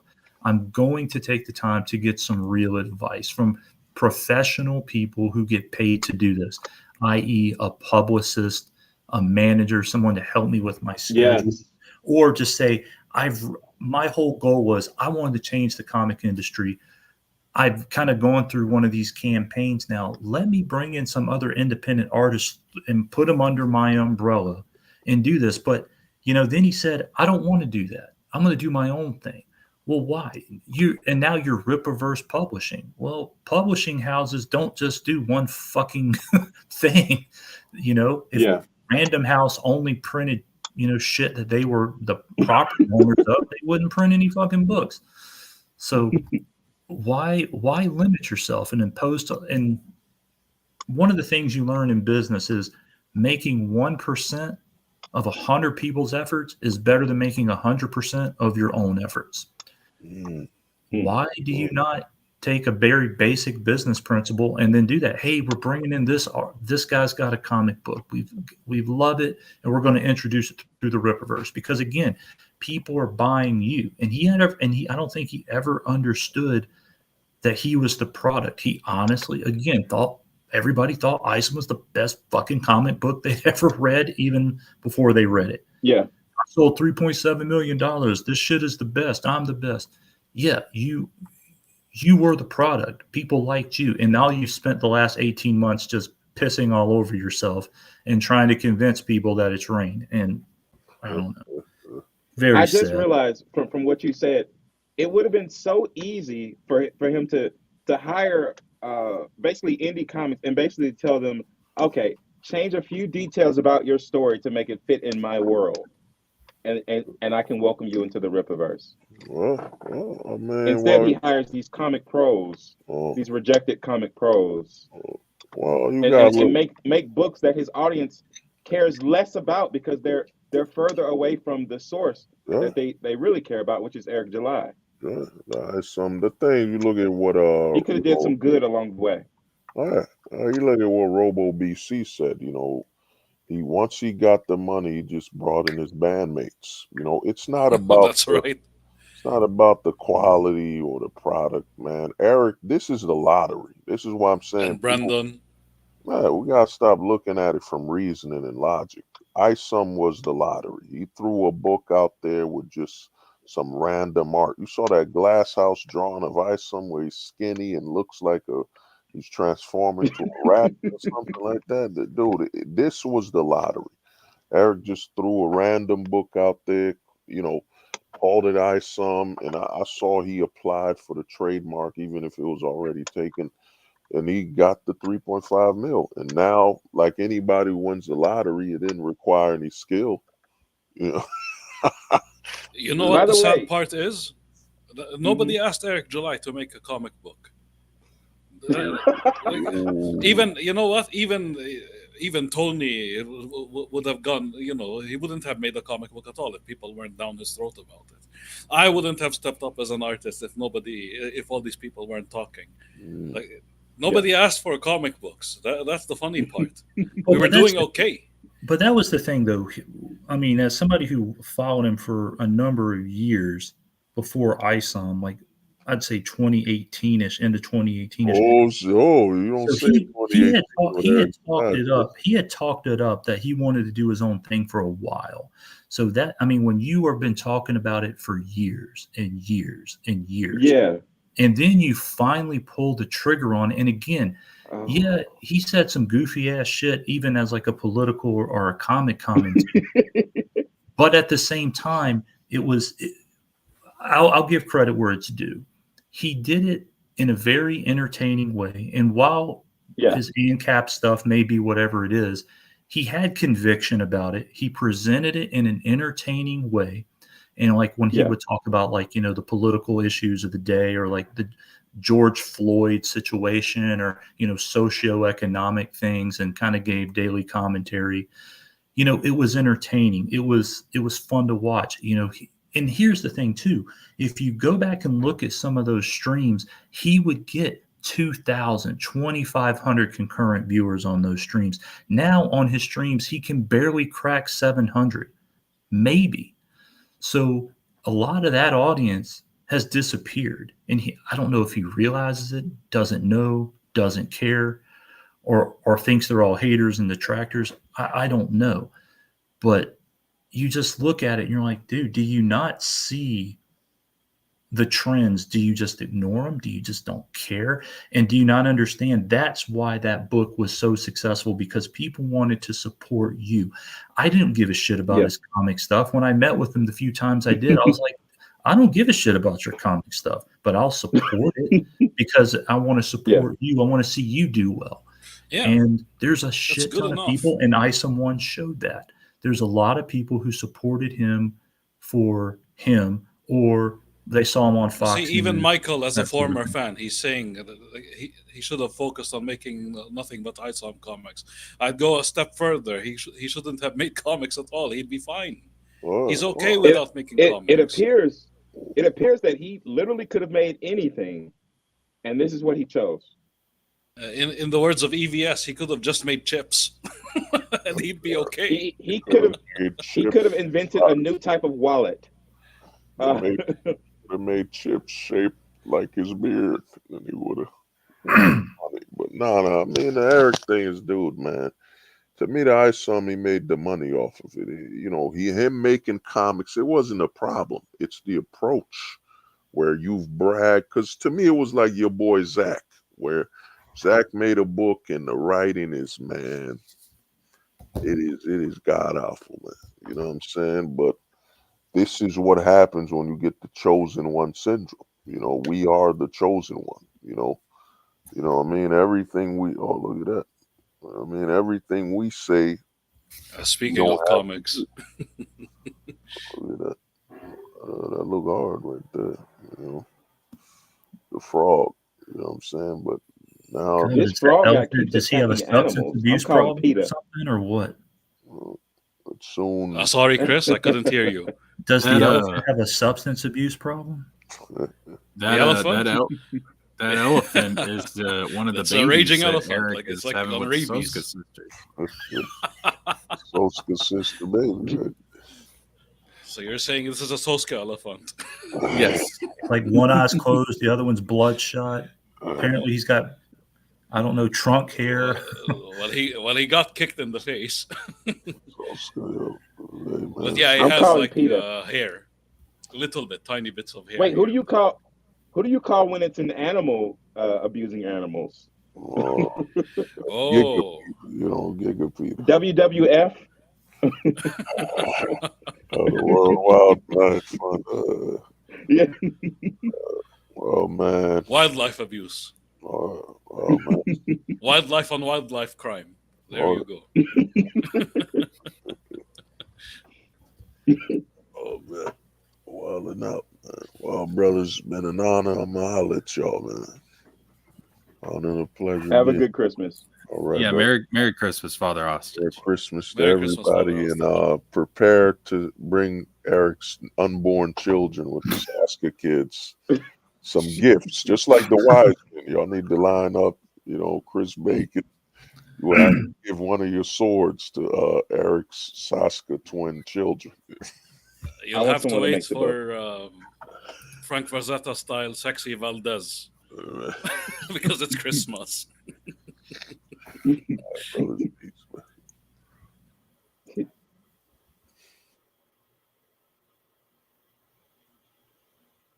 All right, so listen, you bunch of hate-filled crack-smoking detractors. Yeah, so I got one bio card done tonight. So, what do you guys think about this? Looking at it, I was asking you, Jesker, if I can draw these characters. If you want, I can actually draw them instead of you having to rely on AI. Oh, I'm not relying on AI. I'm actually drawing some stuff myself. I'm just using this as concept nice. art. All right. Yeah, good, yeah. good, It good, just good. it takes a while to So you're just draw. showing the concept, basically. Just Yeah. through the AI. All right. For Fair enough. instance, Jesker, can you go to the black character? Yeah, sure. Does Theo feel disrespected for being orphaned? Maybe he should.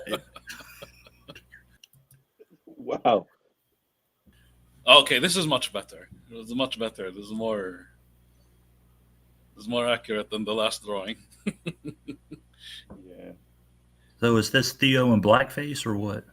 No, That's this the problem, right? They all look like Theo Yeah, it's now. not a good black anime character, but you know, Yeah, the AI is It wasn't an- racist. it wasn't an We've artist. established this. AI doesn't really know what black people are. The Japanese are like, what are these black people you speak of? All we know is they wear chains around their neck. That's all we know. That's the only consistency. Which is crazy because anime, like everything about them, they steal a lot of things from hip hop, especially the outfits, Yes. the way the way the characters act. It's all there's a lot of references to hip hop. Does he have a grill if he opened his mouth? No, I wish BVS Like was here. Santuan. I don't know that they haven't Considering said in giving Houston, him Texas a culture yet. frog sidekick.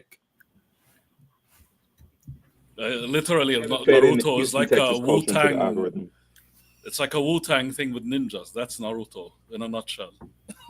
They're coming out with the It's Wu like Tang Gang. I think it's gonna sell a lot.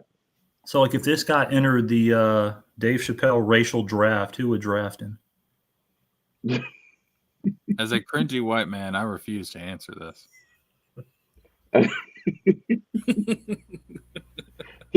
He you know what, he honestly looks like a color swapped Link in Legend of Zelda. He'd get up to the podium and say, "So long, fried rice. Hello, fried chicken." Oh my god. You better So- disavow Jesker quick. So, yeah, Go I back- disavow. Go back to Monet- that card so I can read it. Oh, this one? Theo.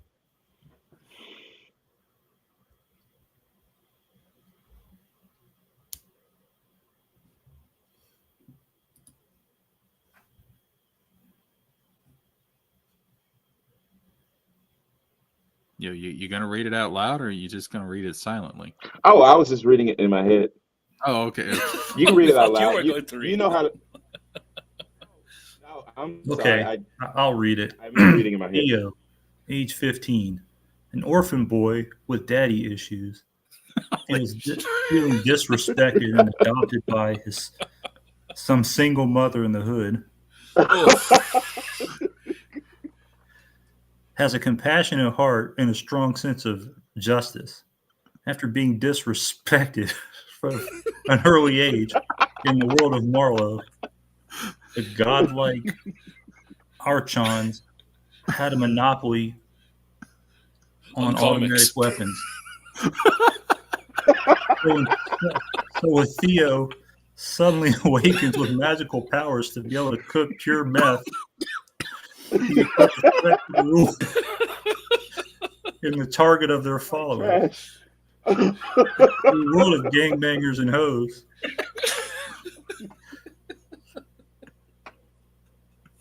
And disrespected children of single mothers, Theo and his friends stand defiant.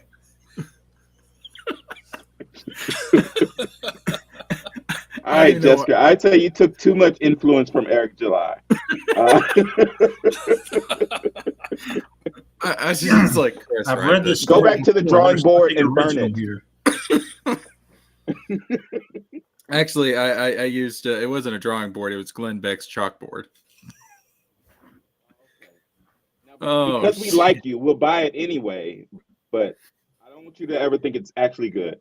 When people ask you about it, don't talk about the story. So you're just gonna do what FNT and Geeks and Gamer does. You're gonna talk about Yeah. how much you love it, but you're never gonna mention any of the details. We'll seal for you, but we'll never read it. I appreciate that. That's respect right there. That's respect. Yeah.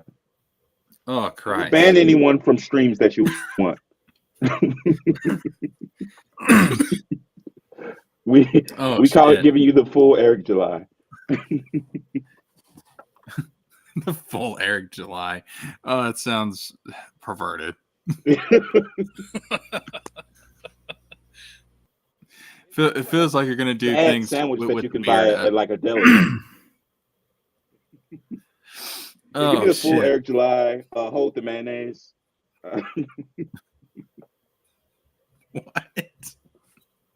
I mean, if Eric would have written the ISOM comic like this arc and like basically just ripped off a season of The Wire, it could have been amazing. Yes, I would have loved that. Yeah, a superhero in the hood. Why not? Like, no, seriously, like Luke Cage, but It more worked for Luke Cage. like more violent, like more dark, right? Like more akin to what you see in the hood. That would have been something. All right. To be fair, Chris, I mean, well, everything- he gave you the super cops. everything you said was accurate, except Astra is not the mom that adopted him. It's actually this girl. It's his adopted sister. I don't know what kind of relationships they have in these other worlds, and that's not my business, but I stand by my story. He's Oh standing God! 10 If toes it's down. oh God, and if it's anime, you know what happens when you have a stepsister involved. If it's internet, you know what happens. Yes. Oh God. I didn't create this monster. I'm just embracing it. All right. Ask yourself, what would Shadowversity do? Oh, exactly. No, Yeah. God, we ain't doing that to her. No, leave her alone. Jesus Christ. Ew. I mean, he's an AI pioneer. So yeah, Asra is her name. Sure it is.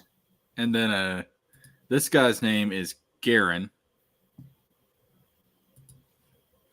We got a villain here. This is Lady Letha. Well, that's the one we want to win. Yeah, that one. What? She's not the villain. She's a flawed hero. Oh yes. Sure, we'll give her the redemption arc later on. This guy's name is Dr. Collar. This is what simps do. I can fix her. Right. Oh, Robco guy. He That would bad? paste his wife's face on it. Sure.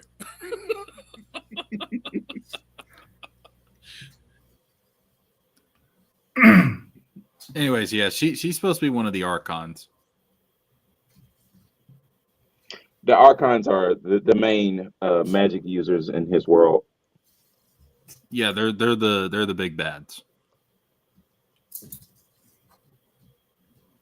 They're basically like And they're all Go on. they're all based on basically what we would call Halloween monsters. Yeah, like she's supposed to be You got based on the the Wicked Witch of the Vampire. West. Yeah. So it's a fun take on that. Okay, so this is original content. This is not something you're just talking about from another property. This is stuff you're making. Yeah. Oh, Yeah. A work in progress. Yeah, this my baby right here. This my baby. This my baby. But She's feel trying to free to hurt. roast it though. Yeah, go for it. so why is there no Latino representation in this? Yeah, what's your problem with Latinos? Is he I'm mixed? sorry. The other guy? I just canceled myself. What's your problem with Latin X? Oh, maybe I should make it mix. I can go the whole Miles Morales route. Ooh. There you go. I'm imagining you getting story details just from things that AI messed up. And you're like, okay, this wasn't a mistake. It's a sign. It's like Bob Ross. There are no mistakes. It's just happy little accidents. Yeah, actually, he was born with 7 fingers. Uh, Wait, what? Oh yeah.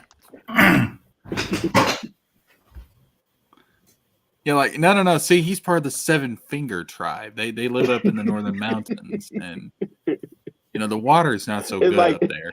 and people are like, dude, just get an artist. You've become slave to the machine. But I do like how the black guy has the same pixie haircut as the white guy. That's cool. Yeah, that's AI doesn't understand black hair. Yeah, AI doesn't understand black people. This is. I wish the AI was better. Like this, yeah. Yeah. I mean, this is much more accurate to what I have in mind for her and him. Oh wait, and is him. that girl based off Little Red Riding Hood? Maybe.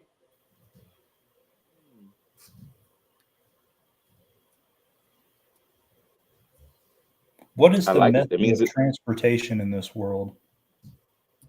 So it's kind of a, it's got kind of a Greco-Roman vibe to it. But there's also some level of Magitech. So I think in terms of technology, have any of you played Final Fantasy VI?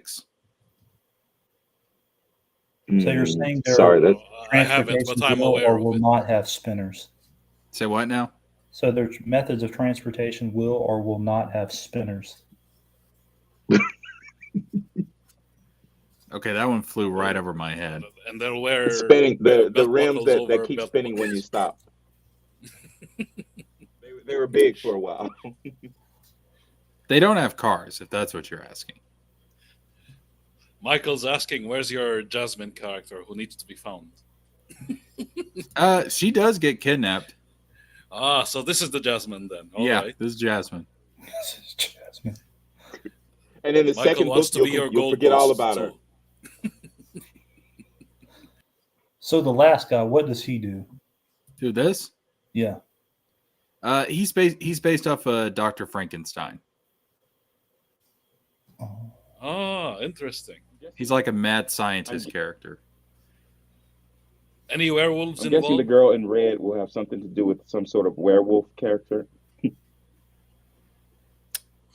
Not necessarily. She's A werewolf is a Halloween monster you can use. Yeah, there's going to be another Archon down the line that has more to do with the werewolf. Yeah. Or it could be like a berserker. Like he has There's like animal-like yeah, there's abilities. like a Dracula Archon as well. Hell yeah.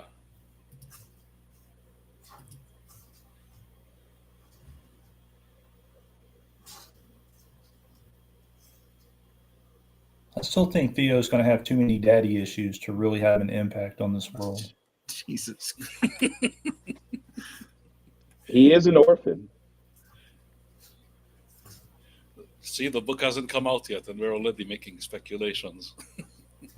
Well, to be fair, you guys are actually speculating more on the plot of this. I mean, it hasn't even come out yet. Then most of the people are speculating about the plot of iSong. Right? Yeah. So we're already making progress. Yeah, we haven't been bullied into silence about this story yet.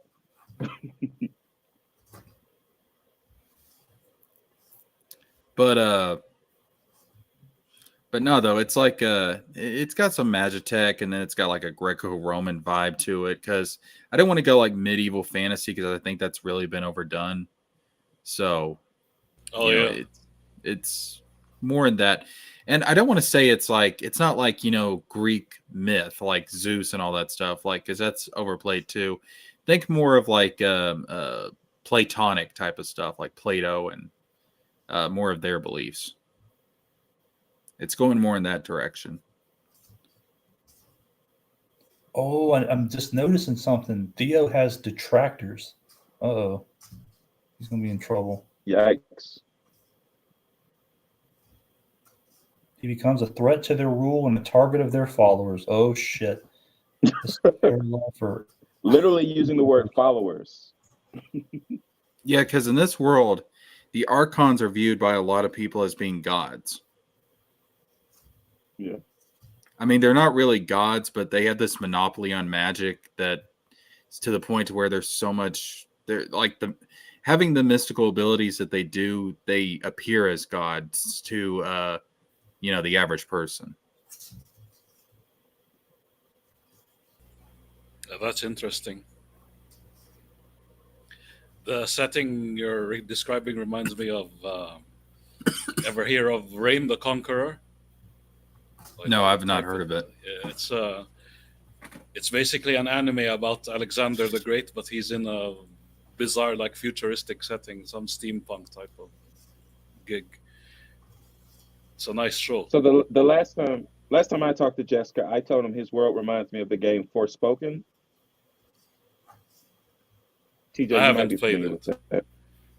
I've only seen the memes, but There's a lot of memes, but if you actually get to the game story, it's Robco also similar. watched it. Nice. So Theo's friends are these other individuals? Yeah, it's it's like Extra Hero was saying, like when we were talking about earlier, they're kind of the golden trio. So do they have magical powers? What are they bringing to the table? No. Theo's the only one who manifests magical powers. Because the whole idea is that the Archons have been the only ones that have had access to magic for a very long time, like centuries.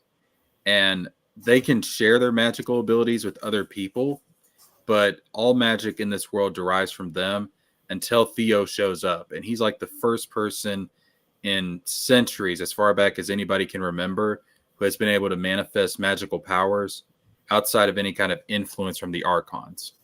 Oh, so these other two are just clout chasers. Okay. So Theo, is he getting his magic from the same place that the Archons are getting their magic from? He gets it from another realm. Yeah, it says here in the bio he suddenly awakened mystical powers on his own. Okay. In the D&D rules, he's a sorcerer, so he's like almost born with it. There's like an invisible realm that's at play, and it starts off. He gets his powers from the shadow realm. He's Bakura. Damn it, he figured out the plot. Fuck, I'm gonna have to go back to shit.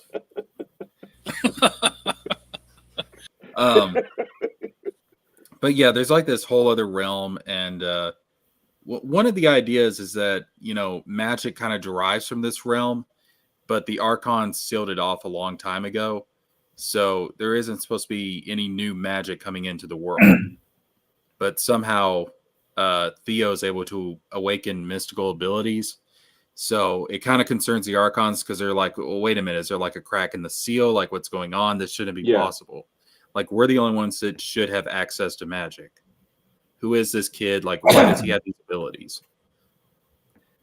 I don't know. And I think if you have these kind of abilities and powers, you can pull a lot more than just one female. So we got to work on this path.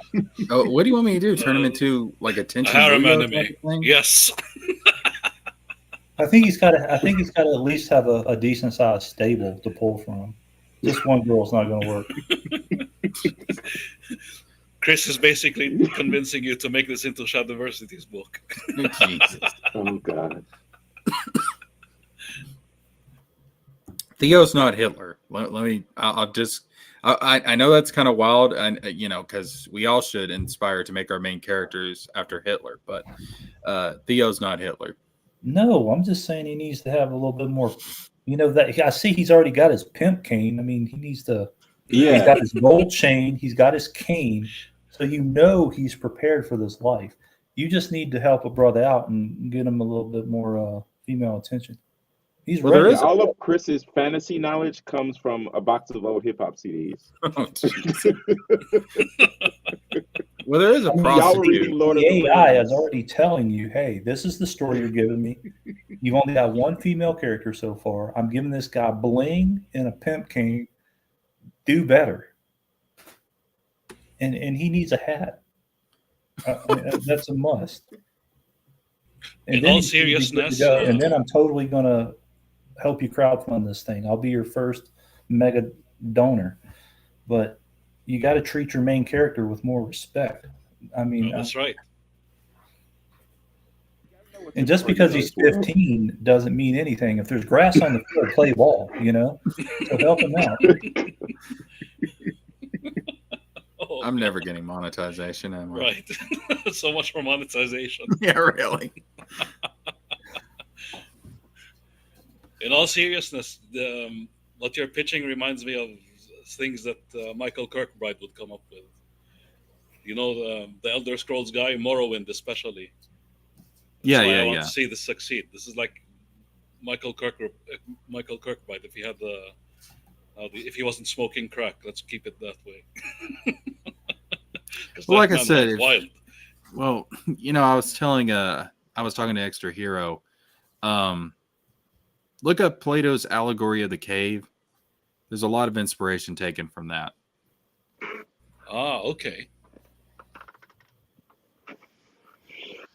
And how does he get to this realm? Is it like substance aided? I mean, is he like going into the forest and picking some mushrooms or something? And is that how he gets there? Or I mean, there's just too much stuff in here. It's too good to just look over. Well, there's something that happens early on. Kind of think of it as being like a sort of a near-death experience with him. To where he like goes into this realm and he comes back with some of these powers, or rather the contact with this realm awakens his powers. Let's put it like that. I like that you're answering so sincerely when Chris is basically asking you if magical herbs are legal in this world.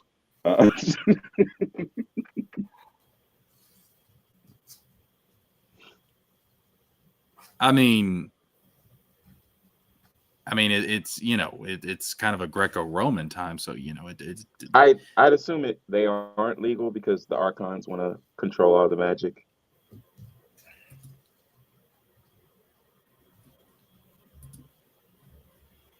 Man, you really think I thought about drug use when I was coming up with all this? Like, Sure, you should. Why not expand the world a bit? You're an American. You're always supposed to be thinking about I am going to have in the first fucking book. We're gonna have a 15-year-old get high off of mushrooms. All right, yes, that's what we're gonna do. And Michael's asking, are there hell monkeys? This is the one important question. There are monsters. Well, I mean, there wasn't advanced science and study back then, so I mean, it's totally reasonable to think that he could have accidentally picked the wrong mushroom. That's totally reasonable. Any ancient civilizations who dabbled into this magic before this current civilization, for example? Yes, there is an ancient civilization. I'd imagine, yeah. Yeah. Because remember the Archons have been ruling this world for centuries, so there was some shit that happened in the past that kind of set all that up.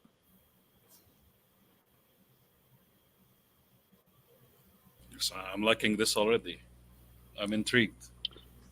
Yeah, and from what I know, he's planning it out for one book per Archon. Is that still true? Yeah, because here's the thing. The more I think about it, because Lady Letha is kind of like the main Archon that we come across first, because she's the one that kidnaps Asura. So, I'm kind of thinking, well, do I want him to kill off an Archon this early? Would that make him too overpowered? Because they are like... No, Chris, she isn't a madame. Come join my stable, baby. Oh, God, the Valdez call out. Regular, wholesome kidnapping. I never said it was wholesome. Tina's going to have her turning tricks in no time. And you ain't talking about magic.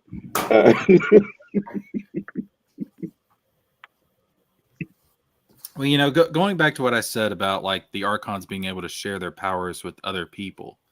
One of the things that she can do, because again, she's based off the Wicked Witch of the West. She can transform girls into witches and create sort of a coven around herself. And so she kidnaps Asra because she sees potential in her. And Hold up. If she's the Wicked Witch of the West, then she should have hell monkeys. The flying monkeys, come on. I'll draw them for you. Jokes become canon. yeah, man, I got to watch the copyright stuff. Like, I don't want to have to deal with working with. I mean, who owns the rights to Wizard of Oz right now? Well, okay, at the very least, mutated apes. Let's have those. There might be something in there like that. It's funny. You're worrying about the rights to Wizard of Oz, and then you end up being sued by the people who make The Wiz.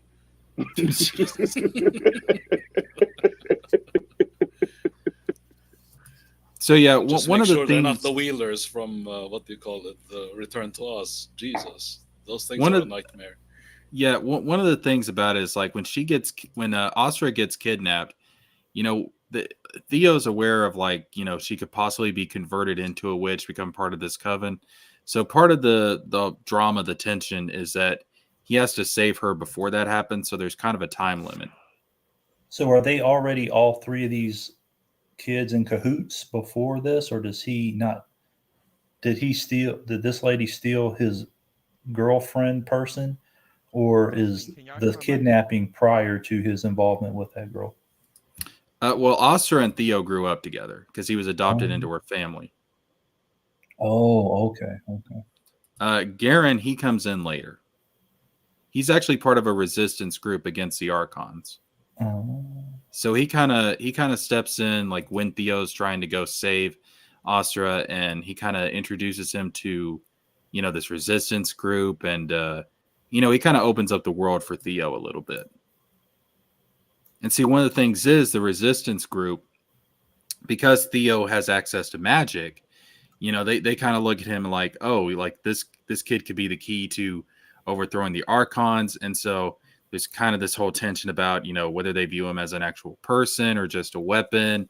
And so that creates some tension too. And so, you know, Garon also has to question like, okay, like, you know, as he develops a spawn with Theo, like, is he really just my friend, or, you know, should I view him as a weapon? And, you know, there's kind of like this whole tension there as well. Just use and abuse him. That's all. He's 15, remember. I don't know. After the Rippaverse, I can kind of draw parallels between anything in the Rippaverse at this point. So that's my only source of reference at this point. And it's just, I mean, I just think this whole thing is plagiarized. I've seen this all before. Michael brings up a good point. The fact that he's 15 years old is you thinking ahead. You picked the right demographic.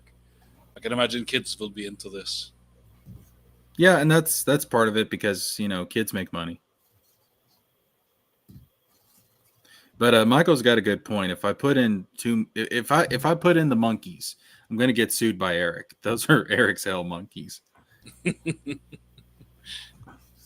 And this other lady sounds too much like Blood Ruth, so yeah, this is not going to end well.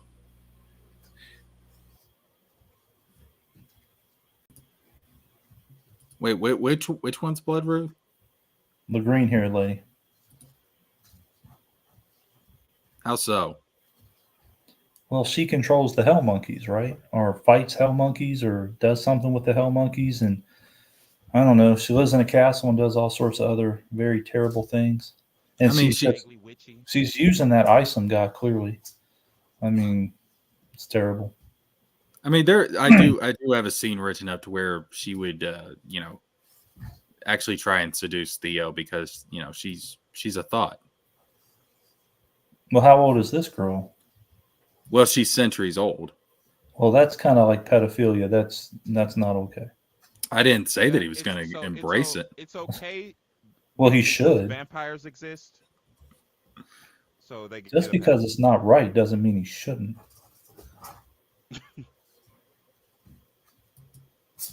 Vampires are thousands of years old, and yet they date teen girls. So I think it's okay. Yeah. So what's the double standard here with the teen boys? Like, I don't understand. It's like the teachers getting with all those young kids. Yeah. By the way, I want to recommend the show American Gigolo to people. It's really good, What the and fuck? it features. Look at this. The title is This is something, but I it's see great. boobs. Look at this. This is from Marcos Rios. Guess which character I'm pointing at now. So this is Blood Ruth. This is Yairo, Oh, God. Michael Ronashi, and Lillian. Ingrid Valdez. Do you see the similarities? Oh my Unfortunate. God. We haven't decided which guy this is, but we're kind of thinking it's probably Norfolk guy. Yeah, probably Norfolk guy because he looks vaguely based on like Thor and stuff like that. So Yes. So What is shout out last to phase? this is Marcos Rios' comic book, which Eric July never plugged. Marcos Rios is the concept designer for Ripverse. Yes, Oh. he's the Jack Kirby to Eric July's Stan Lee. Jesus. So imagine Ripverse being basically you copied your classmates' homework badly. Yes, Uh, it's like just grab the same characters, put them in a modern context. If you ain't Yeah, being copying in the someone sword and else's sorcery. work, oh my then, God! Yes. It's then you're not a basically true believer. You're a whole ass cracker. I just realized it's basically a multiverse. These are the multiverse. variants. Multiversal variants. Yes. Oh no, Eric! I'm so sorry. And you can tell it's recycled. Like this is literally Iroh. Blood Ruth here in the red. Again, Michael Ronashi, Lillian, Ingrid Valdez. Amazing. Shout out to George Peter Gatsis for finding this out. Suck on that, Ripa goalposts. Wasn't it Eric DeBunks who found this? Eric DeBunks found out about Michael. What's his name? Marcos Yeah. Rios being an artist, like having his own art station and all that. And I remember we were in an after stream digging further into Marcos Rios' work There's fascinating and having the stuff shock of our lives. Yeah. Yeah. It was chilling. I think it's might be like the biggest untold story there is. The Legend of Marcos Rios. And to be fair, he draws well. He should have been. In the beginning, I didn't like the idea, but I'm with Riley on this one. He should have been drawing most of the Rippaverse stuff. I It think is he what it should have. is. I think he should have just created his own story and maybe hire a real writer instead of July or.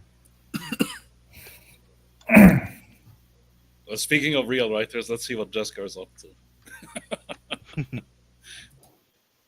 Yeah. So when this finally kicks off, I'm going to be the next J.K. Rowling, Tolkien, George R.R. Martin, just like Eric is the next Stan Lee. I'm putting it out there in the universe so that it manifests, and I expect all of you to back me up on that and to shill for me. And you're part of my cult now. Hey, could you bring up the chapter titles? Yeah, one sec. I want to see if they can guess what's going on in the story. All right. Yeah, give me one sec. Gotta find that post. Where's that post?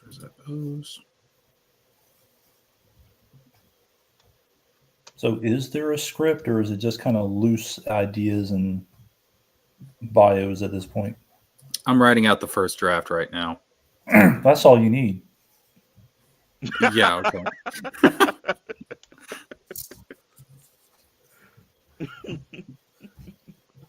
You might as well tell us you're writing the final draft right now.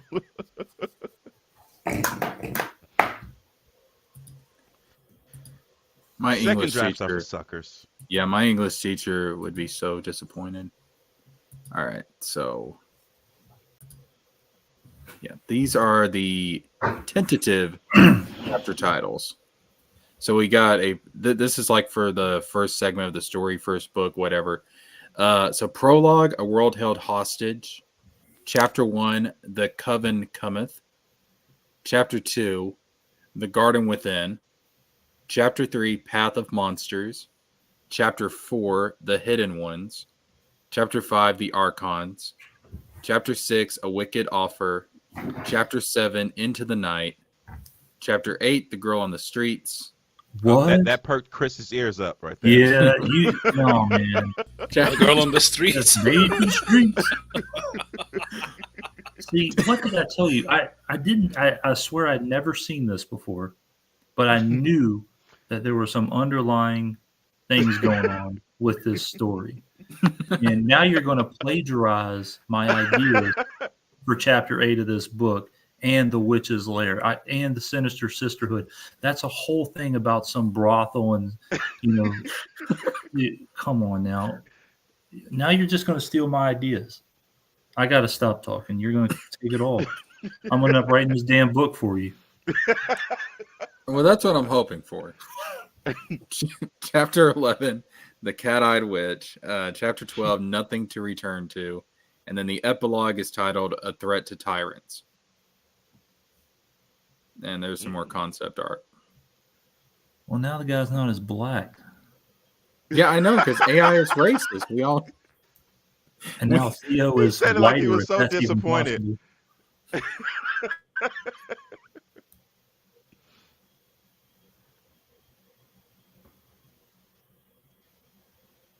But now the other concept art is closer to what the characters are going to actually look like.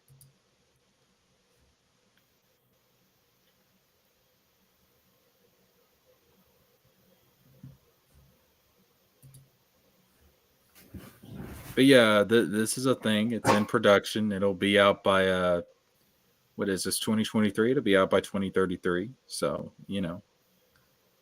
Oh, TJ, LG tried to ask me, he tried to trap me, he tried to say, so the money TJ makes, how much of that is going to you?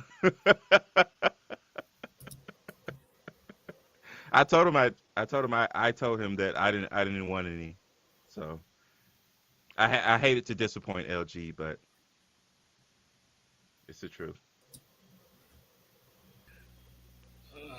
I don't want to disclose, can be honestly. the DJ in this story. There's a space for him. He's in the adult entertainment industry, and there's clearly a space for that in chapter 8. Yeah, LG is... All I can say is I'm well off in real life, as you can see. Like, as a graphics designer, I get jobs left and right here and there. I'm going around. I'm doing my own business. I have multiple professions, right? People don't see me when I'm streaming. I'm actually either working or drawing or doing something for somebody else.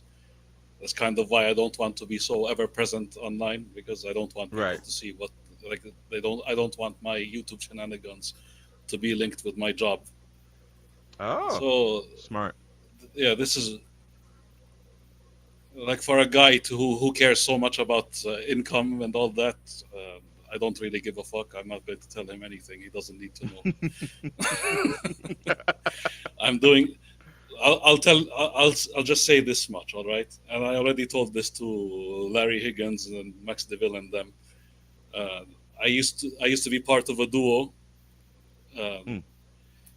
The other guy was a writer, a comic book writer, and I was the artist. You weren't a Soska brother? In a way, we'll put it that way. Yeah. We were a Soska brotherhood. Unfortunately, the writer half passed away. I stopped giving a fuck about comic books. Then I found Tony and them. Yeah. And I decided to step up a little bit after I saw Finbar stepping up. And the rest is history. But my association with Tony is because I wanted to pay it forward. We were trying to do an indie comic ourselves. So if the guy passed away, I would imagine he would stop giving a fuck about comic books. Yeah. I mean, I can tell you right now, if I pass away, I am not going to give a fuck about Eric July or what he's doing. I can guarantee you, after I pass away, I am not going to give a Well, fuck. you should. Who you think is going to help you with the hell monkeys once you're down there? Oh shit! I didn't consider the hell monkey factor. Wait a minute, you're assuming I'm going to burn in hell?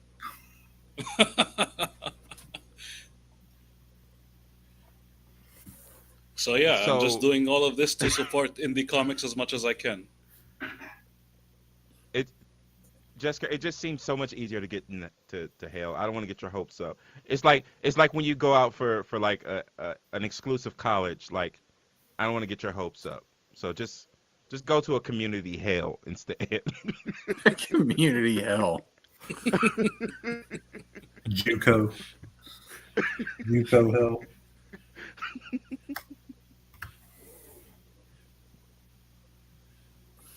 But Your hell yeah, will be based on a 3D asset model. Yes, 3D asset hell. That's what the hell will look like.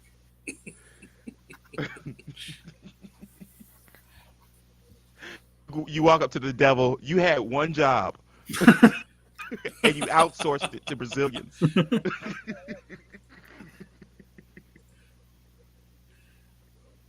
And he says, "Yeah, like my friend Eric."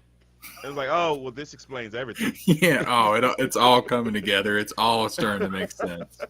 He's a man of God, so he's clearly not here. Listen, if I die, and then I find out that Eric July made it into heaven, but I didn't, I'm gonna start questioning a lot of shit.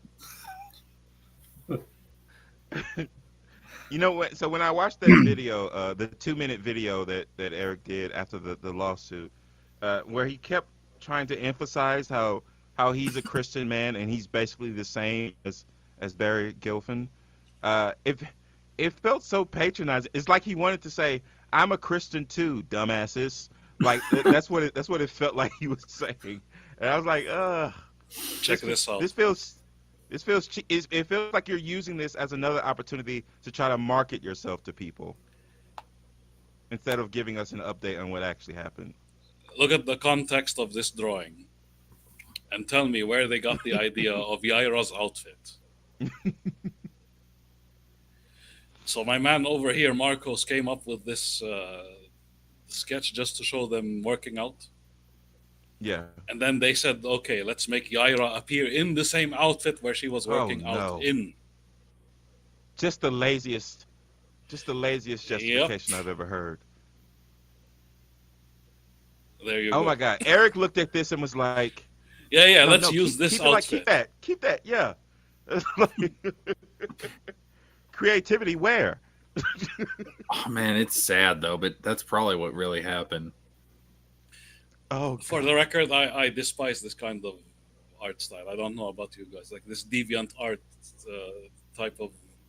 We don't know whether it's manga or Western. Oh, it kind of feels like it's fence sitting.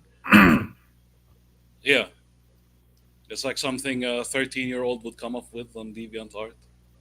But I think this is what we get when we have a bunch of American kids who basically grew. Well, he's not American, but a bunch of kids who grew up loving anime, but in places where it's not traditional to make anime. So you have a sort of a hybrid. Yeah, but here's the thing: like, either commit to being anime or being Western. Right. Right. That's what I mean. It's like we're looking at what we were looking at is some uncanny valley. Yeah, it's fence sitting. Where it's they like can't Western, decide which side they it's want like they're to be Western drawn, like their proportions, everything is Western style, but their faces are still jagged. Just was like Legend of Korra? Was Legend of Korra what you wanted? Why not? Sure. Okay.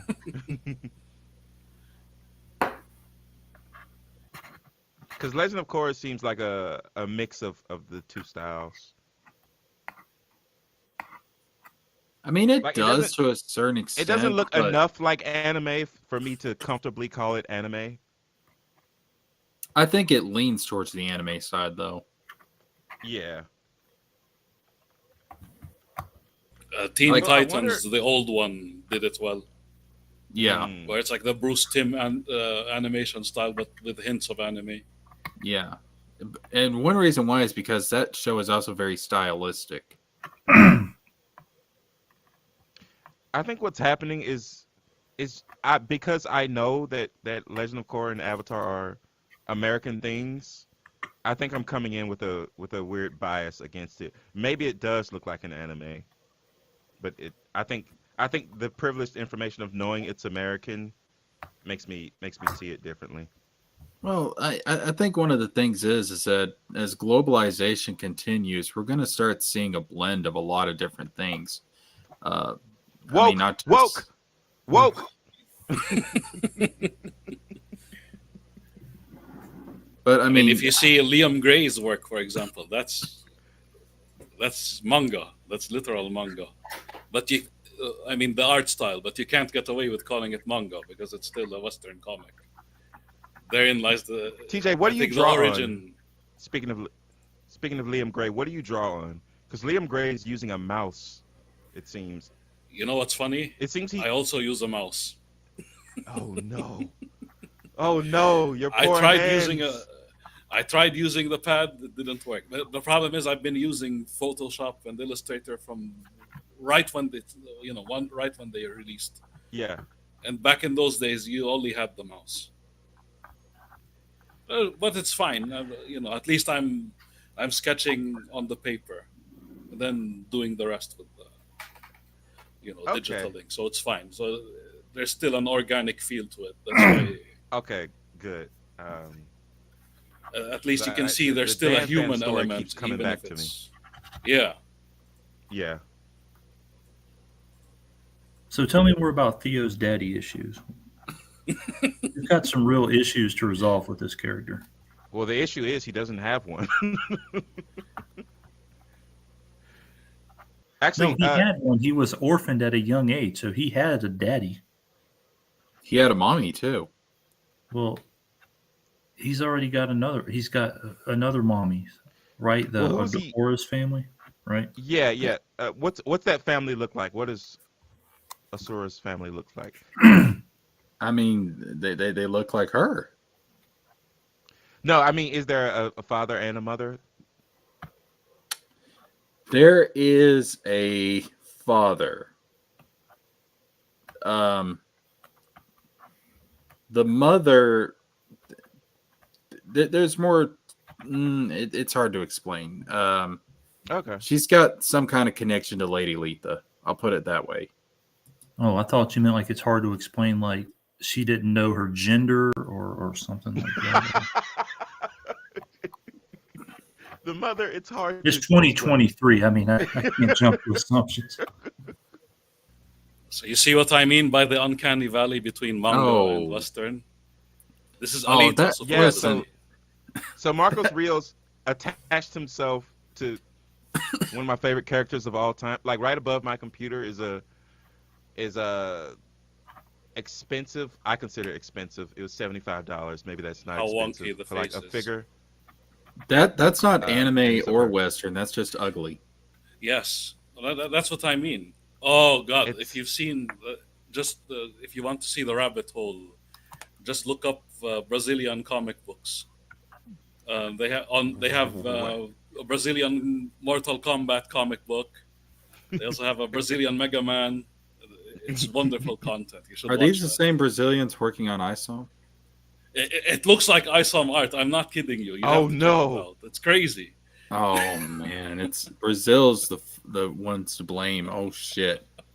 Oh, There is a Isom- Brazilian element to it. That's Isom the funny part unwittingly about is- ISOM. He's unwittingly It's so part Brazilian. of a multiverse. It's crazy. Did you say Brazilian multiverse? Eric didn't know it, but when Rippaverse was created, it was inducted into a multiverse that already exists, the Brazilian multiverse. Shit. A real quick, serious question about that. Do you think when he went to find Cliff Richards or Gail Aitayib or however the hell you say his name, I'm assuming he found them through this Glasshouse Graphics. Do you think they told him, yes, these two will be the only ones working on your book? And he was like, yeah, that's awesome. These are industry veterans. I'm so happy. And then they're like, yeah, but that's just what we're going to tell him because he'll believe whatever the hell we tell him. And we're going to sub Yeah. this shit out. And Yeah. no, of course, he's not going to notice that every single iteration of ISOM on his website looks completely fucking different. And then his book, like ISOM, appears as like 5 or 6 different people. Of course, he's not going to see that shit. I think it was a And don't I mean, ask, don't tell situation. Does he Okay, Michael honestly is saying feel Gabe that? in particular was brought to him by EVS. So just Gabe. But so I don't who think Eric knew. drew that stuff? Hmm. Because whenever he did mention the Glasshouse Graphics in his stream, he was very, very short about it. He was like, "Oh, they're just an agency, they're a broker." Yeah, but you can go to their site and you can see that they can do all this art. You can see that they have on their site, we did the Ripperverse stuff. And then you can see how ISOM looks like 6 or 7 different people, and just your cover art is different completely from one to the next. So are you trying to convince me, a rational thinking person, that the same person drew all this shit? No. Did you realize I something like weird to, about I like to that find the stream? person that drew this shit, and I'd like to beat the shit out of them. Tell me this isn't Michael Copper and this isn't Lilian Ronashi. Oh Lord. So the weird And thing they're about called that Rose stream and you were just Vince. referencing, he didn't actually reference the art at all. He just kept mentioning how they weren't cheap. Like he only sees things in terms of money. Like he didn't reference the quality of the art at all. I guess because it's indefensible, but also he just doesn't care because he only cares about money. It's amazing how these people they judge quality by money or financial success. Yeah. And there's a lot How of many people out clicks and there. views you get? You know Yeah. what? I don't even think it has anything to do with money. I don't even think they're paying attention to money. They're just thinking of views and clicks. I'd go that far because that's all They they do ever s- talk about. They do seem to care a lot about money. Like they bring it up before. Like I was Before talking the to views, right? Like because views equals money. so I was talking to them, and maybe it's just because they were responding to Tony, but they brought up money, and they kept trying to explain how much money. Well, LG kept trying to explain how much money he was making, and I don't know if it's insecurity over the homelessness thing, or it's just part of the back and forth.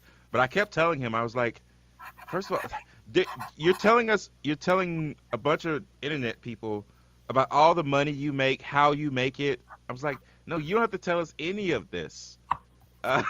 Yeah, we don't give a fuck. We I'm don't not give a asking fuck, you and for a you shouldn't loan. be I mean, this. what do I care?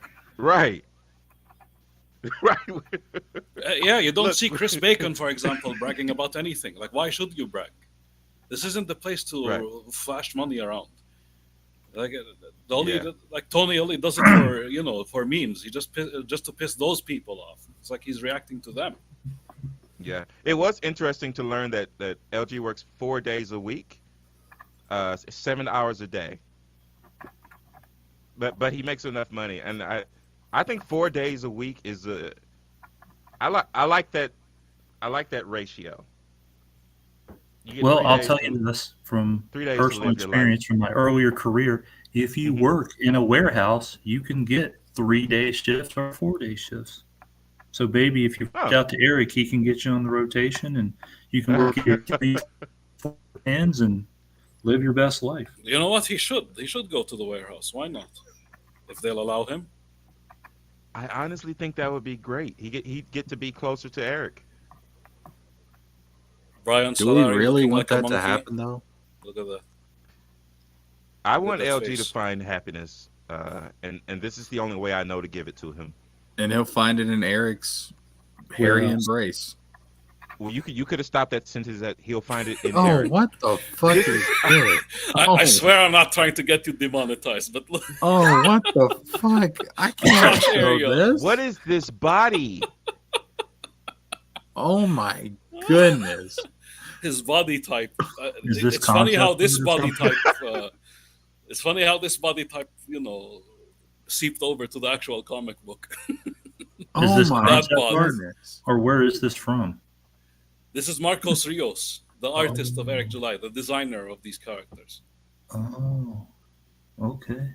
Oh my god. See, this is his signature. This is on ArtStation. I wish I could share the link, but I just typed it on the chat anyway. Just use Google to find it. It's easy. Marcos Rios, ArtStation. I was thinking they're lucky no like Chinese people who make like fake shirts gets a hold of this website, because there'll be so much more Rippaverse merch out there with genuine Rippaverse art just available on T-shirts and stuff. If you're gonna try and go for a realistic art style, you have to understand the anatomy of the human body. And clearly from what we just saw, these people don't. That's the problem. If the character designs are bland, you can bring the greatest writer on earth. He can't do anything with them. You can bring the greatest artist on earth, and they can't do anything with it. I'd be interested to be like, so LG or Sturgis, let me ask you something. Vincent Van Gogh, what do you think about that guy? Is he a great artist? Oh yeah. His stuff is the best. It's all over the place. It's in the Met. It's on all these places.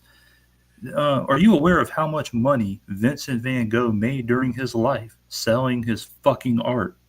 Oh, he must have made millions. No, he sold one fucking painting. He must have been what? It's like, yeah, dude, quality does not, just because of how much people spend on it, does not necessarily make it good, or vice versa. Yeah, and I tried to get that through with LG by relating it to music, and he seemed to understand it for a second, but then when it got back to Eric July, he seemed to have forgotten the whole. You almost reached concept. him. For a second, you almost reached him. Well, what example did you give him with music? I told him that he shouldn't compare like subscriber numbers and stuff like that, because I'm into like indie artists and stuff like that, and just because they have lower numbers doesn't mean their singing is worse than like Britney Spears or something like that. Okay, now I know I can't. Like, I understand that. But then when we got to Eric July, he went back to his. This his is typical shit. deviant art thing. Like they love drawing freckles on characters. What's wrong with her nose? That too, yeah. Overemphasis on the. This is what I'm saying. This is why this weird thing between manga and Western isn't working. Oh, this is nasty. The pose, like, why is she Spider-Man all of a sudden? I mean, What's going on here? I don't have an erection, but if I did, like, what's the this would kill it. justification This would for her kill it. to split her legs like this while mid-air? That's a good point. Oh, And why does she have lightning bolts? She needs to go see a dermatologist since she looks Right? all. oh my God! This is such an erection we have killer. the Rob Liefeld disease. The feet are Uh, all right. And her underwear are all crooked. I mean, okay, it's fine. It's fine that he doesn't know how to draw properly because he's just the designer. But still, you can see the errors seeping over. he was from taking a big the swing concept. with this one. I think here's the thing. Another element of design that these people forget to do is make a turnaround. Where are the turnarounds from Marcos Rios? That's what I want to know. He probably didn't even make a turnaround. Do you guys know what I mean by a turnaround? Hey, I have a question. You draw the What's character. a turnaround? Okay, you draw the character standing still from the front, and then from the side, and then from behind, right Oh. next to each other. So I That's a see that turnaround. sometimes. I see that sometimes when it comes to like concept art of Yes, characters. you need Yeah, okay. that turnaround has to be with you forever.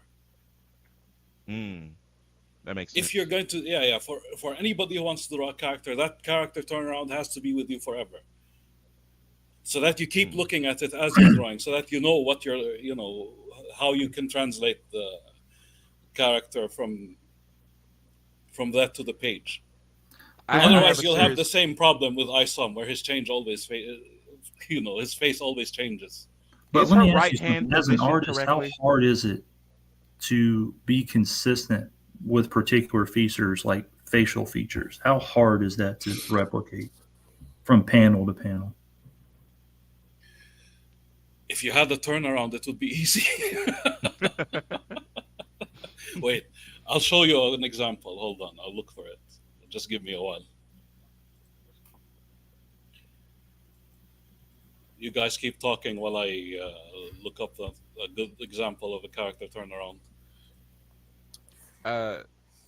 You can find them on Bulbapedia if you look up certain Pokemon characters. See, this is what I mean about them just ignoring basic shit. Yeah. That I mean, and there's that's why I kept telling LG and Renowned Zero, who I hate that I can't just call Sturgis anymore. Uh, So did you have to keep saying renowned zero, or how did you refer to him? Just I zero? kept Or calling what? it Renowned Zero because I'm very respectful. So. Oh, like he doesn't have a name, Yeah, like you you couldn't couldn't just get call away him with Bob calling or him something? Sturgis. Yeah. Oh right, yeah. No, it's Renowned Zero. Even LG was calling him Renowned Zero, and Oh, they're good friends. So well, those poor guys. Maybe I'll send them a DM with Eric's phone number, and they can reach out to him. I think that might be the greatest Christmas gift they've ever received. you're a saint, Chris. And if they're really nice, I'll give them his home address. It's like, okay, here's the deal, guys. Sturgis, if you stop making these stupid fucking videos, I will send you Eric's phone number and home address. But you gotta stop. So this is Cogliostro from Spawn, the HBO series.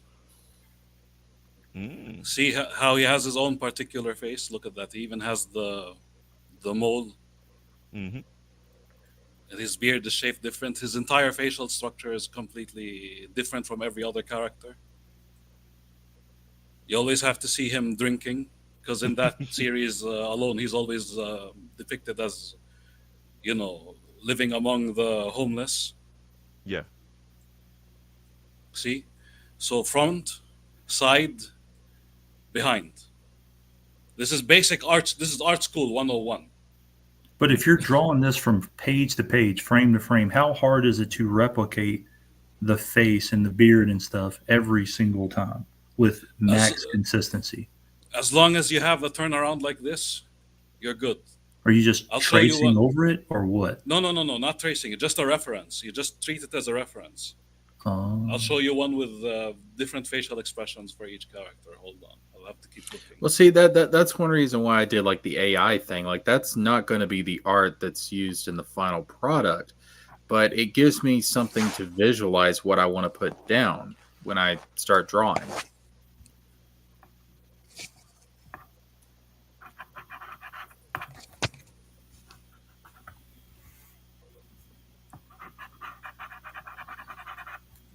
Who's scratching off a lottery ticket? me. We hope you win. Can we split it if you win? Well, it was actually the Pentium sticker on my laptop. It's not a lottery ticket. There's even a reference sheet where characters have where a character is drawn with different facial expressions. For some reason, I can't find them. I just put a link in the chat. If you All pull right, that let's up. have a look. But no, like I know, It's like even with video games, they do this, with the concept art for video games and stuff. Oh yeah, this is good enough. Okay, I mean, yeah, it's and not detailed the way we want it, but sure, Right. But look at the Let me share name. it The name first. is the same as Jesker's World. Hold on. Mallow. Who's stealing my Share shit it. now? The Pokemon Company No, Incorporated. it is spelled differently, sir. Yeah, it's cuter, but In anime, obviously, they have a huge advantage because their faces are kind of basic. But see, yeah. each facial expression, and in animation, they actually draw people, say, pronouncing letters like this is his face when he says O, Oh A, wow. S, B, D, like that. Yeah, they have to God, make sure all of that is so on detailed. point. It's all detailed. I bet you, I'm not sure about comic books, but I bet you some of the comic book artists do the same thing. But don't take my word on that. I would do it, but I don't know if people do it. But I wouldn't be surprised if people do it. Okay. So here again, but these are rough sketches, but that's fine. Facial expressions. I have to find more detailed ones though. Just give me time. For some reason, Google isn't showing me anything. But no, like this is like basic art school 101 because I remember like Tetsuya Nomura and stuff, like he has stuff like this for a lot of the characters in Kingdom Hearts. And I mean, again, that's a video game, but he starts out designing the characters, on paper. And I don't know, like you have to have stuff like this as references. It just makes it makes the process a lot easier. Or, you can just wing it like Eric did, and that's even easier. But Well, I wish Tetsuo put as much focus on a coherent story as he did with coherent character designs. if you've got another couple of hours, we can go over the Kingdom Hearts story. It's a long, doozy. long ago in the age of fairy tales. Oh no! 2 hours later, our good friend Michael showed me a wonderful example. I'll use this one. 2 hours later, and that's how Sora ended up in an alternate version of Final Fantasy 15. The end. There you go. This Hey, Donald. facial Speaking of expressions. Kingdom Hearts. Now imagine if it's not Donald Duck and it's a normal person. That's what they would do. Yeah. And again, for each letter, what letter a person pronounces. Wow. So this is scared. This is him probably hungry.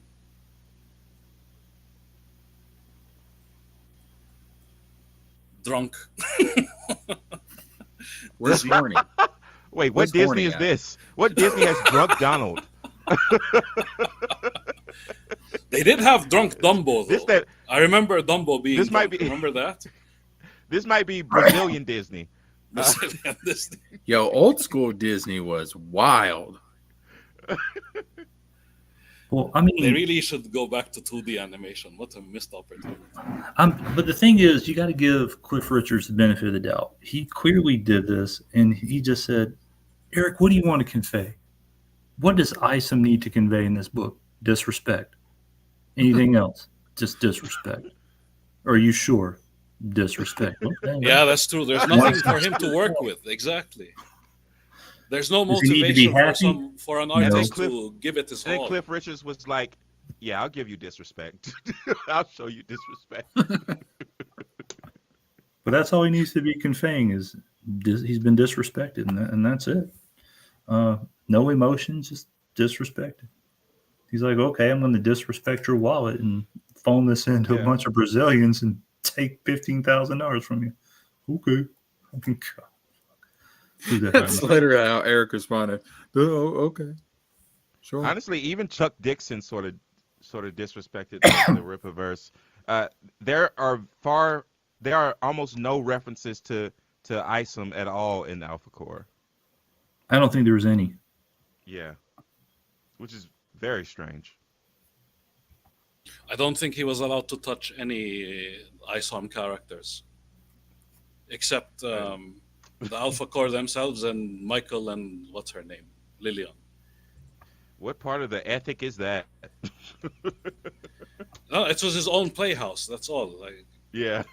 you can Don't get touch away my with saying toys. Alpha Core is its own universe. You could actually get away with saying that. Yeah. True. Okay, I found one for none other than Harley Quinn from the Batman animated series. That's how Arlene Hey. Quinzel. Mr. J, don't you want to rev up your Harley?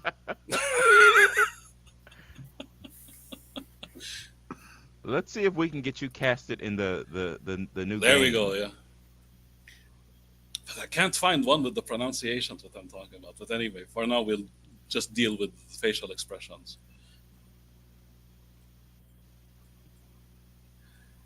And keep in mind, a lot of like if you see Bruce Timm's characters, even though the art style is like consistent, everybody kind of almost looks the same. Mm-hmm. But everybody has a different shape of the head. Harley, for example, is more round than everybody else. If you see Poison Ivy, her face is a lot sharper. Oh, okay. So this is her when she's pissed. Look at that. They even drew the eyebrows and everything. So Don't to This put is her together a scheming. Don't be 30-minute coming around here, cartoon. B-Man, or I'm going to bust your bat balls. But to put together like a 30-minute cartoon of like Batman the animated series or something, how long does that take to do? Oh, Especially back in the nightmare. day before like computers and all that shit that you could use to pump it out. and they got broke doing that. That's the crazy part. Wait, have This so simple much wait. animation. You can respect go for these broke. old You can go animators. broke without going woke first. Yes. Yes. Surprise, surprise. The I don't internet believe has it. lied to me. There, this is the surprise face you should be making. It's smaller than I thought, Mr. J.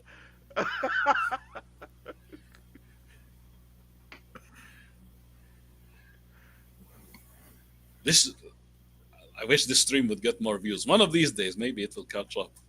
This is some good content we're bringing. Listen, I'm telling you right now. Look, my streams, my videos are weird. Like they don't pick up views instantly, but like give it a couple of days. Like all the Eric July stuff, it was slow, and then a couple of days later, 2,000 views, and it's like, okay, what the fuck?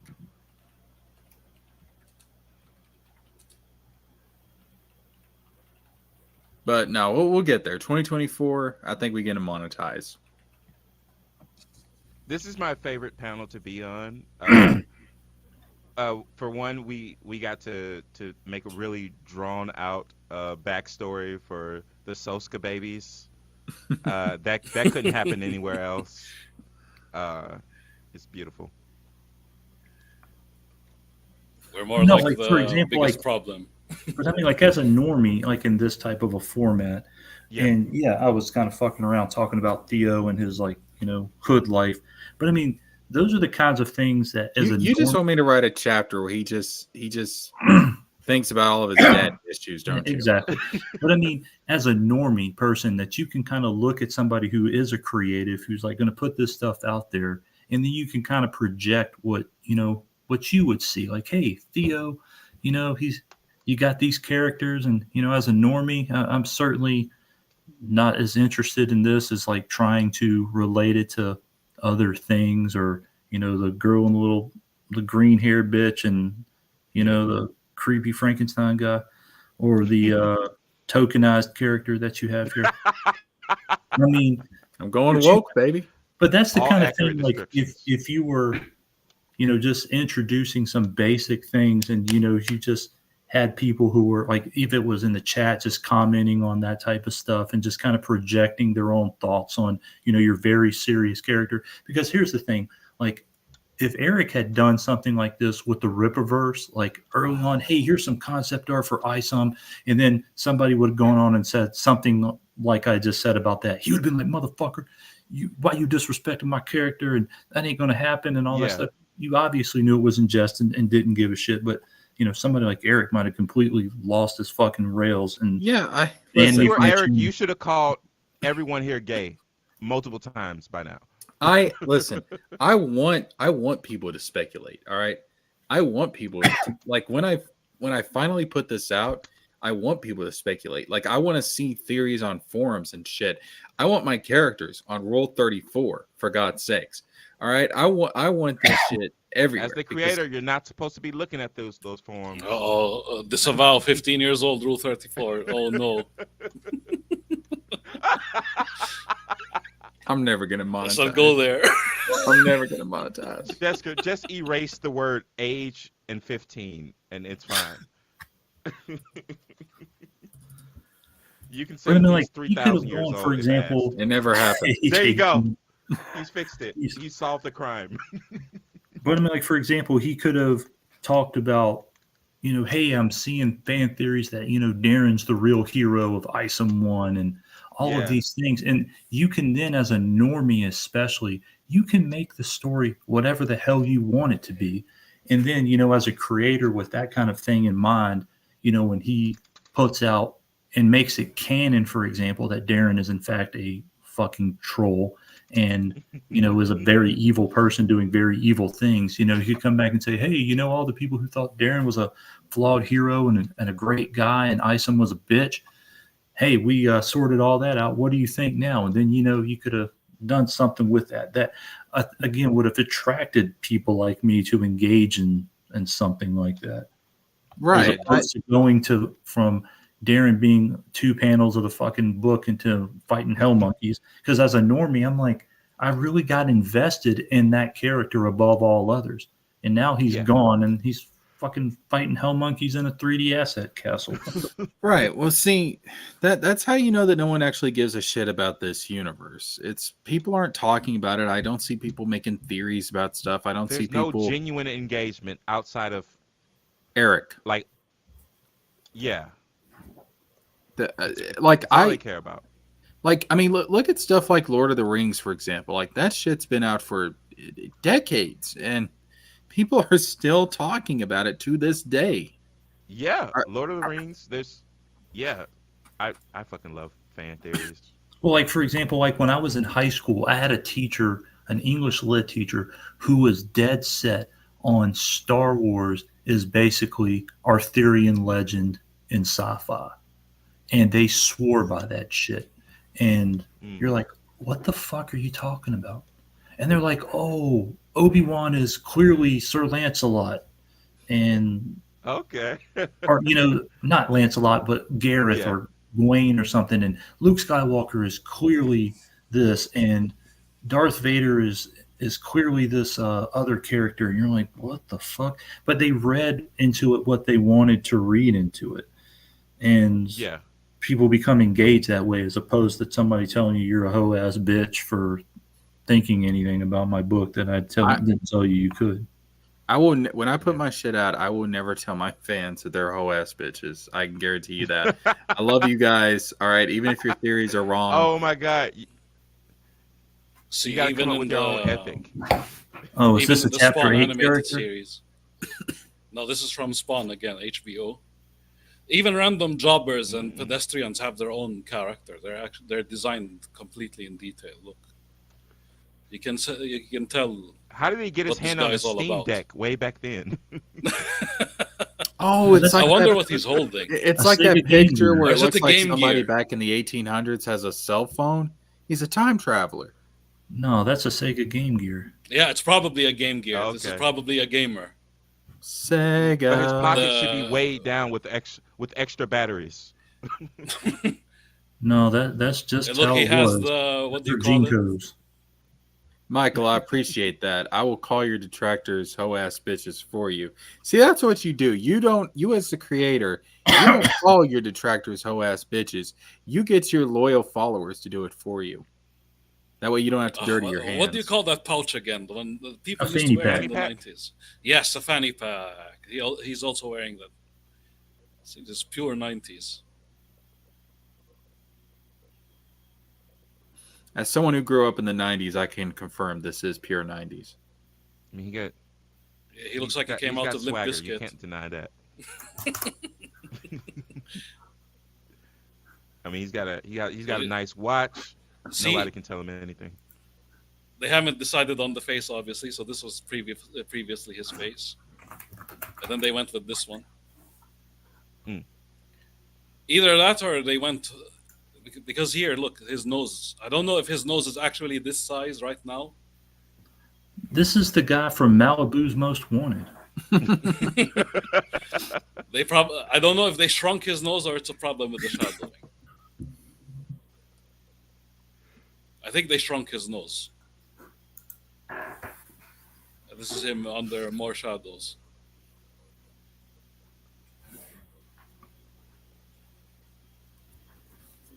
Again, every single detail, every single bit of minutia, people have to be paying attention to this. Otherwise, you'll be called out. But, like, seriously, like, with Theo being an orphan and stuff, like, I want people to speculate what the fuck happened to his parents. Like, good, make theories about that. Put it out there. That's what I want to see. That means you actually give a shit. Yeah. Because, like, for example, when Erica's like, man, I told you, like, you don't understand his powers. You see his powers. He can fall from the sky and crash into a car. That's a power. That's got to tell you something. Or, people are saying, like, well, what happened to Jasmine or whatever?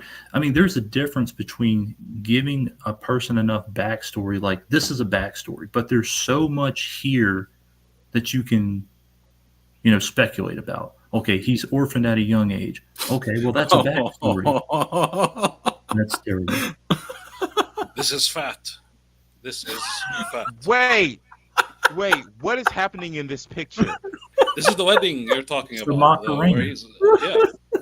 This is him teaching him how to buggy. Is he trying to teach a white person Look. how to give dap? What is his life? I don't.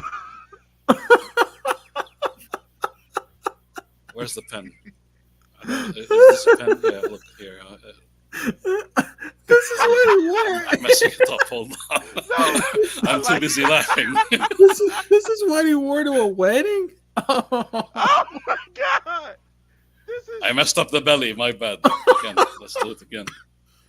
It's Because I'm as busy if laughing. It's as if he didn't know that he was going to a wedding before he left the house. It's like someone called, "Hey, you remember my wedding today?" He's like, "Oh shit, here I come. I'm right down the street. I'm getting a burrito." I'll just never mind drawing. I'll just show you here. You see, this is where his chest is, and this is the belly. Look at the outline again. Yeah. Looks like The he's built like arms. straight to me. Is that Alex? That guy Alex? It could be Alex, yeah, because he's the ginger, right? In his warehouse. Yeah, he's the guy from the ripoff first. Again, 90%. Like, I don't know, a huge percentage of people in our audience are also as overweight, but he should not be spamming the word fat on his Twitter. Otherwise, I wouldn't go at him like this. It's that simple. Oh my god. I can't believe this dumbass motherfucker actually Showed up in a In a jersey wedding. and a cap. In a wedding. Oh, Come Is it on. because maybe because he had a suit but it didn't fit? I'm guessing. Oh my god. Shit. Listen, I know with all that YouTube money, he could at least rent a fucking suit. Jesus. yes. He's a millionaire. Like, No, he wasn't a millionaire in that picture. It doesn't matter. He still had all that YouTube money. He could have at least rented a suit. Oh my god. that's a very old picture. It is disrespect, Michael. It's true. This is real disrespect. I wonder when Eric became a millionaire, because he makes it seem as if he always makes it seem as if he has all this other money, like, not related to Rippaverse. I don't know. Like, the very first time I met him in 2019, he was driving a Nissan Versa with a Superman and a Flash magnet on the back. So he's certain, unless he just was putting it on the down low. I mean, he wasn't making that much money. And I mean, like, we live in the same neighborhood. Yeah. He rents, I mean, like, a pretty decent house. I mean, it's not crappy by any means. Yeah.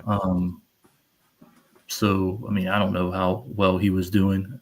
Like I said, he lives in a very upper middle class suburb.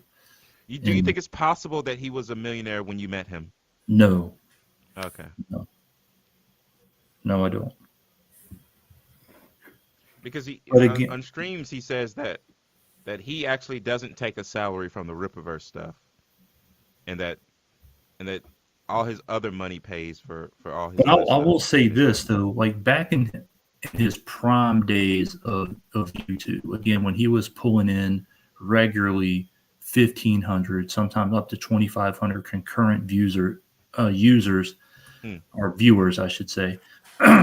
He could literally print money from super chats. I mean, they were coming in constantly and in fairly large amounts. And one time, just out of curiosity, I sat there with a calculator and calculated how many super chats he got. And like it was over like about a 2.5 hour stream. It was north of $3,000. Wow. So, and this was when he was streaming regularly. I'm talking like 4 or 5 times a week. So there you know what? You just made it seem more rational, the subscriptions that he has on his service. If he's actually used to getting this type of money, then I guess it's not as crazy as we think it is. Yeah, but I mean, like, I guess at the same time when, like, he's got like the 511,000 subscribers, but that you can see his videos, they're not anywhere close to that ratio. For example, like, I'll use Tony as an example. He's got, 2,100 subs, but the people who sub to him watch his shit. They'll go back and look at his streams. They'll go back and look at the videos, not so much the game ones, but the other ones. But he can get a very, very large percentage of his audience to interact with his product. And Eric, for example, and it's funny because when you look at what he's putting out, it's average maybe like 10, 15,000, depending on what the topic is, 25. But the ratio and the percentage of people who watch his stuff compared to his subscribers is ridiculously low. And what's even more telling is when he does a video about the Rippaverse, that has less viewers than the fucking other videos that he puts out. I don't get it, but I mean, that's just the reality of it. But yeah, I think a lot of people, I mean, it's just like anything else. I don't know about your YouTube page, but I'm probably subscribed to 200 or 300 channels that I've come across over time. That doesn't mean I regularly engage with all but maybe a handful of them. And I think that's probably most of his subscribers at this point. People Most who of the haven't channels I interacted subscribe with his to, channel and maybe they haven't uploaded in years. a couple of years. And then like some people, you only watch like certain types of content on their channel. Yeah, for sure. Yeah, like, well, even like, let's say, Heyday YouTube Eric, I watched this political stuff, but I never watched this comic shit. I didn't care. I wish there was a better way to like subscribe to like just a particular, like subscribe to like a playlist on their channel instead. Yeah, some people put out a lot of stuff that you don't care about. But yeah, I don't like think he's sitting on a lot of dead feed. subscribers who have just hit the subscribe button once many moons ago and just don't give a shit anymore. Yeah, they lost the password. They couldn't get to it if they wanted to. You know, one thing I'm happy about is that when this series does finally start getting out and published, you know, Chris, one of the theories he's going to be like on the forums when they make a forum about this series. He's going to be like, you know, posting these threads and stuff about, hey, which bitch do you think Theo's going to add to his harem in this next book? Like, it's stable. It's stable. Which bitch is he going to take back to Glenn Beck's ranch in this book? There's no telling. I mean, Theo detractors could also be a very real thing. I mean, I might not like the way this is going, and I might have to just become a detractor, and I'll just have to keep a running spreadsheet of all his missed opportunities. And it's not going to look good for you. You don't want that smoke. There's no such thing as bad publicity. Well, I can see the Reddit now. Theo detractors. Right. He missed another opportunity with this girl. He had this girl on the ropes and couldn't close the deal. He must have saw his little anime dick.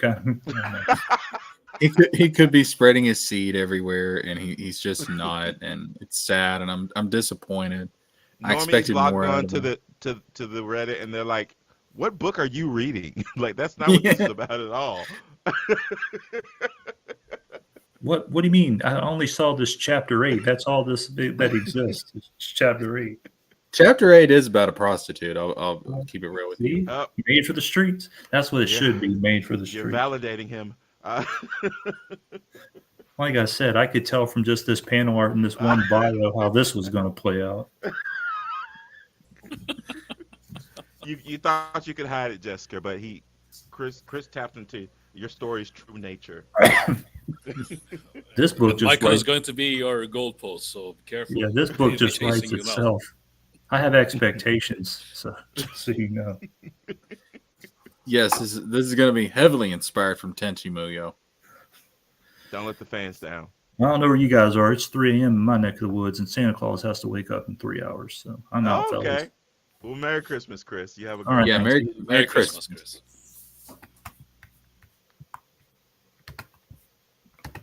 Twas the stream before Christmas. And all through the Can't night. find the lip sync the lip sync character sheets for Spawn. God damn it! I don't know if Todd McFarlane took them down or what.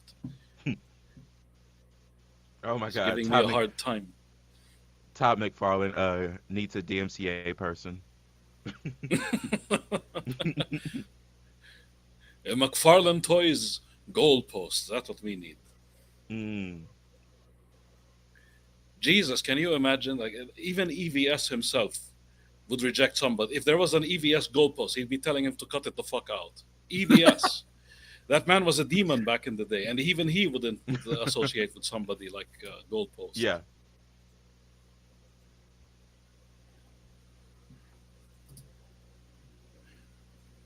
All right, folks. So yeah, I think we're gonna call it a night because yeah, Santa's got. I still got a couple of presents I need to wrap for tomorrow. So, Hey. but it's been fun. It's a great way to start off Christmas. Good For sure. stuff. Good stuff. And we'll be I talking- the link exclaim on as you the roll through private the chat. night. Pay attention to that, Jesker, if you need to contact me. all right. Yeah, You're an yeah, extra yeah. hero. Yeah, I Yeah, copied. Even though you don't use that, even though you don't use that platform, but just in case. Yeah, I've got it copied. All right, wonderful. Merry Christmas, Michael. Merry Christmas, everybody. See you later. Merry Christmas, everyone, and let's get ready for 2024. We got some stuff coming up, more content onto the channel. I saw him as the gift that keeps on giving. I'm sure we'll be talking more about that in 2024. That's right. And yeah, I'll be providing updates on this whole story I got going on throughout 2024. Should be ISOM good. is becoming a shared text, which is something like a shared language where it's basically like how people, like if someone called you a Gryffindor, you would know exactly what that meant, even though it's fictional. Rippaverse is becoming like that. I love how Riley put it. This is the first time a lol cow had his own employees in all of history. That's pretty good. Crazy. And It's true. he's doing all of this from Glenn Beck's farm. Like that is really impressive. Yeah, yeah. And it's really impressive how the Soska babies have not yet murdered us, but they'll get to it. Like I So said, what? if Hold any on, of us before- disappear for a prolonged amount of time, check the warehouse. Check the warehouse. I know this has nothing to do with Spawn, but even a random fan artist came up with a good character sheet. Hold on. This is like just before we go, so that I get my point across.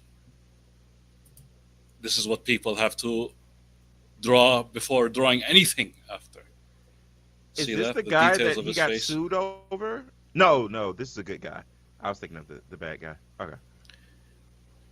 Oh, you're talking about Cagliostro and Angela. That was a guy who used to work with McFarlane, and they separated.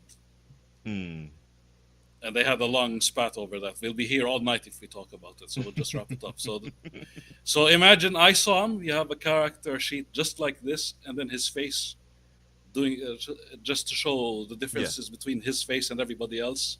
You're good to go. You just need to draw this, keep it with you forever. Yeah. While you're drawing, give it to everybody, and they're good to go. That's the only way. Otherwise, you'll see his Hand face it out keeping on to every changing. Brazilian, is what you're saying? To every Brazilian. Therein lies the problem, by the way. Yes, imagine the Brazilian art house studio. Hundreds of people, you have to give this to them. They didn't all get the reference seats. They were copying from 3 desks away. It's like, okay. I think I'll remember that. So this is Sam Burke, the detective from Spawn. All right. This is where we call it a night. Yeah, we out, people.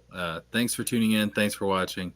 Merry Christmas to everybody. We'll do another stream soon. Might try and do one for the new year. I don't know if we'll do like counting down to the new year because probably want to be with family and stuff when that happens. But like New Year's Day or something might do something. All right. So till the next one, peace out, people. Peace.